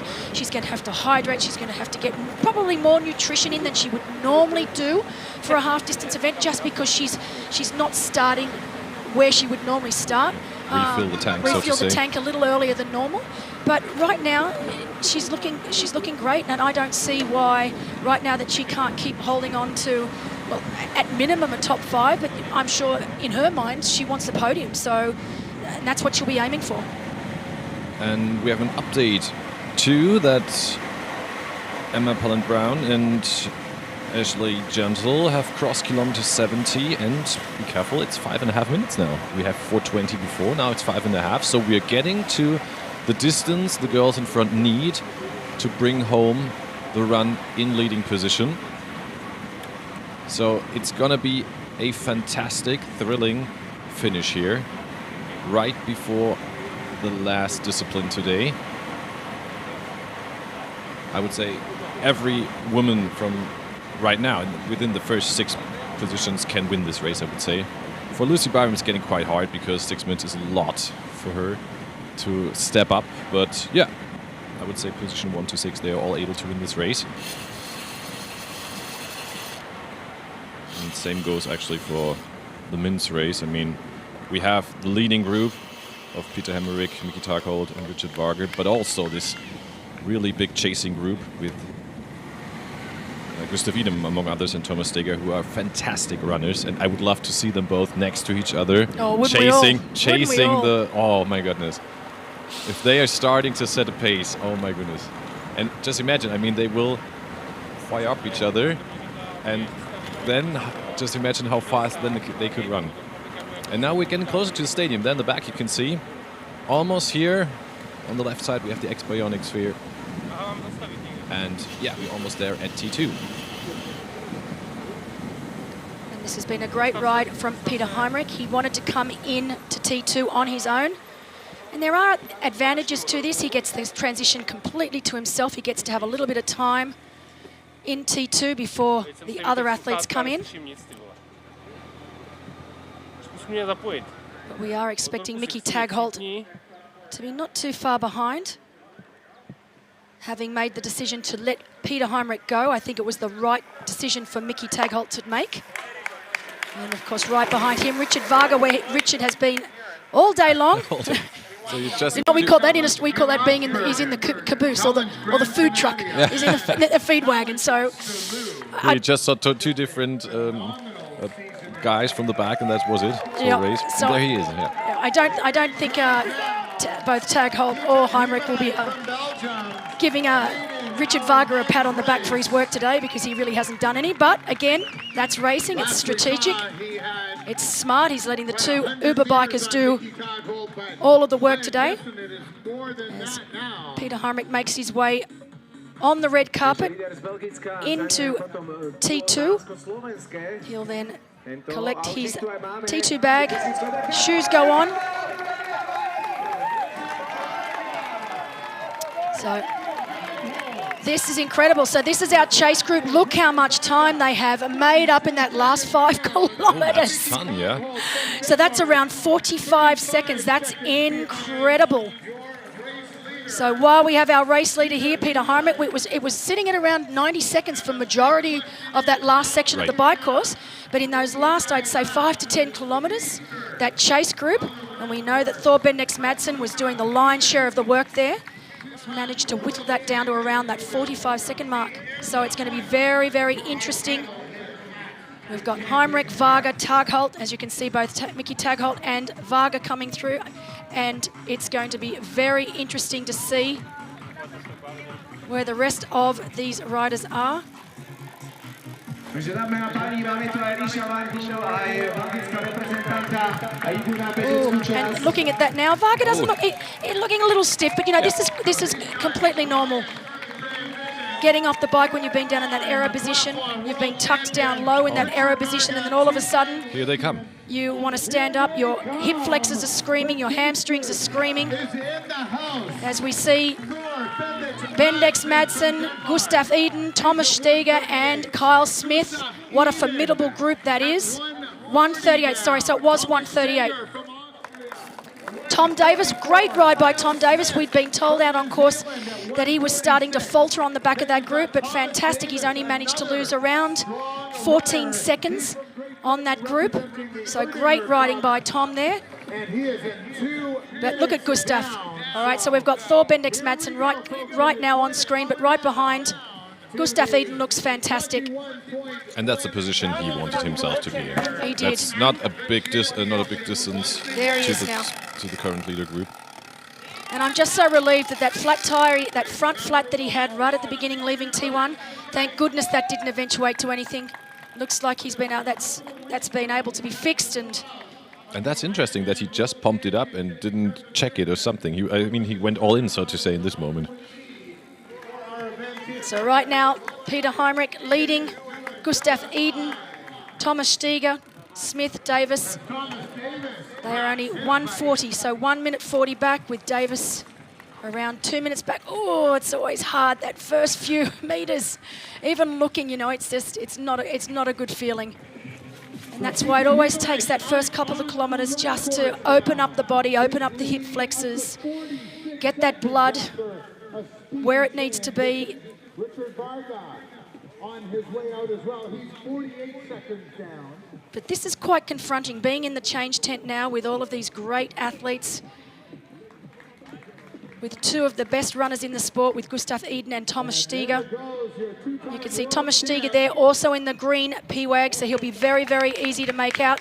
And I have to say, Peter Heinrich looking the good so far. He has that distinct, he always runs with his head stuck right up and out in front. This is the typical run form of Peter Heinrich, but he looks good. He's got a good cadence so far. He looks strong. Yes. I mean, he wants to gain some ground. He has to make a statement now because he can't wait to let the others get closer to him. He has to find his way. Either now you can make it, go all in, or the others will chase you down. So, yeah, you're dead right. He wants to try and get out of there, get out of sight, out of mind. That's what we often say. Yep. You don't want to give your chasers even a sniff, because once the likes of Eden and Thomas Steger get a sniff, being the caliber runners that they are, it's quite easy for them to really focus on that leader and to just start taking great chunks of time out. And here come the chasing group, now we can call them. Yep, with Mickey Tagholt there in the green outfit, the P-Wag outfit, and right behind him, Richard Varga, and Richard looking really comfortable. So this is great racing from Same Richard. Position like on the bike, again back behind. I wonder if Mickey's saying, how do I get rid of this guy? He's still with me. Oh no, but see, yeah, he's right on his hammer. So yeah, again, you know, strategically a perfect race from Richard Varga right now, I have to say. But you can see this is one of the terrains that I was talking about. So this run, 7 kilometres, 3 loops, deadpan flat. This is one of 4 surfaces that they will run on today. And of course, here we go. Gustav Eden. He already checked out this run course, told me that it really, really suits him. And he has exactly 1 minute 30 to Peter Heinrich, which is absolutely durable, absolutely, for him. And he looks fantastic already. Yeah. He's exactly as he's the Eden we expect to see. Yeah.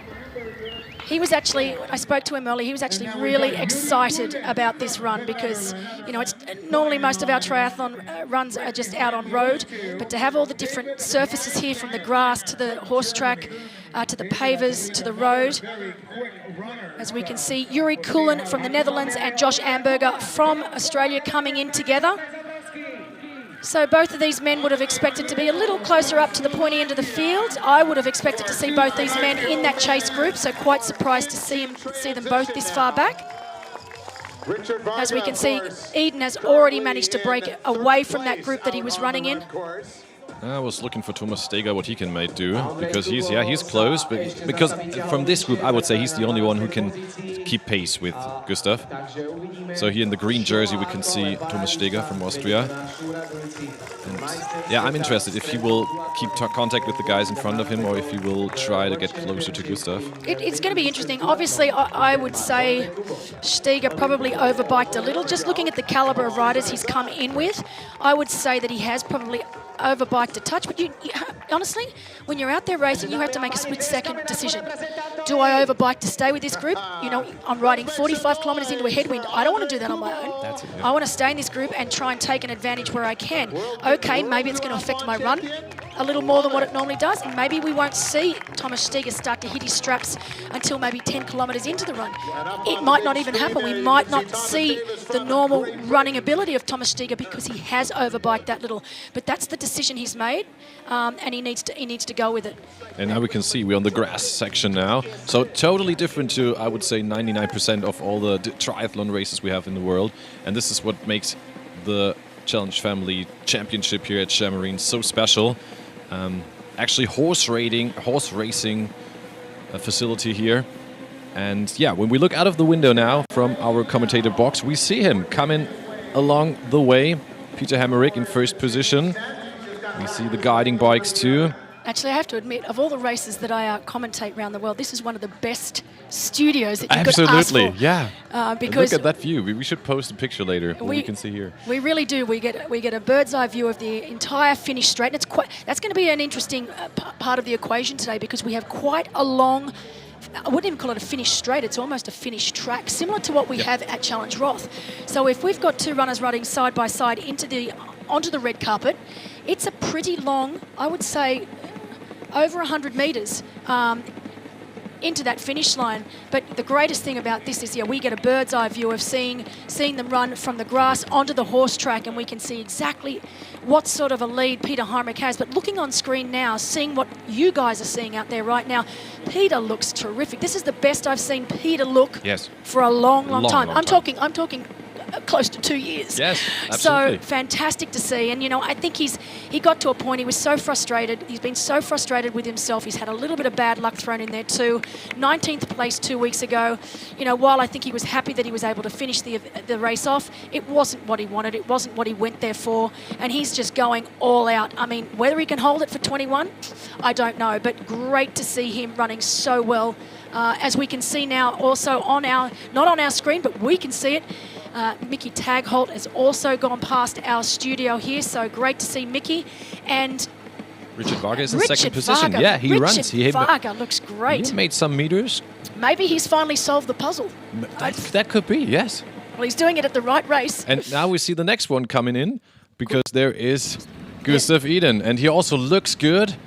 Oh, and look, he's also quite fast. I mean, Peter looked quite the same in this moment. The question is, who can do that better for 21 kilometers? Well, look, let's be honest. I mean, all of these runners that we've seen so far look fantastic, but there is just something so incredibly special watching Gustav Eden run. He is like poetry in motion. Yep. And as I said, I'm not taking anything away from our men out in front. Our top three, they all look great. But when you pan back, hopefully we can get a shot to you soon of Gustav Eden, because he is truly one of the most beautiful runners in our sport. I mean, we talk about his training partner, Christian Blumenfeld, who is the newly crowned Ironman world champion, and what a race he had. He was all class, amazing athlete, but he is all grunt and power. It's not necessarily a thing of beauty. Yes, all right, it really isn't, and that's fine. I mean, you do what you have to do to get across the line in first. And it works. But watching Gustav Eden is a thing of beauty. Elegance, it really is. Yes, elegance. Definitely. Yeah. Thomas Steger, by the way, looked similar, I must say. Yeah, he's on the heels, like 20 seconds behind. So yeah, he can also join that group there in front. It's interesting to see, especially what Richard Varga and Mickey Tagholt will do there when the runners will come closer. And yeah, as we said before, Peter Hemmerich is just finding his way at the front, just get away, as you said, from the view. Oh, an interesting update out on course from our spotters. So Richard Varga while he's currently in second place, we have just been told that he stepped on the dismount line. Now, they are very, very strict with the rules here. You must mount after your both feet and the both wheels of your bike are across that mount line. Same coming in, you must get off that bike and have both feet on the ground before you cross over the mount line coming into T2. And we have been told that Varga has been given a penalty for having a foot on that dismount line. So that'll be a 30-second penalty for Richard Varga, which he will have to take. As we said, the penalty tent is just as you come out of transition, so he will probably take that, I'm assuming, if he knows about it, he will have to take that at some point in time. So I just hope that he does check that penalty box. I looked at the penalty box the other day. It is very, very easy to see if your number is on it. There's a big white board there with numbers that will go up on the board, and it will tell you exactly what the penalty is for and how long you have to stand down for. And that's a pity for him, of course, now here. Such a great position for him. But now just see how Miki Takold is running compared to Peter Hemmerich or even Gustav Iden, who we might see anytime soon. Still fast, but I would say not as elegant as the others. While we are having here again a change of terrain. Good to see. And now we're on the... Actually, that's another terrain that I forgot to talk about, the gravel. So we actually have 5 different types of surface that the runners will be running on today. And, of course, 3 loops, so 3 lots of 7 kilometres, as we see Thomas Steger and Kyle Smith. So Kyle Smith a lot slower cadence than Steger, which we expected. One, they are 2 completely different runners. And secondly, Kyle Smith fresh off 11th place finish at the Ironman World Championships. But looking great so far, looking relaxed in the upper body. Certainly not looking like a man that blew up towards the end of the run, the end of the marathon 2 weeks ago. So great running from Kyle Smith so far. As we go back to Thor Bendex Madsen from Denmark, he was responsible for pushing that chase group all the way. And of course, Thomas Davis looking very, very strong out there right now as well. But this run course, let's go back to this run course. It really is so difficult. The most important thing for a triathlete, I think, when they are running is to try and get into a rhythm and just hold that rhythm for as long as possible. And it's almost impossible to do on this particular run course because you are changing surfaces so often. You are turning corners. There is a couple of hairpin corners, and every time you have to slow down and speed up, you're breaking pace, you're breaking rhythm, and it's zapping more energy from you. And as you can see here, this is probably the most difficult section of the run course. While the grass is flat, is short, it's still really hard to run in. I went for a little run on it the other day, and it almost felt a little bit like quicksand. So very, very difficult to run in. And again, not being able to hold that rhythm. So while we might not see it having an effect the first lap, maybe not even the second lap, but I think by that final 7 kilometres on that 3rd lap of the run, we are really going to see just how many athletes have been affected by these different surfaces throughout the run.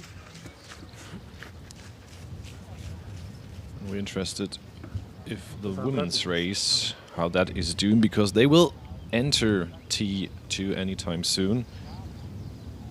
We heard Fenella Langridge is still in 3rd position, only 1 minute 18 behind Lucy Buckingham and Sarah Perez-Sala.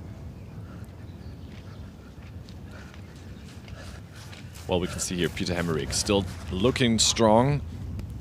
Well, he passed kilometer 2 and still had the same distance to Gustav Iden like before, and a little more actually compared to Richard Varga and Miki Takold. So well, you know, it doesn't surprise me. I think Gustav Iden is playing it a little safe right now. As we said, he's coming back from quite a severe respiratory infection which forced him out of the World Championships only 2 weeks ago, and he's admitted, you know, he's been quite upfront about it, that he's while he's over his sickness, he's obviously not in peak running shape or peak race shape. And I think he's just being sensible. I think he's not doing anything silly. He's not trying to make up that 90 seconds in the first 5 kilometres. He's just going to be steady, sure and steady here. And I think we'll start seeing him take big chunks of time out of our leaders' in the latter half of the half marathon. I mean, you've got to remember, it's 21.1 kilometres. It's not a 10K race. Yep. And so we're only at about kilometre 2 here. So there's no need, as you want to say. there's just no need to do it too early. And I've seen athletes do it before and try to make up that time really, really quickly. But this is the sign of a really experienced, confident athlete, that he doesn't feel the need to try and take great chunks of time out early on in this run. He's going to settle into his own rhythm as much as he can. He is a cross-country runner. He's used to changing surfaces. We know this is a run course that is going to suit him. And I mean, look, you can, even when we look at this footage, I can see he's already made up so much time on Mickey Tagholt and Richard Varga, and it's only a matter of time before he takes both of these athletes and pushes himself up into second place. And it may just take a little longer. I think he's just going to do this section by section. So he's just going to look ahead, try and get Mickey Tagholt, reassess, reset, then try and get Richard Varga, reset again, and then we'll see him trying to make gains on our leader here, Peter Heinrich. But hats off to Peter Heinrich so far. He looks fantastic. This is a position that we were used to seeing Peter in all the time around 3 years ago. I mean, he was our 2019 Challenge Family World Bonus winner. And, you know, to win the World Bonus, you need to win quite a few events. The World Bonus is the top 6 Challenge Family events. So you've got to win a lot of events to be able to come out in front on our World Bonus. So we know that he is a class athlete. He's had a couple of bad years. Of course, 2020 was a horror year for us all, with hardly any racing going on because of COVID. Fantastic to be here back in Europe this year, and I have to say, the most normal I've seen Europe since the pandemic started. And actually, you won 6 challenge races. 6 challenge in races. 2019. Just imagine. Salou, incredible. Bergera, Davos, Gerardensbergen, Gran Canaria. So, yeah, all half distance. But, yeah, just Very just good imagine athlete. you have to win 6 races. That's not an easygoing thing. It isn't. It really isn't. And to do it all in one season. Great shot of Richard Varga here down on the grass section of the course. Would you say, by the way, Gustav knows this course, of course, like we said, from Collins Cup. Are there passages, talking about the ground, where he may step up stronger? Well, interesting that you say that, Julian. Even though he was here for the Collins Cup and raced, obviously, for Team Europe and raced exceptionally well for Team Europe, they didn't run on this course. Right, so true. this is actually a new course for Gustav. He has had an opportunity to run. Look at him go. I mean, honestly, I could watch this man run all day long. He just looks incredible. And it really does look effortless for him. And he's made so much time up already on our second and third place professional men. And it's only a matter of time now before he makes his way. But in saying that, look who is coming right up behind him. And we said he would do it. He was just taking his time. So great to see Thomas Steiger. This is a great opportunity for Thomas Steiger because normally he's running solo. Most of the races he does, there is no other runner that's the caliber of runner him. So to have someone like Gustav Eden in his sights, honestly, if those two men can get together and oh my head gosh, to head. Oh my goodness, we are in for a treat. If they power each other up, oh my goodness, yeah. This is the hardest thing for commentating. Yeah. For me, trying to stay calm. I get so excited. It's it truly is. It's wonderful. And you know, I'm hoping we get a similar thing with our women's race with the likes of Ash Gendel and Emma Pallant-Brown. We know that they're a fair way back from our leaders. We do know that Fenella Langridge is having the best ride out there of all of our women. She's making up time on our lead 2 females. So great racing from Fenella Langridge. But this is where we are on to the road section of the run course here. They are running past the stables here. Some of the most magnificent horses in the world are kept here. I was lucky enough, I had the opportunity back in 2017 to be given a tour of the entire facility here at x-bionic Sphere. And just the veterinary section alone of the stables blew my mind. It was truly incredible. State of the art.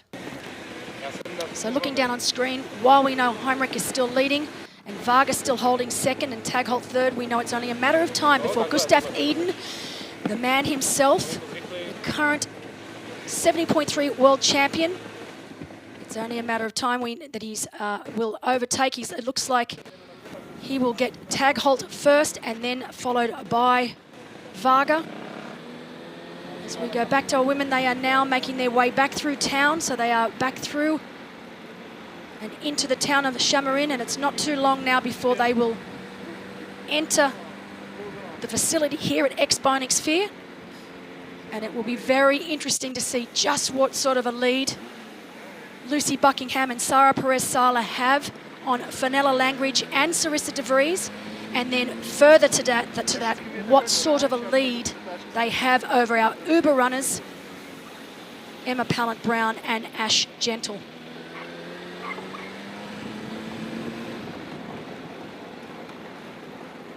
Last year, this section of the course played a little havoc with the Collins Cup. We had very, very wet roads, and we did see a few of our top athletes go down.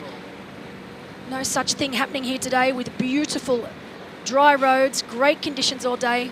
Apart from that pesky headwind that they've had all the way home, it is going to get very, very hot on this run. Right now, still manageable. I think it's around 24 degrees. So, but the sun has a lot the of sun, power. I can tell you. I was down there at the absolutely. swim start already there.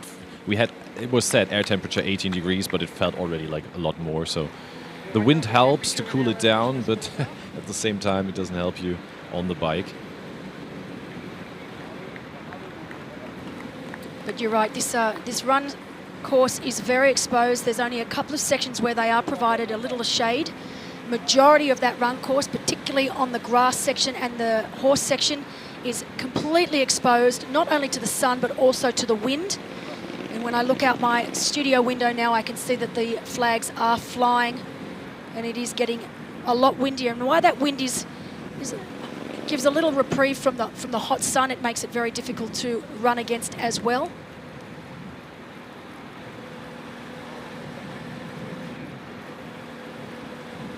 Actually, the wind has turned a bit, looks like. I don't know if that helps now on the bikes, but yeah, at least here in the stadium, flags are turning in a different direction. While we still see the same two women in front position, like almost the whole race, actually, including the swim. Led from the start. Right from the start. From the gun. Yeah. And of course, we knew that this would be the case. So far for both Sara Perez-Sala and Lucy Buckingham, the race is being executed to plan. And they have less than 1 kilometer to go, and we can see in the back already the stadium. And then they will arrive again at the x-bionic center and make their way to the run course.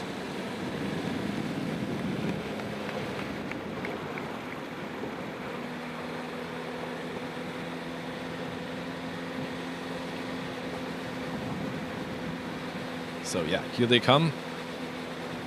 One turn slightly to the right, then straight ahead, and then we're there. So just looking now, if you look at that big building on the left there, that is the gymnasium. So it is a 2-level gymnasium. Right next to them there, that is the gymnastics center. And then further on, they're going to pass by the aquatic center. So that's the aquatic center right there on the left. Boasts a 25-meter indoor and 50-meter outdoor pool. So, as I mentioned earlier, absolutely incredible facilities here at x-bionic Sphere. It's an athlete's paradise. I always love coming here. Everything is just so accessible, everything in the one spot. And on such a high level. I mean, the first time I'm here now, and it's incredible. Yeah, what they have set up here, it's really high professional. And here they come. First two women in T2. Lucy Buckingham, defending champion, followed by Sara Perez-Sala. And so as you saw, both women making sure that they had both feet on the ground, well and truly on the ground before that dismount line, so no penalties to be given there as they made their way under the Wahoo transition arch. And now they will push their bikes round to the racks, grab their transition bags into the change tent and straight out onto the 3-lap run course here today. So now the countdown begins, and we need to see just how far behind our next professional women are. We know that it will be Fenella Langridge and Sarissa de Vries next into transition. And then we need to see just how far back our runners today, Emma Pallant-Brown and Ash Gentle. Of course, Ash Gentle's still very, very new to this distance, having finished with her short course career at the end of last year, representing Australia in Tokyo. She decided to call it quits on her short course career, and what a career it has been. Incredible athlete. And now the second phase of her career begins in long-distance triathlon. She won Clash of Miami back in March in emphatic style. In fact, she did it with ease. She then went on to finish 4th place in Oceanside with the fastest run split of the day. And here we go, Fenella Langridge. Next into transition, followed by Sarissa de Vries, straight on her tail. Great ride by Fenella here today. She will be really, really happy with how her body's performing. Right behind her from the Netherlands, Sarissa de Vries at 1:31. So, excellent ride by both of these females. So 1:28, 1:28 and 1:31. And I liked her running at Salou, I must say. She was really strong there. I mean, we didn't have the swim there. Yeah, we had a run at the beginning too. But already there, she looked confident. She's also there from the bike on. She wasn't in leading position. She was fighting together with Lisa Norden, among others. So the position for her is not new. Maybe something she can work on. And now, yeah, the important question is now, what is the time of Emma and Ash? Will take us some time because, as we said, in between, we see Fenella struggling a bit with her helmet, but everything went well. Both looking pretty good after the bike. Still running pretty round. Yeah, but it will take at least, I would say, 3-4 more minutes until we will see Emma and Ash entering T2. And again, you know, we think about 4 and 5 minutes and we think that's an impossibility, but when you are the caliber runner of both Gentle and Pallant Brown, great to see Freddie Funk. Now, I was going to talk about him a little bit more. You know, he's had some issues. He's had some major issues. He is a lap down, Frederick Funk. So, well, not a lap down, but he is behind these boys. I know it looked like Frederick Funk was out in front, but he is actually behind. And Thomas Steger made it to Gustav Eden. There were 20 seconds in T2, and now they're running this is what shoulder we by wanted. shoulder. Oh my goodness, it's going to be so great. So, just so our viewers know what's going on out there now, Gustav Eden and Thomas Steger have now caught and overtaken both Mickey Tagholt and Richard Varga. This is now our group running in 2nd place. Hats off to Richard Varga for staying with them. And of course, we all know right here at the crowds, Richard Varga would be the one getting the most cheers. But great to see both Gustav Eden and Steger running side by side, two of the best runners in this field. They will now have their sights firmly set on catching Heinrich. It's 40 seconds, 40 which seconds. they are behind. So it got less, and yeah, now we see that also the women's race has started the run now. Still no sign of Emma and Ash. Still waiting for them. But as I said, going back to that now, with these two women, our two leaders up front, even 4 to 5 minutes, if Pallant Brown and Gentle can run to their abilities, it is not impossible. Yes, it's tough. definitely. It's definitely tough, but it is not impossible. And then we might have 4 or 5 in the same position, yeah, all close to each other. And look, they both look good. They do look Sarah's good. looking for the shade. Yeah, Lucy is following her. That's an interesting point you just made. So while we said majority of this run course, is out in the sun, under that blistering sun, and these athletes, you'll see them trying to take advantage of every little bit of shade that they can, that's possible on this run course, and that's smart racing. Even if you just give that top of your head, that burning sensation, if you can just give that some relief, even if it's only for half a kilometre, you're going to take it because it gives you an opportunity to reset and then to come back out into the sun and go again. And you can see already they are back out into the sun. Go, go, go. Excellent. And this is the paved section of the race. And they will run all the way down towards the horse, where they will make a hairpin turn.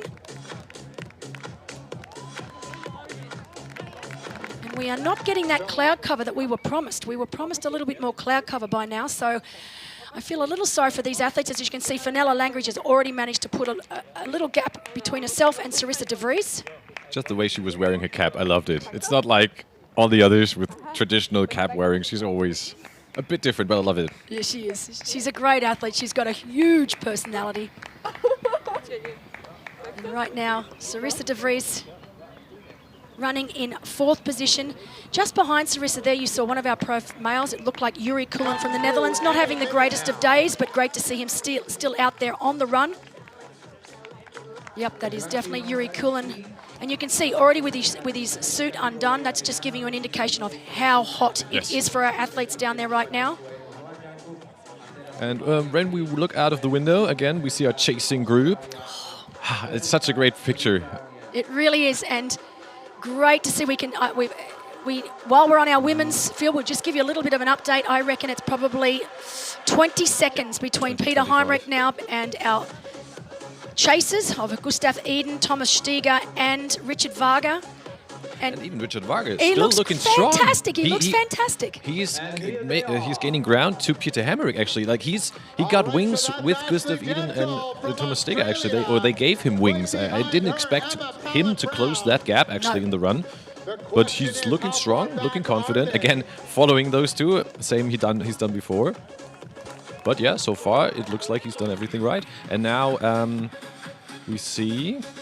So Emma Pallant-Brown coming in, and Ash Gentle. So that's Ash Gentle and in front in the blue, and Emma Pallant-Brown right behind her. So let's get a time check on that. 7 minutes. Oh, wow. That's okay. A lot. So just 6:59 for Gentle and 7:01 for Pallant-Brown. Okay, this could be... Almost too much. I never like to say impossible. You don't want to say that. I've been caught doing that before. Yeah. I've been caught doing, but I'm not going to fall for it. It's going to be a huge ask for these two women. A huge ask. Like we said before, 4:20, we said, okay, could be close. Even 5 minutes, I was happy to go with that. Yeah, but 7:30 is not... But that just gives you an indication, Julian, just how tough that last 20 kilometres of the bike is here with the headwind. You know, these women have lost a good couple of minutes in those dying kilometres on the bike, and it shows you just how well our women up front have been riding. Yes, and how good they were in the streaming position, and how good they worked against the wind. So now we can see again Lucy Buckingham, Sarah Perez-Sala still leading the field. Fenella Langridge in the fabulous 3rd position. Sarah de Vries, also a good biker, 3rd position, and then there is the big gap, and we will see how can say 3 women. Danny Bleimel also joined this group. How can they work together? How will they attack? But they must attack from the start now. They can't wait until half of the race. They must go all in pretty soon, and they can run. We know them, and they are really, really fast. We will be back in a second, and we jump to a quick commercial break.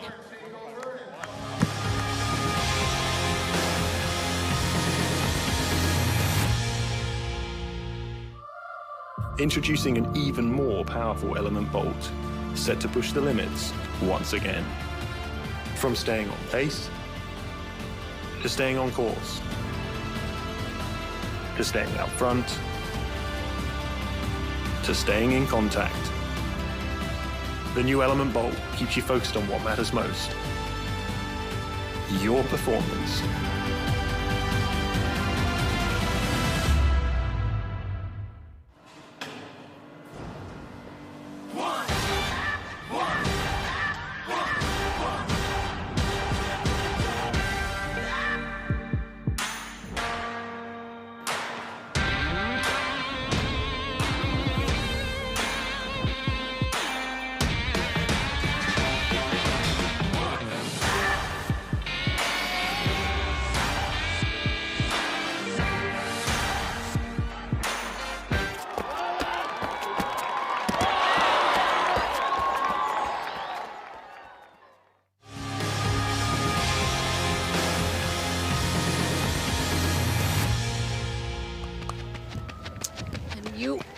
We are back, and it looks like while we had that very short advertisement, we are now looking at our new leader. Surprise, surprise, not so much. So incredible race here today. Amazing. Gustav Eden. We've also got Richard Varga still there and Thomas Steiger still there. You can see all men took quite a lot of hydration through that stop. It is really starting to warm up out here on course. We're just trying to... And as you can see, there we go. Our leader for most of the day, but he has now been overtaken. Peter Heinrich now back in 4th place. We knew it was only a matter of time before this happened. But Peter Heinrich, our early leader, he led into transition, has now been overtaken, and we have a new leader, Gustav Eden, as expected. What an incredible run. As I've said earlier, I could watch Gustav Eden run all day long.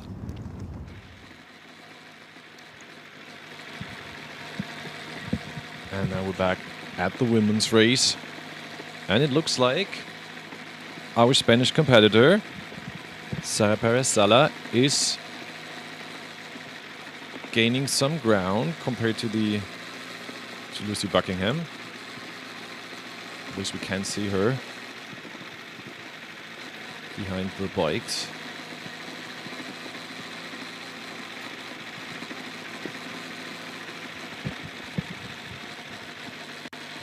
Yeah, there we have her, Lucy Buckingham. Not looking as strong as Sarah, I must say. She looks a little tired. I don't want to say tired, but not running as elegant maybe as Sarah is doing.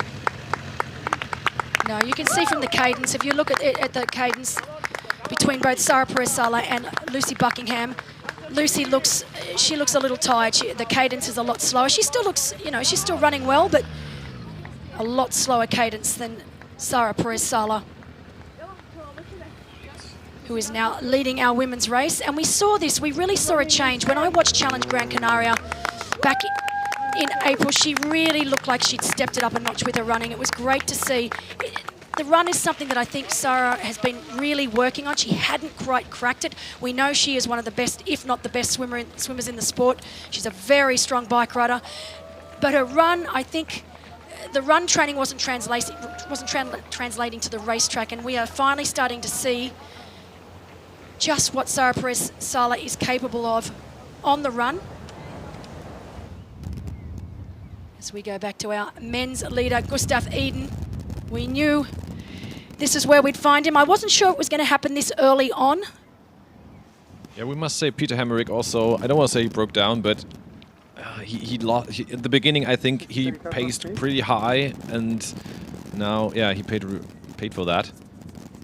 And look how strong Gustav Eden is running there in front. And we said maybe it's going to be a head-to-head race with Thomas Steger, but Thomas Steger is even trying to stay with Varga, who is incredibly racing here. I'm so impressed with Varga's race, and yeah, Thomas Steger, he's quite an interesting looking runner. He's almost got those chicken arms going. So, hey, whatever works. As I said, you don't have to be pretty. You just have to cross the line in first. But it is interesting to we know Thomas Steger ran a 1:06 here on this course last year, and if you look at the difference in run styles, even between Steger and Varga, but in particular, Steger and our leader, Gustav Eden, two completely different run styles, but both incredibly effective.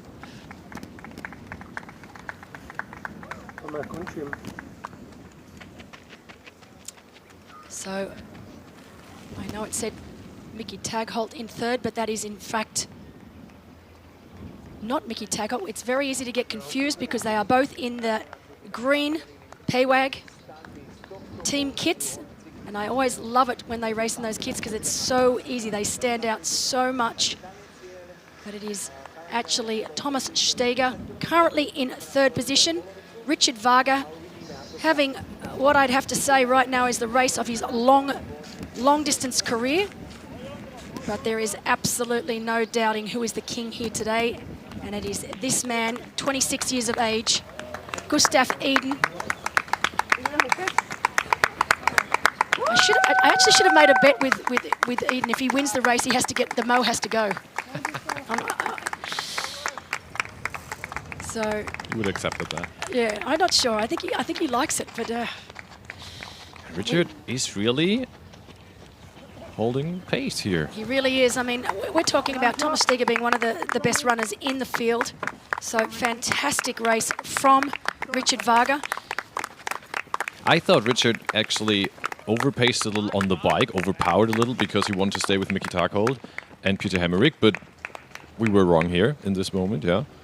On the other side, maybe Thomas Steger has overpowered a bit on the bike too, so that's why he can't follow that. But I would have seen Thomas Steger in front of Richard Varga actually, and I mean both look great so far. Look at this, look at legs, everything, the whole body, the strength in every step he has. It's effortless. It really is effortless. Great. And how fantastic for Eden now to know that, you know, he must be feeling out there right now so happy that, you know, sickness is gone, the form is there, and this is just the start of what's, I am positive is going to be an incredible season for the Norwegians. And let's talk about this Norwegian phenomenon, because you've got Christian Blumenfeld, now the current Ironman world champion, Gustav Eden, the current 70.3 world champion.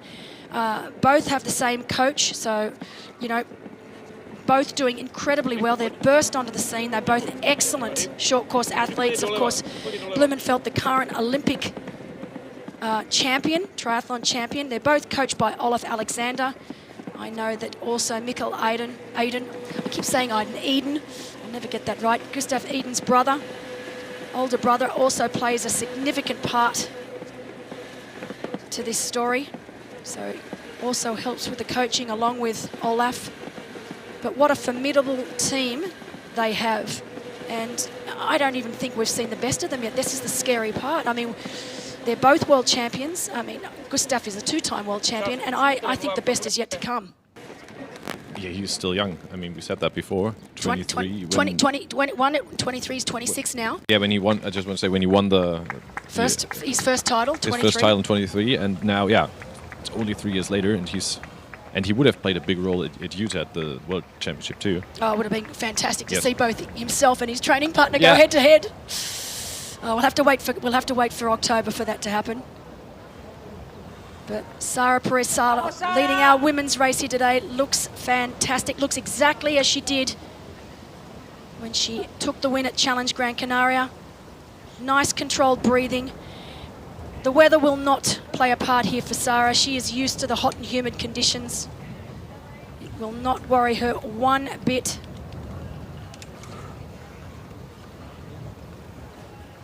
I mean, she was second last year.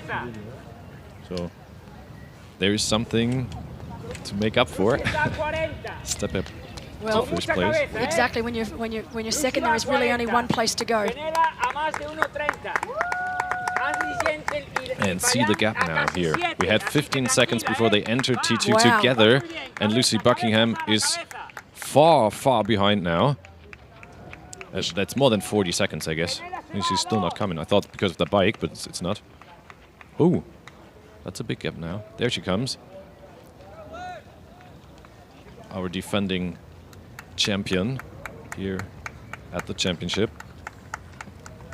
Still, she's not looking weak, but not the same pace, not the same strength. No, and we know that Lucy Buckingham is not. She's not in peak race form right now. She's only done a couple of races this year, 2 races. This is race number 3, and she has a huge season coming up. She plans on doing all of the PTO events. There are 3 PTO events this year. There's the Collins Cup, there's Edmonton, Collins Cup, and then of course Texas. So 3 races that the PTO are putting on this year, with each race with $1 million prize purse. So a lot of big races this year. I have to say it is a really exciting time to be a pro triathlete right now. After with no racing in 2020 because of the pandemic, to come back and have the year that they're able to have this year with so many races on the calendar. The hardest thing is picking and choosing what ones to do. Right. There's an abundance of racing. And you don't want to take too many races. No, that's the that's other one. You really have to play it well. Well, we can see here Fenella Langridge in 3rd position, chasing, or as so to say, chasing group. She was 1.5 minutes behind. Also looking pretty good. The question is if Lucy Buckingham is struggling a bit, if she can maybe take a chance. But great to see, just really great to see Fenella. And you can see the look on her face. This is not going to be an easy run for her. It's going to hurt, and it's going to take every bit of her strength. Choose sport. Every morning at 5. Every weekend and weekday. Whenever you feel it, choose energy. The sweetness of nature. Choose sport. Choose the sun on your skin and the taste of the air. Choose passion. Choose exercise. Outside and inside. On all sides of life. Choose ache. Choose relief. Taste the water, the rain, the dust, and your sweat. Choose your team. Choose happiness. And the taste we all know. The taste of sport.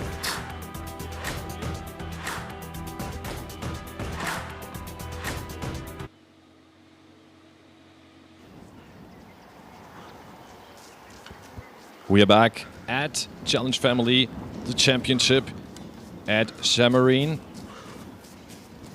And on screen, Daniela Bleimel. Danny Bleimel, yeah. Great to see Danny back. Yes, she had a fantastic race this year. So to say, the comeback race she won at the Ironman South Africa, which she won. And of course, back after the birth of her second child, Alicia, now actually 10 months old already. So time Just has imagine flown. that, yeah. And she has done Roth too last year, where she was not done, but as a relay. Relay team, yep. exactly. Not in the whole, of course, but yeah. And that was close after her birth, so yeah. It's fantastic to see her back racing full time now. She has 2 children, but Danny was 3rd here back in 2019, and as you mentioned, recently won Ironman South Africa on her comeback after giving birth to her second child. And she really, good on, it's great to see her back on course. And to finish this up, what we've talked about before, so Lucy Buckingham now is 45 seconds behind Sarah Perez-Sala, so pretty much a big gap. Also, Fernanda Language lost time on Sarah, but she got closer to Lucy Buckingham, so that's the question, maybe fighting for second place, but still 1.5 minutes between second and third position.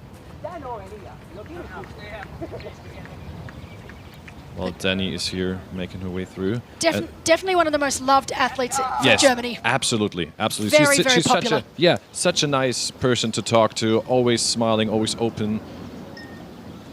But what I love now is just we've got so many professional female athletes that are mothers that hold down jobs, Yes, that, you know, as well as being professional athletes. I'll be honest, I don't know how they do it. I've got quite a few friends that are the same, and they are just the most incredible human beings. And I just as I said that, I heard Kevin McKinnon's super mums, and they really are super mums. It's so true. Absolute superstars, that's what they are. And we are back at the current leader at the pro men's field, which is Gustav Iden from Norway. Right, well, I don't want to say right behind him, but in second position, still the ambassador from here, Richard Wager, 30 seconds behind, but he has to serve that penalty of 30 seconds, so then it will be more. And with round about a minute, 53 seconds in the third position behind, we have Thomas Steger. So he lost a lot of time actually on Richard Wager, but now I think Wager already had his penalty, because now they are head-to-head. That would make sense, because before it was more than 25 seconds. So they are again head-to-head. Interesting that Thomas Steger is still struggling to hold pace with Richard Wager. I know, who would have thought? And in fourth position now Mickey Taghold, and in fifth Kyle Smith. So they both have overtaken Peter Hammerich, who's now in sixth position, struggling because there's also Thor Bendik Madsen coming up, and Thomas Davis also. Fabulous race here. And yeah, now we can see in one picture positions 2, 3, and 4 all together. Richard Wager, Thomas Steger, and Mickey Taghold. So just so our viewers are aware, Richard Wager did need to serve a 30-second penalty because he failed to have both feet off his bike before he got to the dismount zone. He has served that penalty, and he has made his way back up to Thomas Steger. He has now overtaken Steger again, and now we have got the 2 PWAG athletes, both Steger and Mickey Taghold. Mickey Taghold has really started to up the pace. I'm surprised he's actually come back. So great to see Mickey Taghold back up and not too far behind his teammate Steger. Now, Richard Varga was able to take that 30-second penalty on any lap that he chose, as long as he took it before he finished. He has now done that. Got a great shot of Kyle Smith.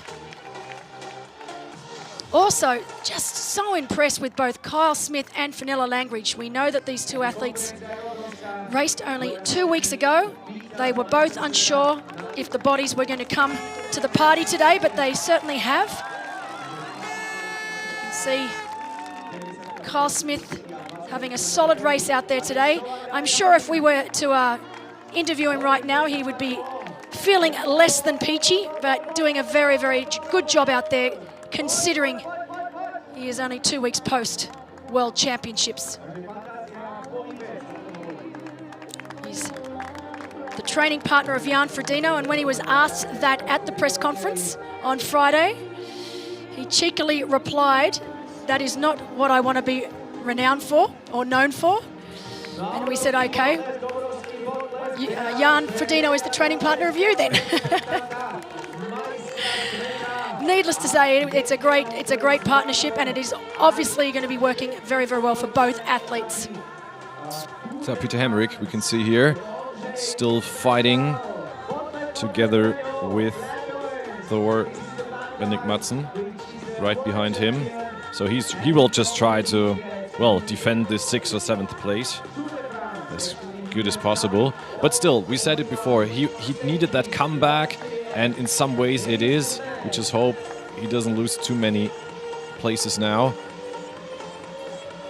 Just finish a race, at least in the top 10, maybe in the top 8. And also a great course so far, a great race so far from Thomas Davis from Great Britain. So many British starters actually here. So many good British athletes. Yeah. Particularly with the women. I mean, I can't even count. I've run out of fingers to count how many fantastic female British athletes we have on the circuit right now. As you can see, our men's leader, Gustav Eden, at the 14.5 kilometre mark.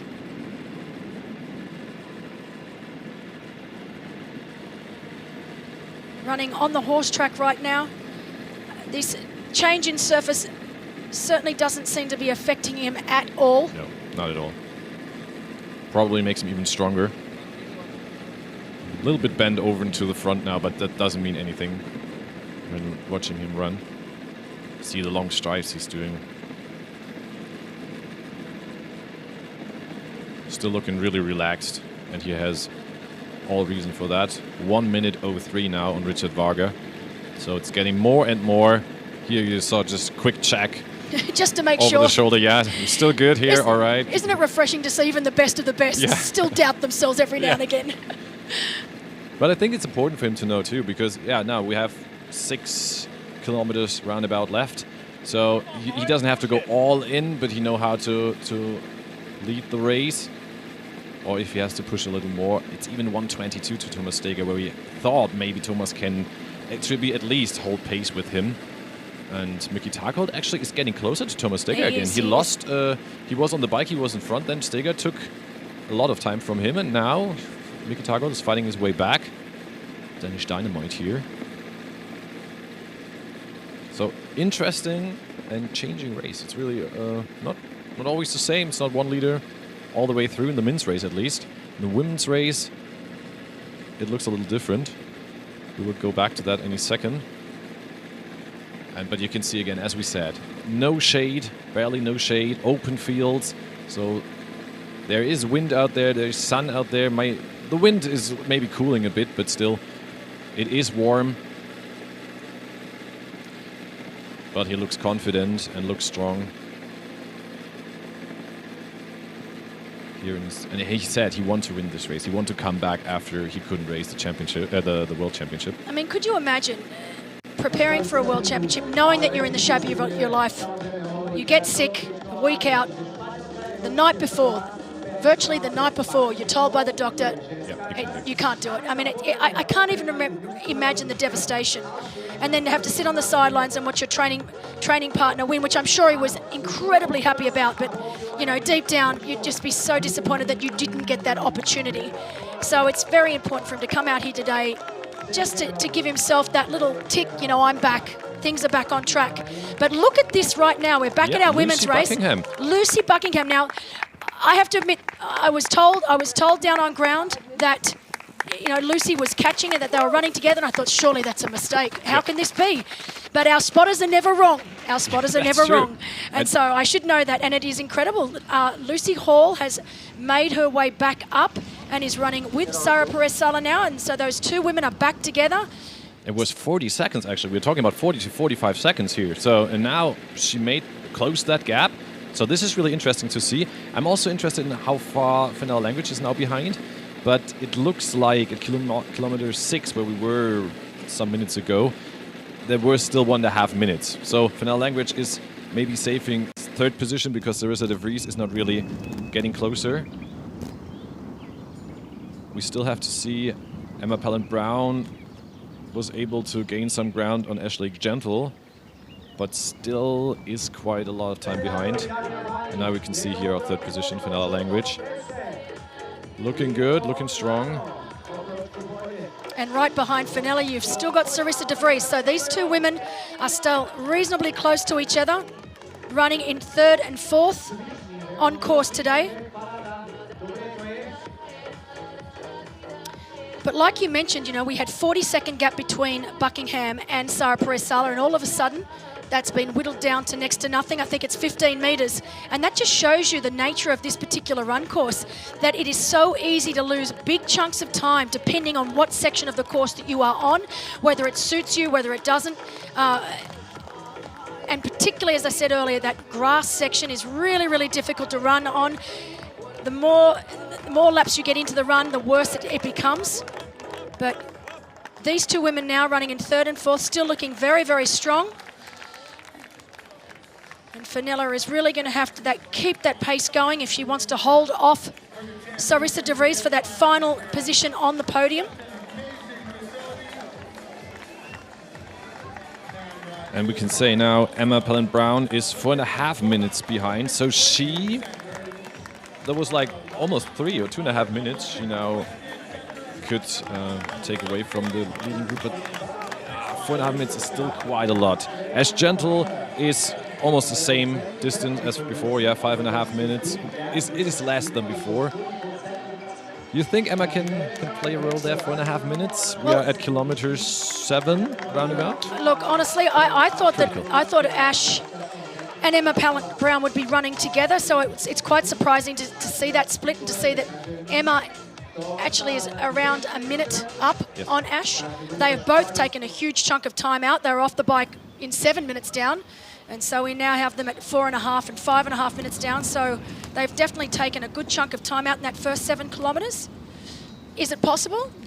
I think anything's possible today. We just saw Lucy Buckingham take back 40 seconds in a matter of hardly any time. So on the other side, we just see them coming out along. We have like maybe 20 seconds again that Lucy's behind. You see Lucy here and Sarah on the other side. So it's a back and forth game here, what they two are playing. Really interesting. Now we are again, here at the leading women's race, and they pass past you on the right side, as you can see. This is our position where we are, our commentators' box, so to say, the right side of the building. So we can always see them passing by, and Sara Perez-Sala is creating a gap here again, showing Lucy, no way, you can't get close to me. And that's actually an important thing she's doing, because I think there's a lot of energy that costs Lucy to get closer. And when you can create a gap again, that's really important thing here. But what these two women also need to realise is Emma Pallant-Brown is still, you know, we say it's an impossibility, but I'm trying to do the maths now in my head, and she's taken 2.5 minutes out in the first 7 kilometres. She's got 14 kilometres left to go. Right, that's true on the other side. You know, and so these two women, you know, they can't afford to start playing games this early. And Sara knows that. Sara needs to keep the pace going. She needs to keep running from the front and keep that pace up for the entire 21 kilometres. Otherwise, we will see Emma Pallant-Brown, if she can hold the pace that she's running. And that's it. It's all ifs. It's all ifs. I mean, obviously, Emma's running very, very well right now, but we are very early stages. As we go back down to our blind athlete, incredible. They must have had a really good ride here today. Fantastic swim and bike from our para athletes.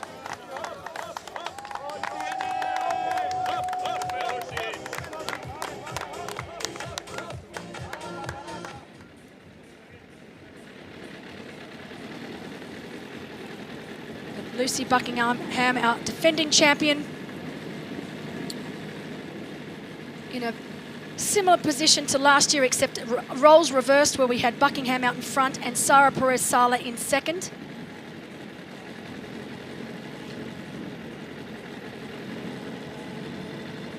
So we can see both Langridge and De Vries running slower than our leaders. They were off the bike in around, was it a minute and a half? Yep. So now back to 2 minutes. And Larissa De Vries getting closer to Fenella Langridge, actually. That gap got smaller. So it's an interesting question. Fight for the third podium place here, too. And speaking about that podium and finish line, I think I will make my way down now, because I will welcome the winners down at the red carpet. Cannot wait. Me neither. So I hope for a great finish, and you enjoy the race up here. I will, and I'm looking forward to hearing you interviewing our top 3 across the line. I will. Any time now.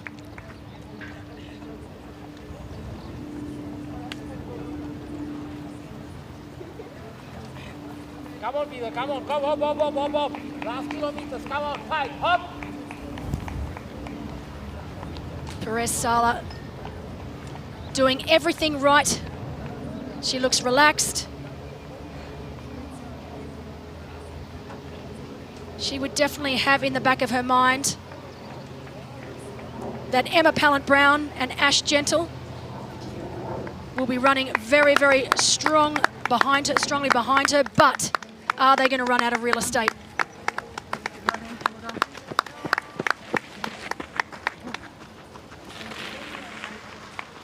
Beautiful day here in Samorin, Slovakia. We are at the x-bionic sphere facility, and truly incredible facility. A big thank you to Triathlon Today for providing this live coverage for you all. I hope you have been enjoying it so far. So great to be back in Europe. I was here for the Collins Cup last year and the championship. We shared race weekends. It was a fantastic race weekend. Looking forward to coming back later in the year for the Collins Cup and the World Triathlon World Long Distance Championships.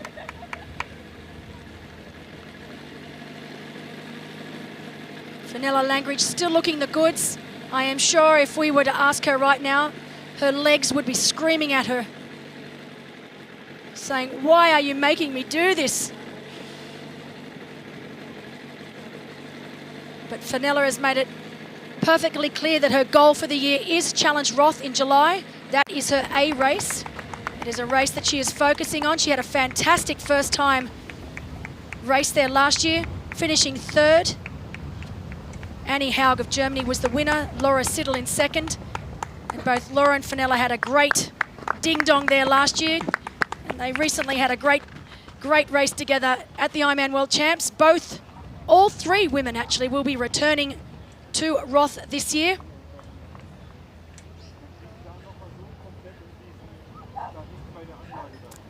And our defending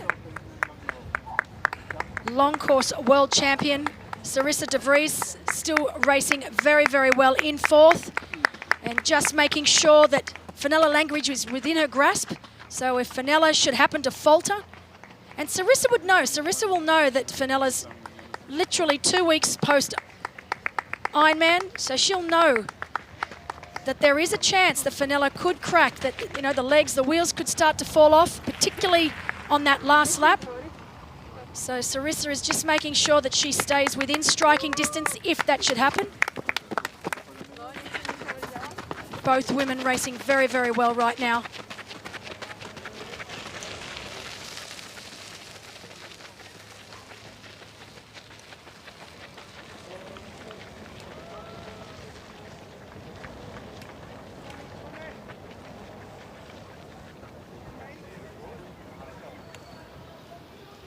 But there is no doubting that this young lady, Sara Perez-Sala, in that infamous gold suit, is the clear favourite so far today, looking very, very good. Still holding great form. She's got great cadence. Nice and relaxed in the upper body. Breathing looks nice and controlled. Head is still. She's doing everything right so far.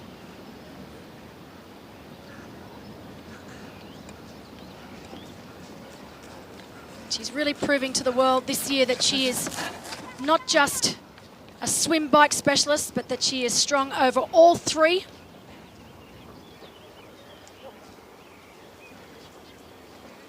As we cross to a quick advertisement, I'll be back with you all shortly.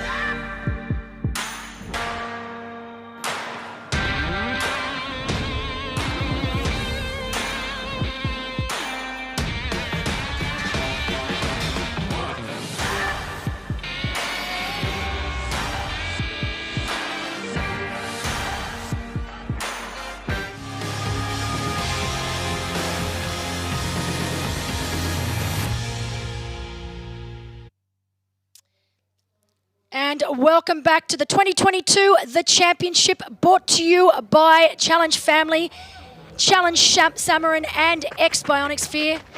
Incredible racing that we've had so far today. We are on to the last section of the race.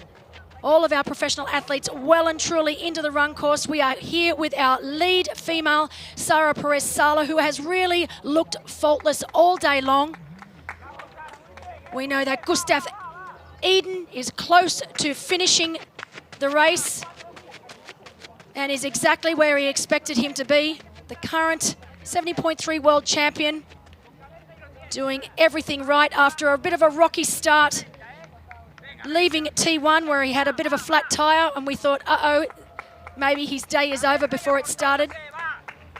In true Eden style, he got on with the job, made his way through the athletes, got himself into a great chase group on the bike, and then showed just what a phenomenal runner he is. And just to let you all know what is on offer out there today for our professional athletes, we have a €100,000 prize purse, paying top 10, and along with a first place prize purse of €15,000. Our winners, our male and female winners, will also win 1 week in the Stratosphere. Now, the Stratosphere accommodation here is basically like the penthouse. It is the most incredible accommodation, and it is where our teams last year for the Collins Cup were able to stay. So each team had one of the Stratospheres where they could hang out and socialise before the race. And then the rest of our place getters today, 2nd through to 10th, will get 1 week in a junior suite. So along with a €100,000 prize purse, x-bionic Sphere has also very generously offered a 1 week's worth of accommodation. Fantastic, fantastic. And here we are, back with the man of the moment. I think the man that everybody is talking about right now, along with his training partner, Christian Blumenfeld.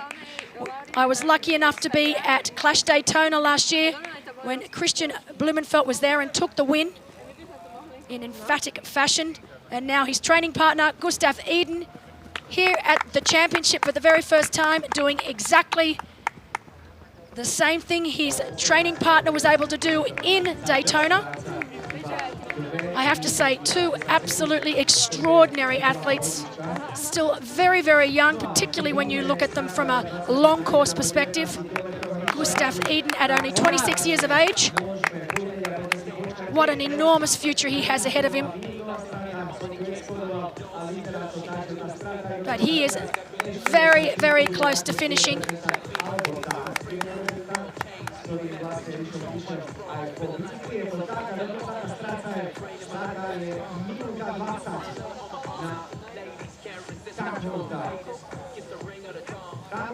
Behind our leader here, we still have Richard Varga from Slovakia, so the local favourite, the local superstar. Very, very popular athlete. Here, as you can see him now, one of the greatest triathletes to ever come out of Slovakia, represented his country on 2 occasions in the Olympics. He's 4-time aquathon world champion. His wife and 2 children are here with him today. This will be a very, very popular second place, and I have to say, just so impressed with the poise, with the way that he has been able to hold on. He admitted earlier this week that he hadn't quite perfected this distance. Well, I think he's proving to himself today that he has finally perfected this distance. Back in third, we have Mickey Tagholt, so great comeback from Mickey. He faltered a little early on the run, but has clawed his way back and is running now with his teammate, his Paywag teammate, Thomas Steger. And then Kyle Smith, who I know for a fact will be really happy with the way he's racing right now. He really wasn't sure how he was going to go out there today. He really had no idea. All the little training sessions he'd done since the World Champs had suggested that he really wasn't in any position to race. But he's proving himself wrong. And wow, what a future that young man's going to have in our sport. 24 years of age, from New Zealand, based in Girona now, training partner of Jan Frodeno. As we've got Thomas Steger and Mickey Tagholt. Steger from Austria, Tagholt from Denmark. In the same professional Paywag team. And it looks like Steger is just managing to get a little bit of a break on his teammate. Steger here last year ran a 1:06. It'll be very interesting to see what sort of run time we have here with Eden. But I'm sure he'll tell you the same. Run times are irrelevant when you are winning, when you are leading the race. The most important thing right now for Eden is to cross that finish tape in first. He makes his way around right now. And then he will make his way onto the red carpet. And he has less than 100 metres to run. Once he hits the red carpet. Fantastic race from Gustav Eden. He's been the easiest athlete I've ever had to work with leading into an event. He's travelled here to x-bionic Sphere on his own. So he's come with no entourage. Apparently his brother did ask him, Mikael did ask, do you need me to come along? And in true Gustav Eden style, he's like, nah, I can do this one on my own. And it looks like he's doing very, very well on his own.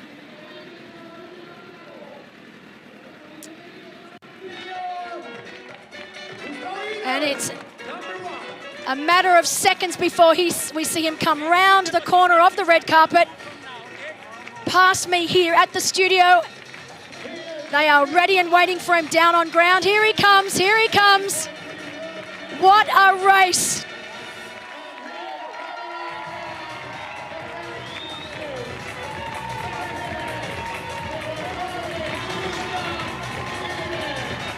And there you have it. The winner of Challenge Family, the Championship 2022, here at x-bionic Sphere, Samorin, Slovakia, Gustav Eden from Norway. What a race. Doesn't even look like he's broken a sweat. Fast guys coming behind you. Yeah. How was your day out there? To be honest, I didn't feel worthy of the lucky hat today because I was feeling so down in the start. And then I had a flat tire almost in the transition, so I had a phone call. But then things slowly went better and better. And then I was actually considering laying my hat in the transition because I didn't feel like doing it today. But then suddenly I felt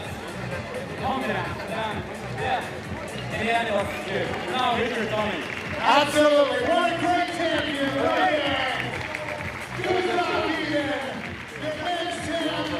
And let's make some noise for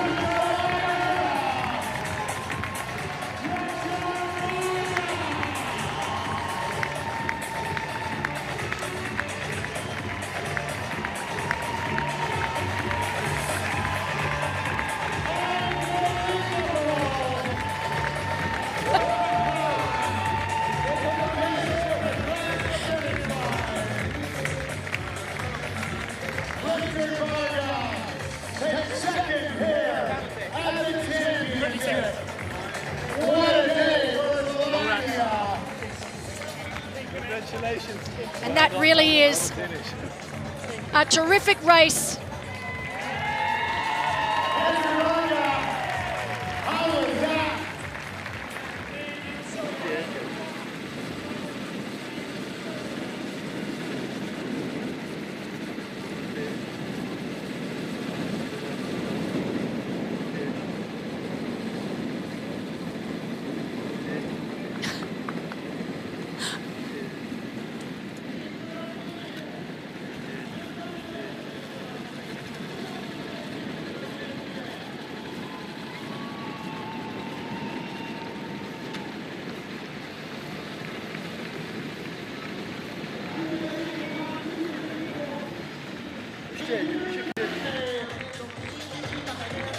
from Austria. Let's make some noise for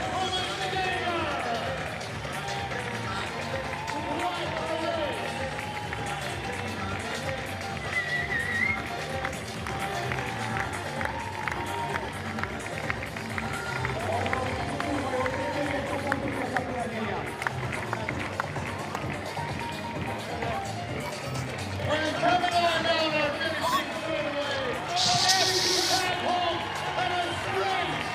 Kyle Smith from New Zealand, Mickey Tadpole.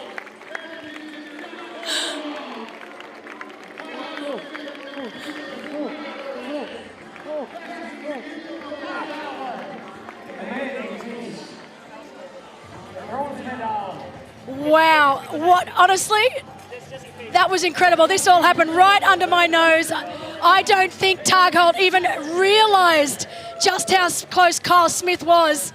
And when he turned around and saw he was right on him, he had no choice but to just give every single ounce of what he had left. What an incredible race between all of these men. That was, wow, what a finish. And fantastic to see Yuri Kulin coming in. What a great run from Yuri. Incredible racing from these men. I honestly thought Yuri Kulin's race was done and dusted, so for him to come flying home in 6th place. But hats off to Kyle Smith.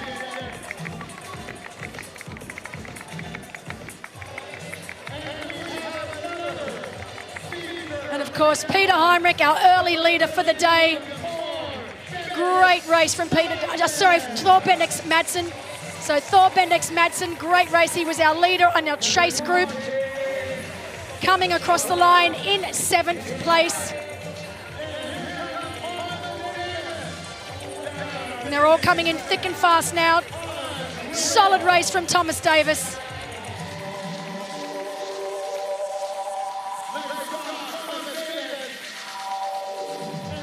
So Kuhn able to run down both Bendix Madsen and Thomas Davis.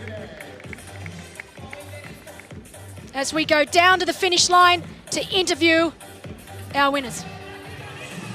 We are down here with Gustav Eden, the winner of Challenge Family Championship. We've talked this morning. You said you want this revenge, so to say, for Utah. It worked out well, but it was not an easy way, was it? No, I was actually struggling so much in the start. I had a substandard swim for me, and I was really struggling. And then I come to transition, and I had not a flat tire, but I had low pressure. But luckily they were really quick, the volunteers here, and gave me a pump so I can quickly pump up the tire. But yeah, I was struggling so much in the start of the bike. I was really struggling to keep up the power. I was pushing under Ironman power, so yeah, not good. But I slowly got into it, and in the end I was okay, but not my greatest performance, but to take the win here, it's amazing. For you as a former trail runner, was that the perfect ground for you to get to the front and just gain ground? Yeah, I mean, it's really, really, really tough to run on the grass here. But I think I was suffering less than others. But still, yeah, it's so demanding. And especially the last lap when you're starting to struggling and it's hard to keep up the technique.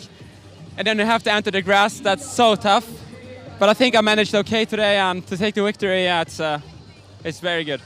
Great performance, congratulations on the win. That was Gustav Iden. Thank you. What a champion he is. Fantastic race. As he said, he knew he wasn't coming into this race in peak condition after having just recovered from a respiratory infection. Took his time, made his way to the front, and once he got there, he never looked back. Interesting to see, I'm not sure if our viewers noticed, he doesn't wear his watch. He actually wears his watch, or holds his watch in his hand, which is quite interesting. So I'm not sure if that's something he does all the time or whether it was just this race. But good thing to see, he was wearing his lucky Taiwanese race cap. Very, very interesting. He says it's his lucky cap, so great. It was definitely lucky for him today. As we go back down to the finish line, and Julian has our next athlete up for an interview.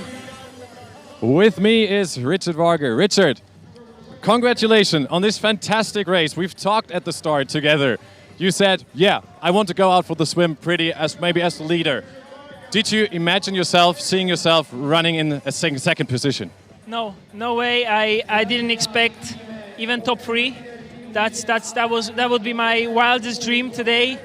And I just tried give my best, and I feel good today, the whole day on the race.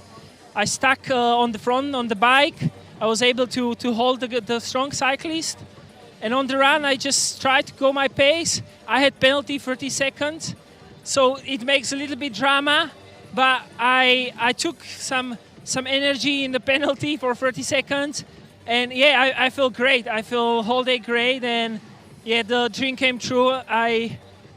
I didn't know I had still this in me, this kind of results. So I'm unbelievably happy. Tell us about your feelings, emotions, coming in here as an ambassador from Slovakia, the home crowd cheering for you. How did that feel?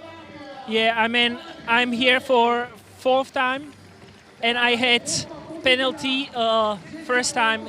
Second time I had flat tire. Third time I had the cramps. So I didn't want to fail today, so it's so happy that went the way well, and I never give up on myself, and still pushing for this race. Congratulations on that, you did so, and astonishing second place for you. Congratulations. Thank you, man. That was Richard Varger, second place here from Slovakia. Amazing race. He certainly did, incredible. And as he said, he didn't know if he had that caliber race left in him.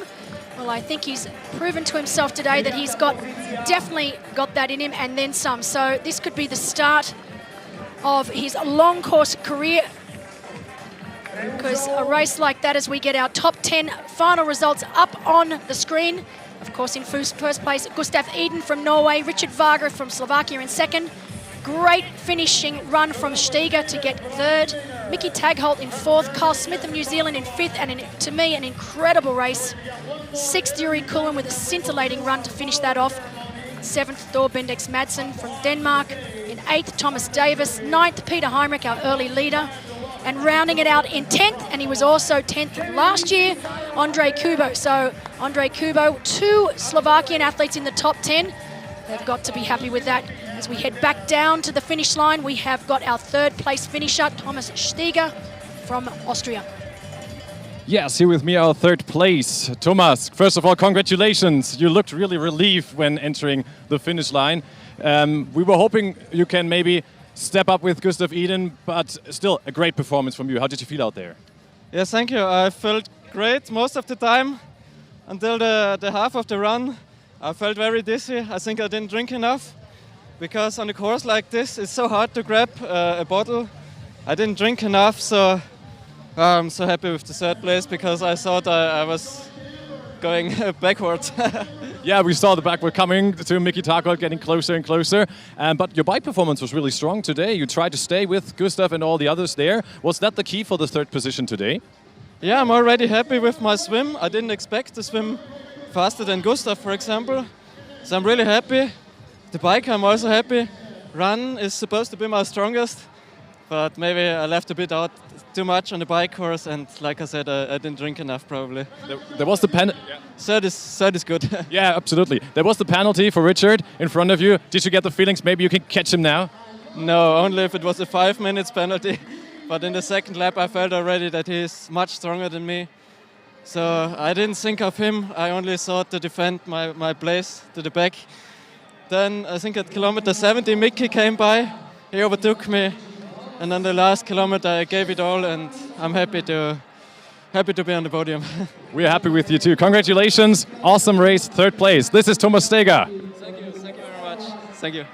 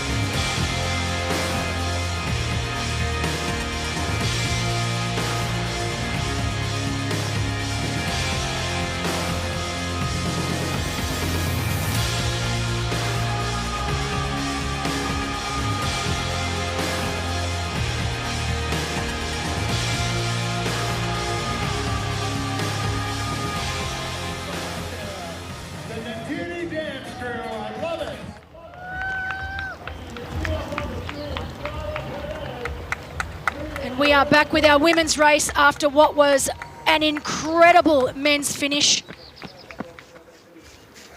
Sara Perez-Sala still leading here today, but we know that both Emma Pallant-Brown and Ash Gentle are making their way through the field. Emma Pallant-Brown having a great race out there today, taking huge chunks of time.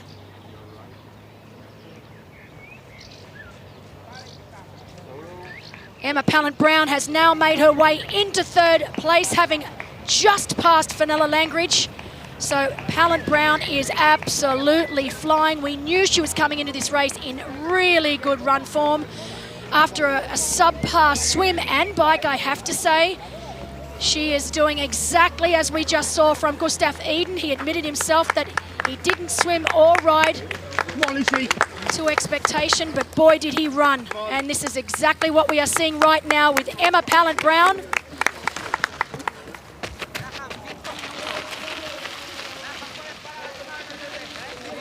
And it will be very interesting to see just how far behind Emma Pallant-Brown now is to our second place female on screen, Lucy Buckingham.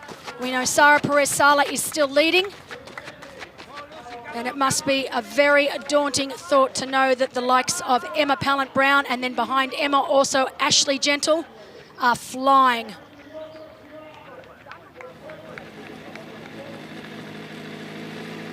And there she is. I talk about Gustav Eden and what a pleasure it is to watch him run. Well, I feel exactly the same way when I watch this young woman run. What a beautiful runner. Comes from a running background, so we know that she is a very, very accomplished runner.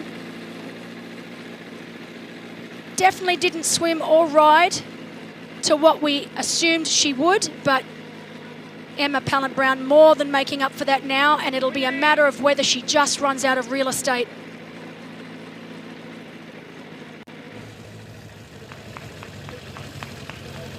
So right now, Sara Perez-Sala still leading, Lucy Buckingham holding in second, but Emma Pallant-Brown now in third, having overtaken Fenella Langridge and Sarissa de Vries. So Fenella now in fourth, Sarissa in fifth, and Ashley Gentle running through the field and is now in sixth.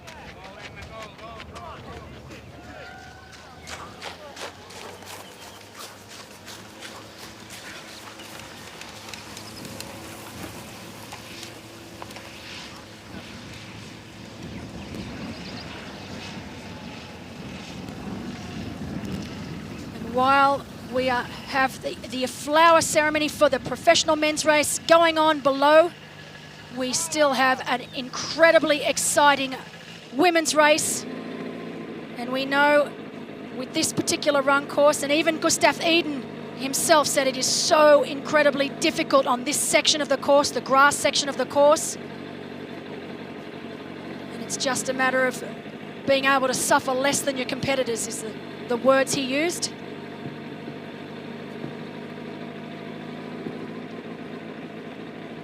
The women now have been going for 3 hours 50. Not long to go.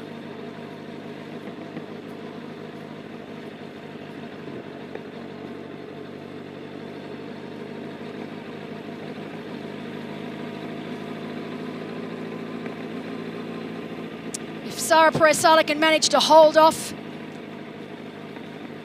Lucy Buckingham and Emma Pallant-Brown, this will be the biggest win of her career so far. So she's really putting herself, giving herself every opportunity. As you can see, Lucy Buckingham going one direction. That was Sarissa de Vries on the left there in the green. Sarissa de Vries currently in 4th position.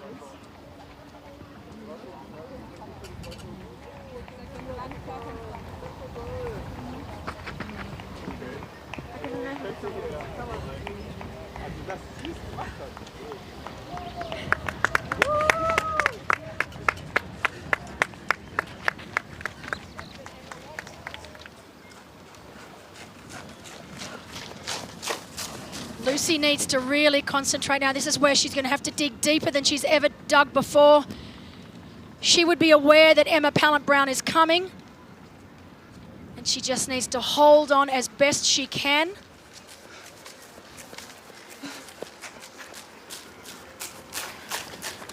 It's still around a minute and a half, so it's certainly not impossible for Sarah Perez-Sala and also Lucy Buckingham to hold on to the first and second positions that they are currently in.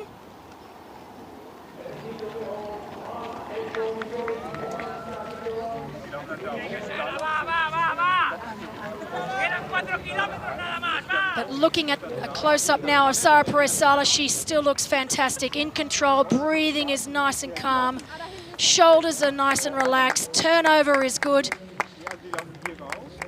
We really have seen a maturity in Sarah Perez-Sala from one season, from what I saw of Sarah Perez-Sala last year to what I am seeing here today.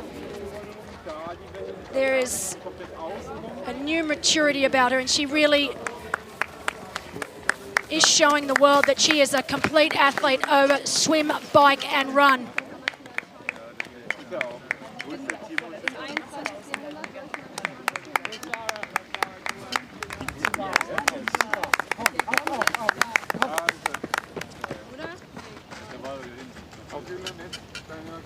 Sarah, Sie haben was?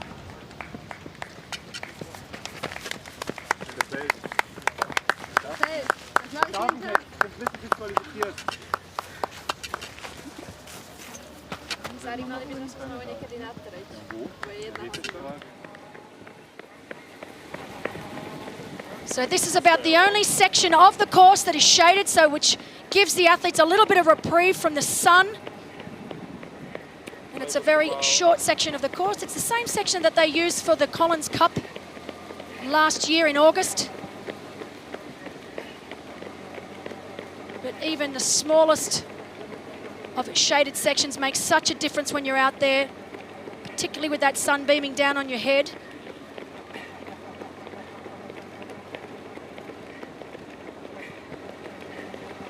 Fantastic racing from both these women. They've led from the start.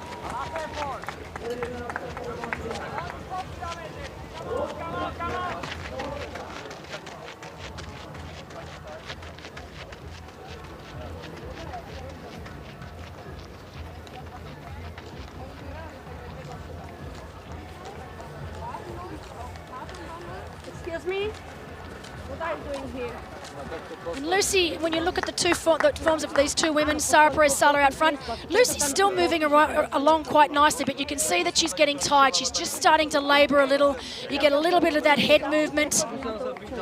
She's got to really concentrate now on keeping those shoulders down. You know, when you start to get tired, those shoulders start to creep up towards your ears.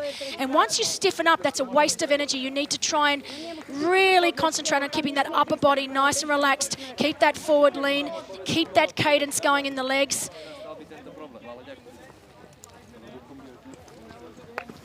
She needs to make sure that she's getting in enough nutrition, enough hydration, because this woman right here is on the prowl. She is wanting to hunt these women down up front.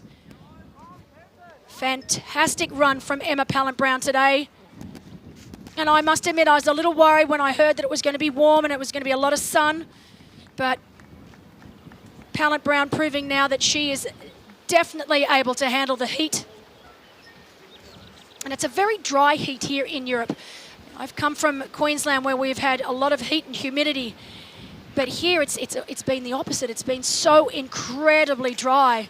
And that in itself comes with a lot of issues because, you know, you don't, with the humidity, you say nice and moist and you can feel the sweat. But here you start to sweat and the dryness in the air dries that sweat straight away, and it's a really strange feeling. So they really need to make sure that they keep up their nutrition.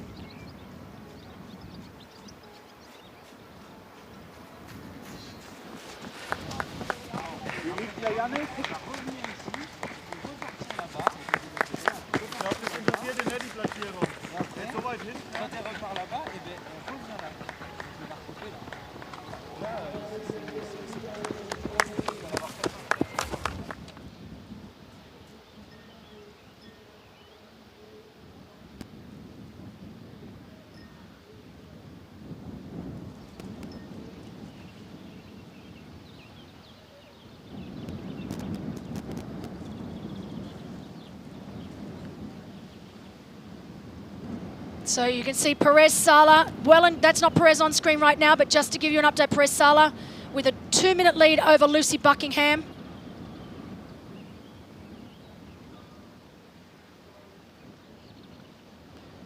This is one of our age group athletes out on course right now.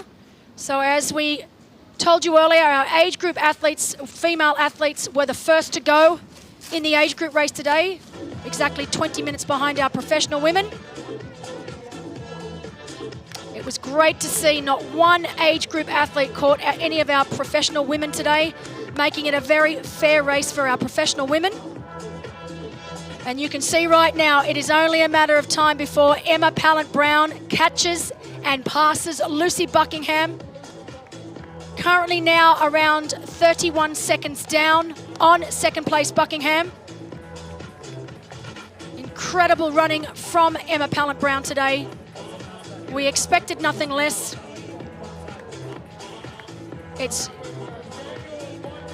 I think that Emma Pallant-Brown is just literally going to run out of real estate to catch Sara Perez Sala, and hats off to Sara Perez.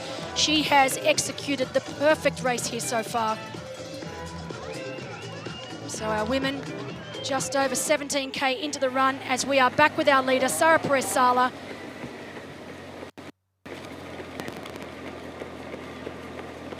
She has people out on ground, so she would know exactly where she is right now and how far back her pursuers are. She just needs to keep ticking it over exactly as she's doing. She's only got a few kilometers to go. And honestly, looking at her right now, as I keep saying, she just looks fantastic. Her breathing, her body.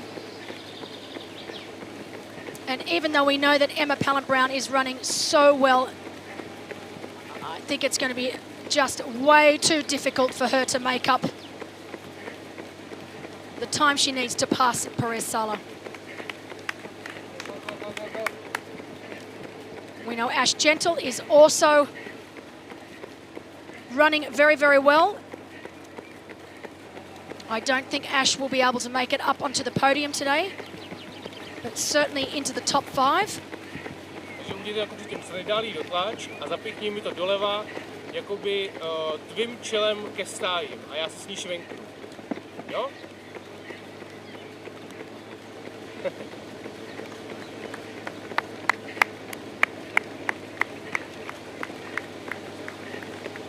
with only a few kilometres left for Sara Perez Sala from Spain.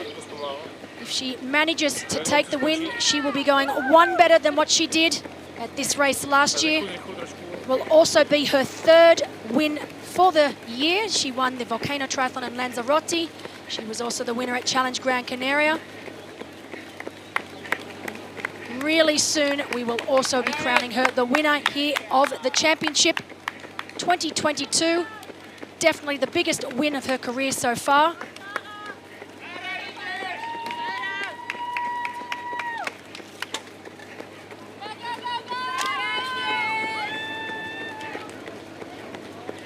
Our top 6 professional men and women today also automatically qualifying for the championship next year. So our top 6 professional females, top 6 professional men, and our top 6 age group athletes. So in each of everyone's age group will all automatically qualify for the championship in 2023. With our professional athletes, they are also earning themselves valuable points towards the Challenge Family End of Year World Bonus. Challenge Family offers a $125,000 US bonus pot. First place will take home $25,000, second $16,500, third $12,000 US, fourth $6,000, and fifth $3,000. This race being very important, extra points being a championship event. Extra points will be given towards the world bonus for this race. The winner taking home 400 points as compared to our normal race of 250. So our normal half distance events for Challenge Family, to win an event, you get 250 points, but for this race here, being a championship event, 400 points. So Sara Perez Sala is definitely going to move up the rankings.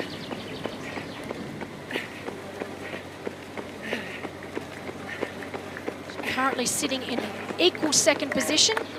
Els Visser of the Netherlands currently in first position with 400 points. Sara Perez Sala with 250. But you add that 400 points onto that 250 and that is going to catapult her up right up to the top of the world bonus.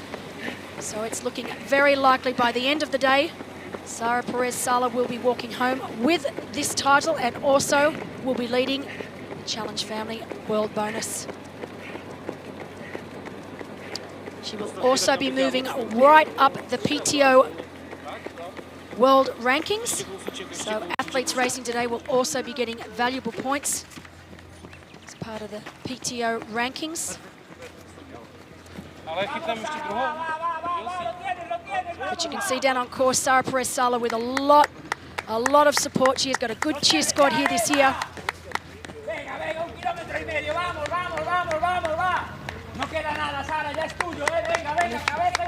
If I recognize that voice,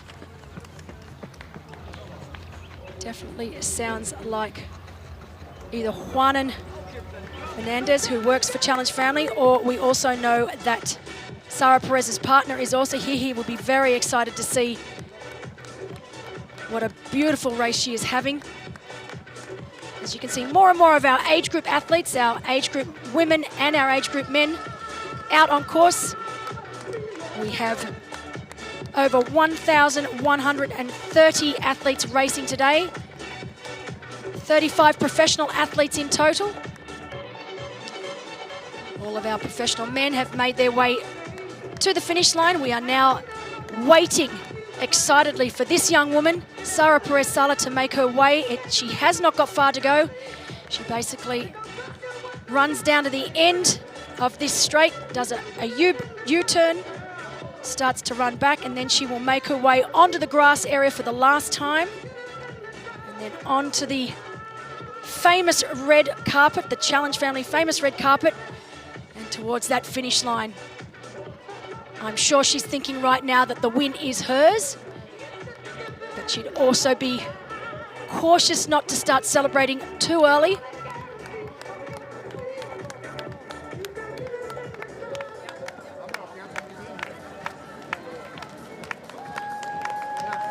She will make her way around around here, but she'll start running back on herself. She'll take a sharp right-hand turn onto the grassed area. And from there, she makes her way directly to the red carpet.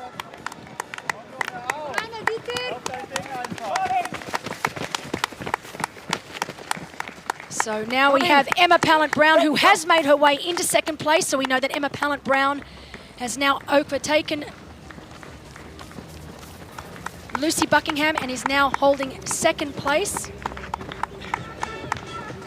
And you can see right now, this is just where we were less than 30 seconds ago.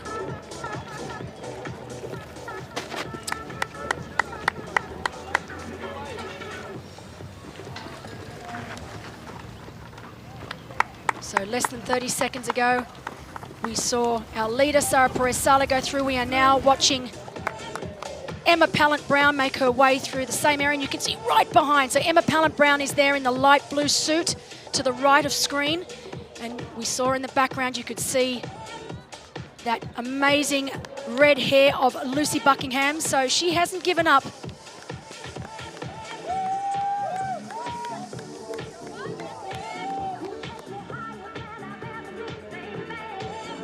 So great racing from Emma Pallant-Brown.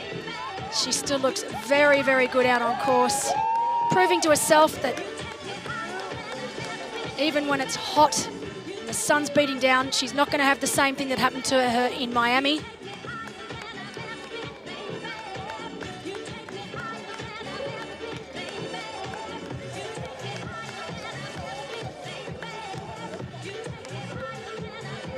But we have Julian, my co-commentator, down at the finish line as we see Sara Perez-Sala making her way. This is the last tough bit of the run course here. She will make her way across the grass while the other athletes will continue to go round and onto the horse track. Sara Perez-Sala, being on her third and final lap, gets to exit stage left onto the red carpet and make her way towards the finish line, which you can see. Great shot there of the finish line and of my studio. Women now sitting at around 4:07, so it's not going to be a particularly fast race today. We know that Lucy Charles-Barclay owns that record. She set it back in 2019 of 4 hours and 25 seconds. But I think that's the last thing on Sara Perez-Sala's mind right now. The win is everything here at this race. She will be taking home €15,000 for her win here today.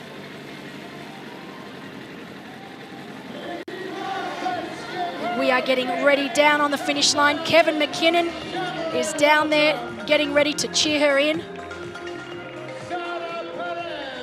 Absolutely incredible race from Sara Perez-Sala today. What we saw in Gran Canaria was amazing, but this has surpassed even what I thought she was capable of. And she's done it in style, and she still looks incredible. Wow. Big smiles. She's a beautiful person, both inside and out. What a race. Well done, Sara Perez-Sala. Biggest win of your career so far. I am sure many more to come. That's Juan and Fernandez from Challenge Salou, an integral part of the Challenge Family core team as well. Her partner.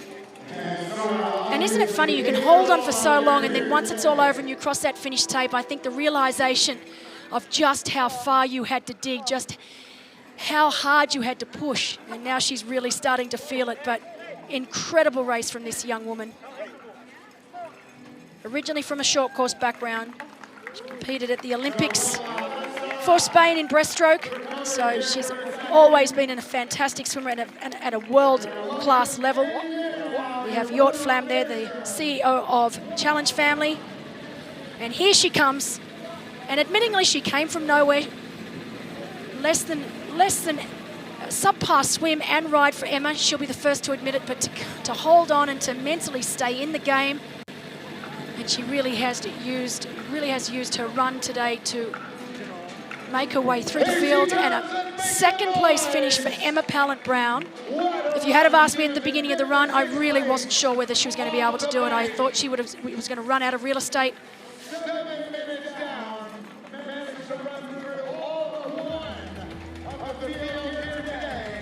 So there'll be a little bit at the back of Emma's mind of what if only I could have just had a few more kilometres.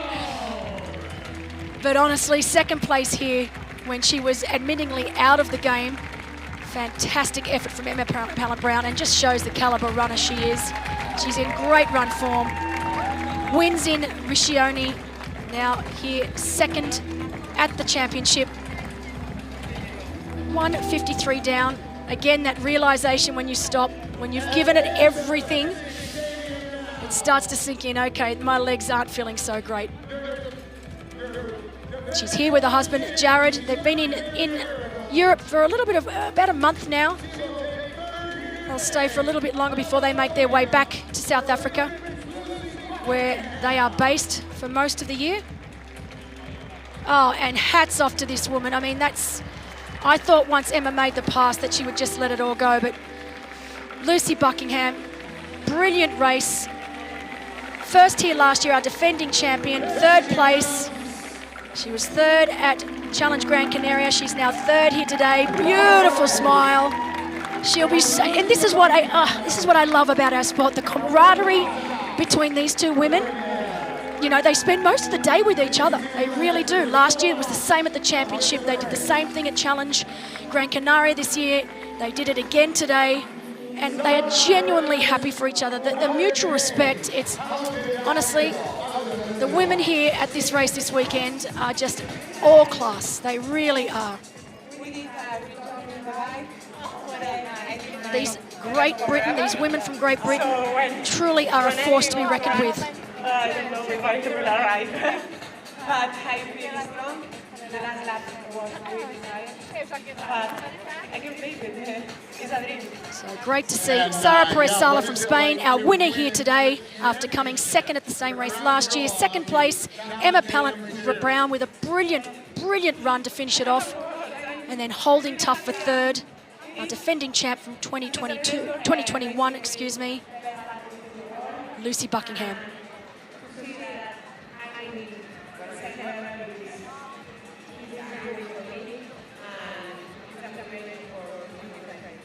I love it. Congratulations. Your women's champ right there, Sara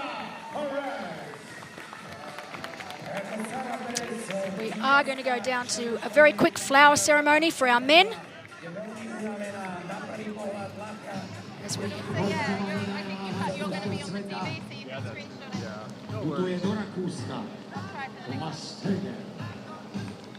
in second place. So that's Thomas Steger of Austria, third place, going one better than this time last year where he was fourth. He went 3:45.05, two-time Olympian Richard Varga. And while we have our flower ceremony, what a run from this woman. I thought that she was going to be run down by Ash Gentle. She's managed to hold on to fourth. Fantastic effort from Fenella Langridge. Only 2 weeks post Ironman World Championships, where she finished in 8th place. So great race from Fenella Langridge. To win the championship. Let's hear it for Gustav Eden.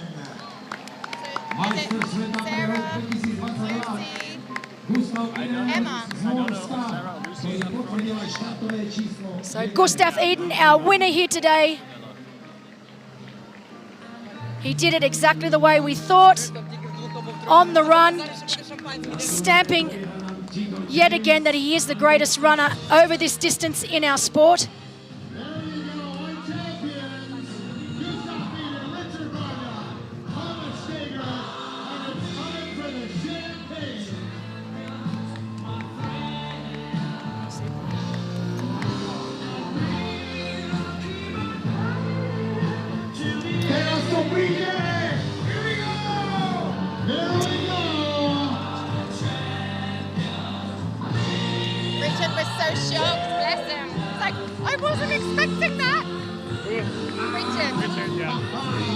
And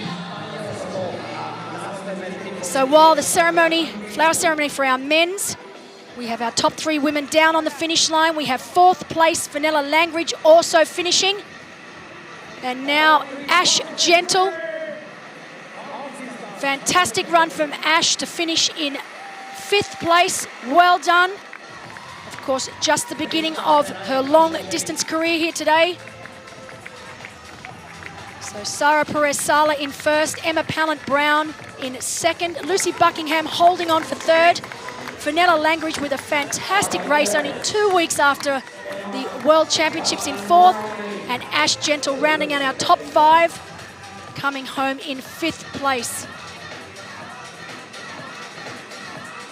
Incredible racing from both our professional men and our professional women.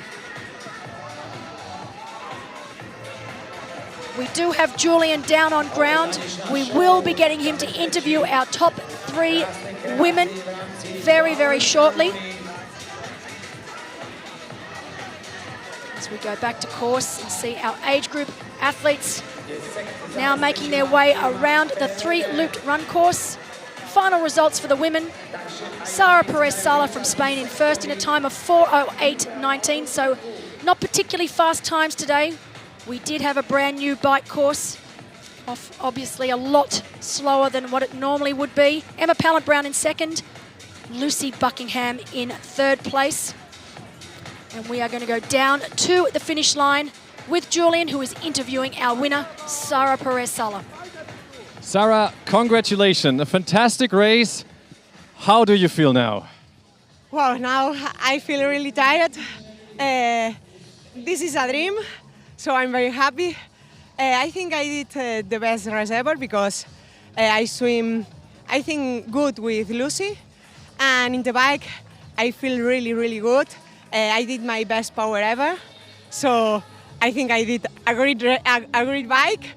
And in the run course, the first 2 laps, I feel strong. That in the last lap, wow, it was really hot and I was really tired. I had a painful in my legs, so run, please, run. So I'm very happy. Emma was getting closer and closer in the 2nd place. When did you know, yes, I can win it? Oh, at the end of the 2nd lap, I started thinking, Sarah, you want to win, so run. And in the last 4 kilometers, Emma was in 2:50 or something, and I can't believe it. I want to sprint, so run. And in the last 2 kilometers, I thought, yes, I can. So enjoy. It's a great day. So it's amazing.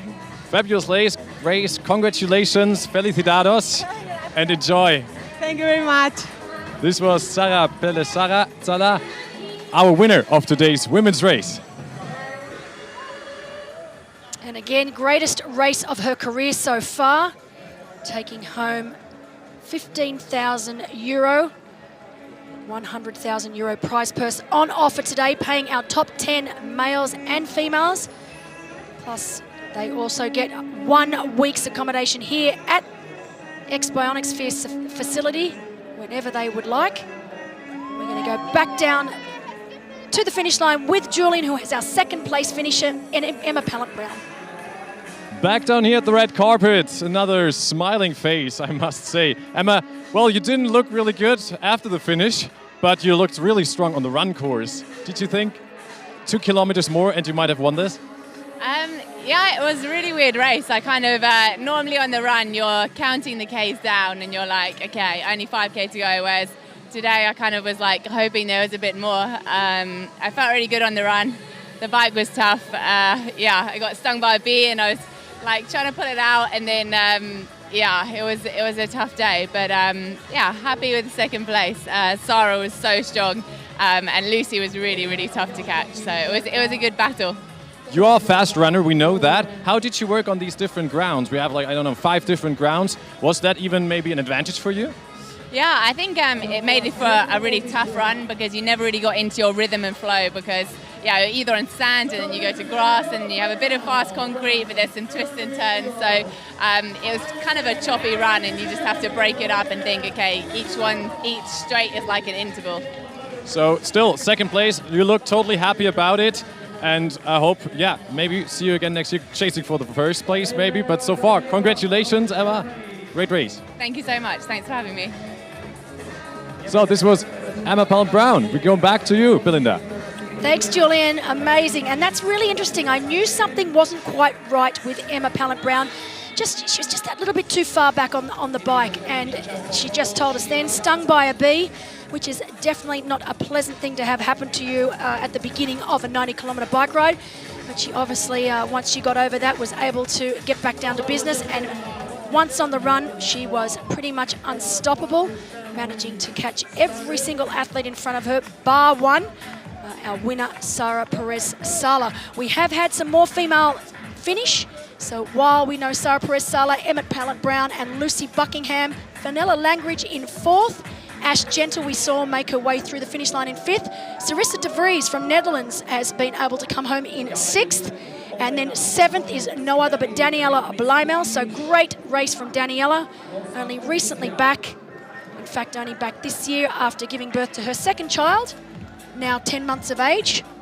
So our top 7 professional women are through, as we now see our 8th woman coming down the finish straight. That is Grace Beck from Australia. So great race from Grace. Oh my gosh, I'm doing it again.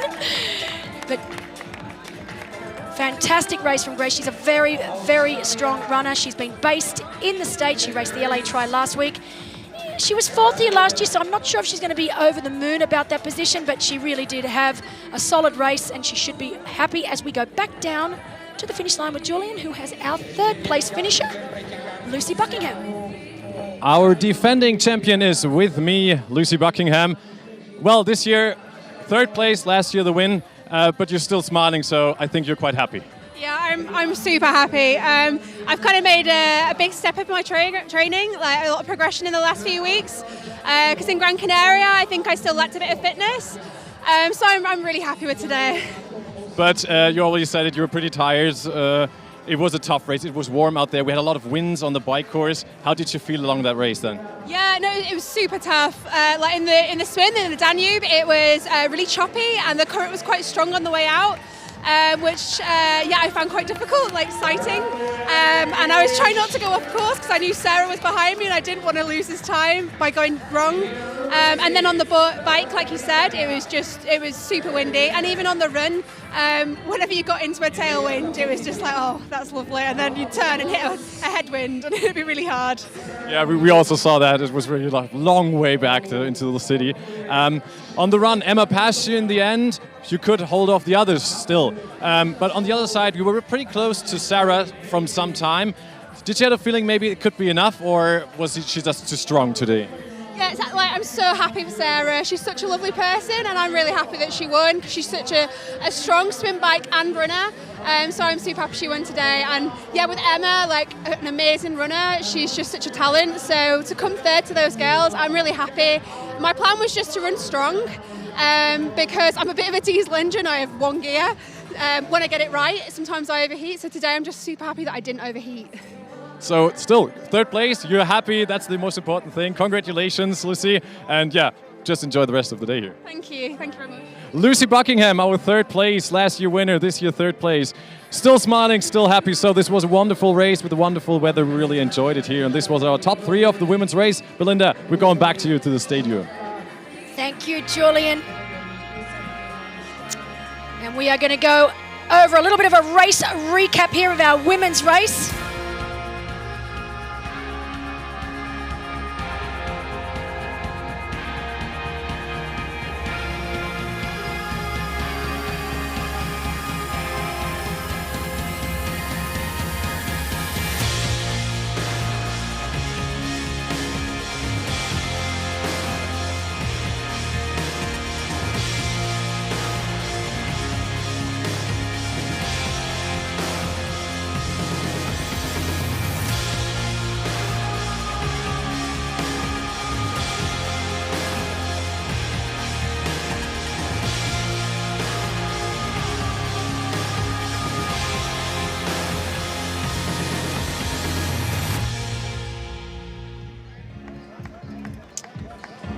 incredible racing we have had here today. Final results for our professional women. Sara Perez-Sala in what will be the biggest win of her career so far. In first, Emma Pellant-Brown storming home to take second after being stung by a bee on the bike.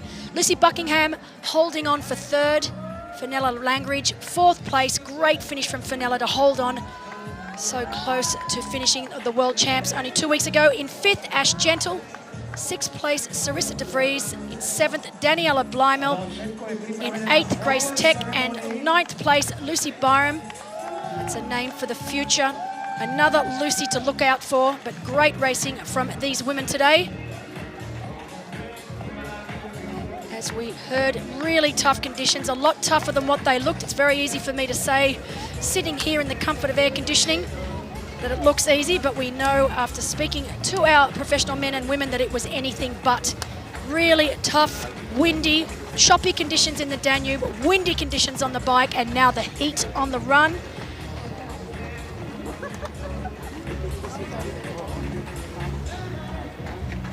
As more of our age group athletes make their way underneath the Red Bull arch, we are going to cross back down to the finish line for our women's flower ceremony. Spectacular x-bionics here in beautiful Samorin, Slovakia. Presenting our flowers and champagne today, we have your fan, the CEO of Challenge Family, the president of the Slovakian Triathlon Union, Josef Jurasek, the mayor of Samorin, what a wonderful host here today, Chava Oros, and from our wonderful hosts, the x-bionics here, the CEO of the x-bionics here, Mikhail Kraus. Let's bring him up in third place. She went 4:11:05, let out of the water, was in front for so much of this race. From Great Britain, Lucy Buckingham. Treći mjesto bronzova medala je domaćica Lucy Buckingham. Gratulujeme.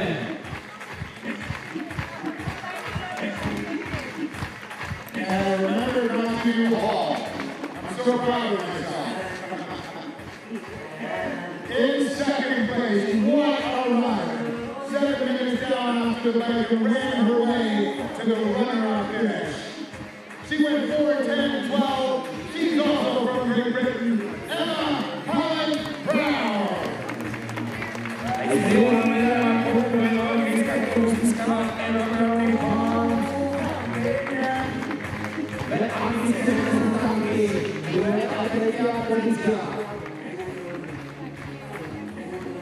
And your champion. I was at a race a few months ago when she had a horrible crash while she was in the lead. What a comeback here today. Her time, 4:08:19. She's from Spain. Let's hear it for Sara Perez. Majsterkou sveta pre rok 2022 Challenge Today Championship zastáva Sara Perez ze Španělska.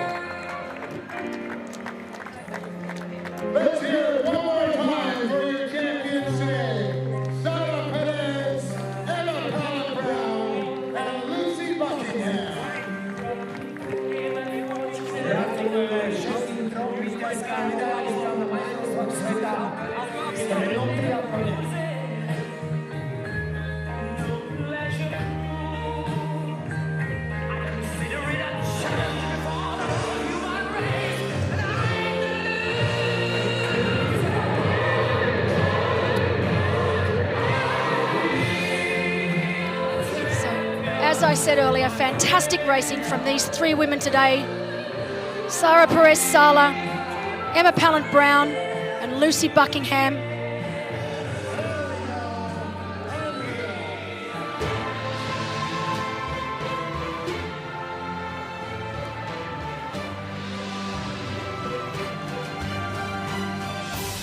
Started today with Gustav Iden suffering a fat tyre. We weren't sure whether he was going to be out of the race. Mickey Tagholt taking an early lead on the bike. Our blind athlete racing out there with our professional athletes. Incredibly difficult conditions on the bike with a tailwind out and then a headwind home.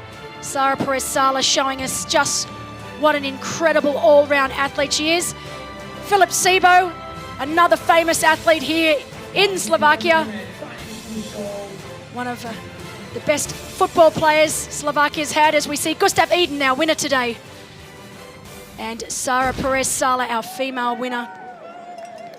Great racing, and there is many more racing, a lot more racing to come with our age group athletes now making their way around the 3-loop 21.1 kilometre run, held entirely within the x-bionic facility.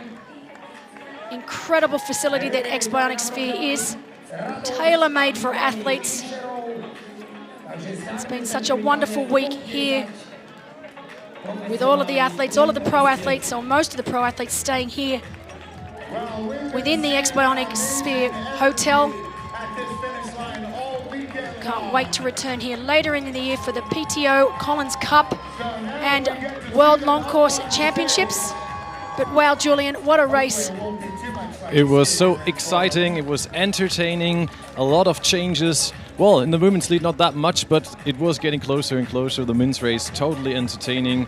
Strong performances of every athlete out there, fighting the weather conditions. They all had fun out here, the spectators had fun. So in total, it was a pretty round-up day. Everything we were wishing for, we were hoping for. And with two really happy winners, with Gustav Iden and with Sara Perez-Sala.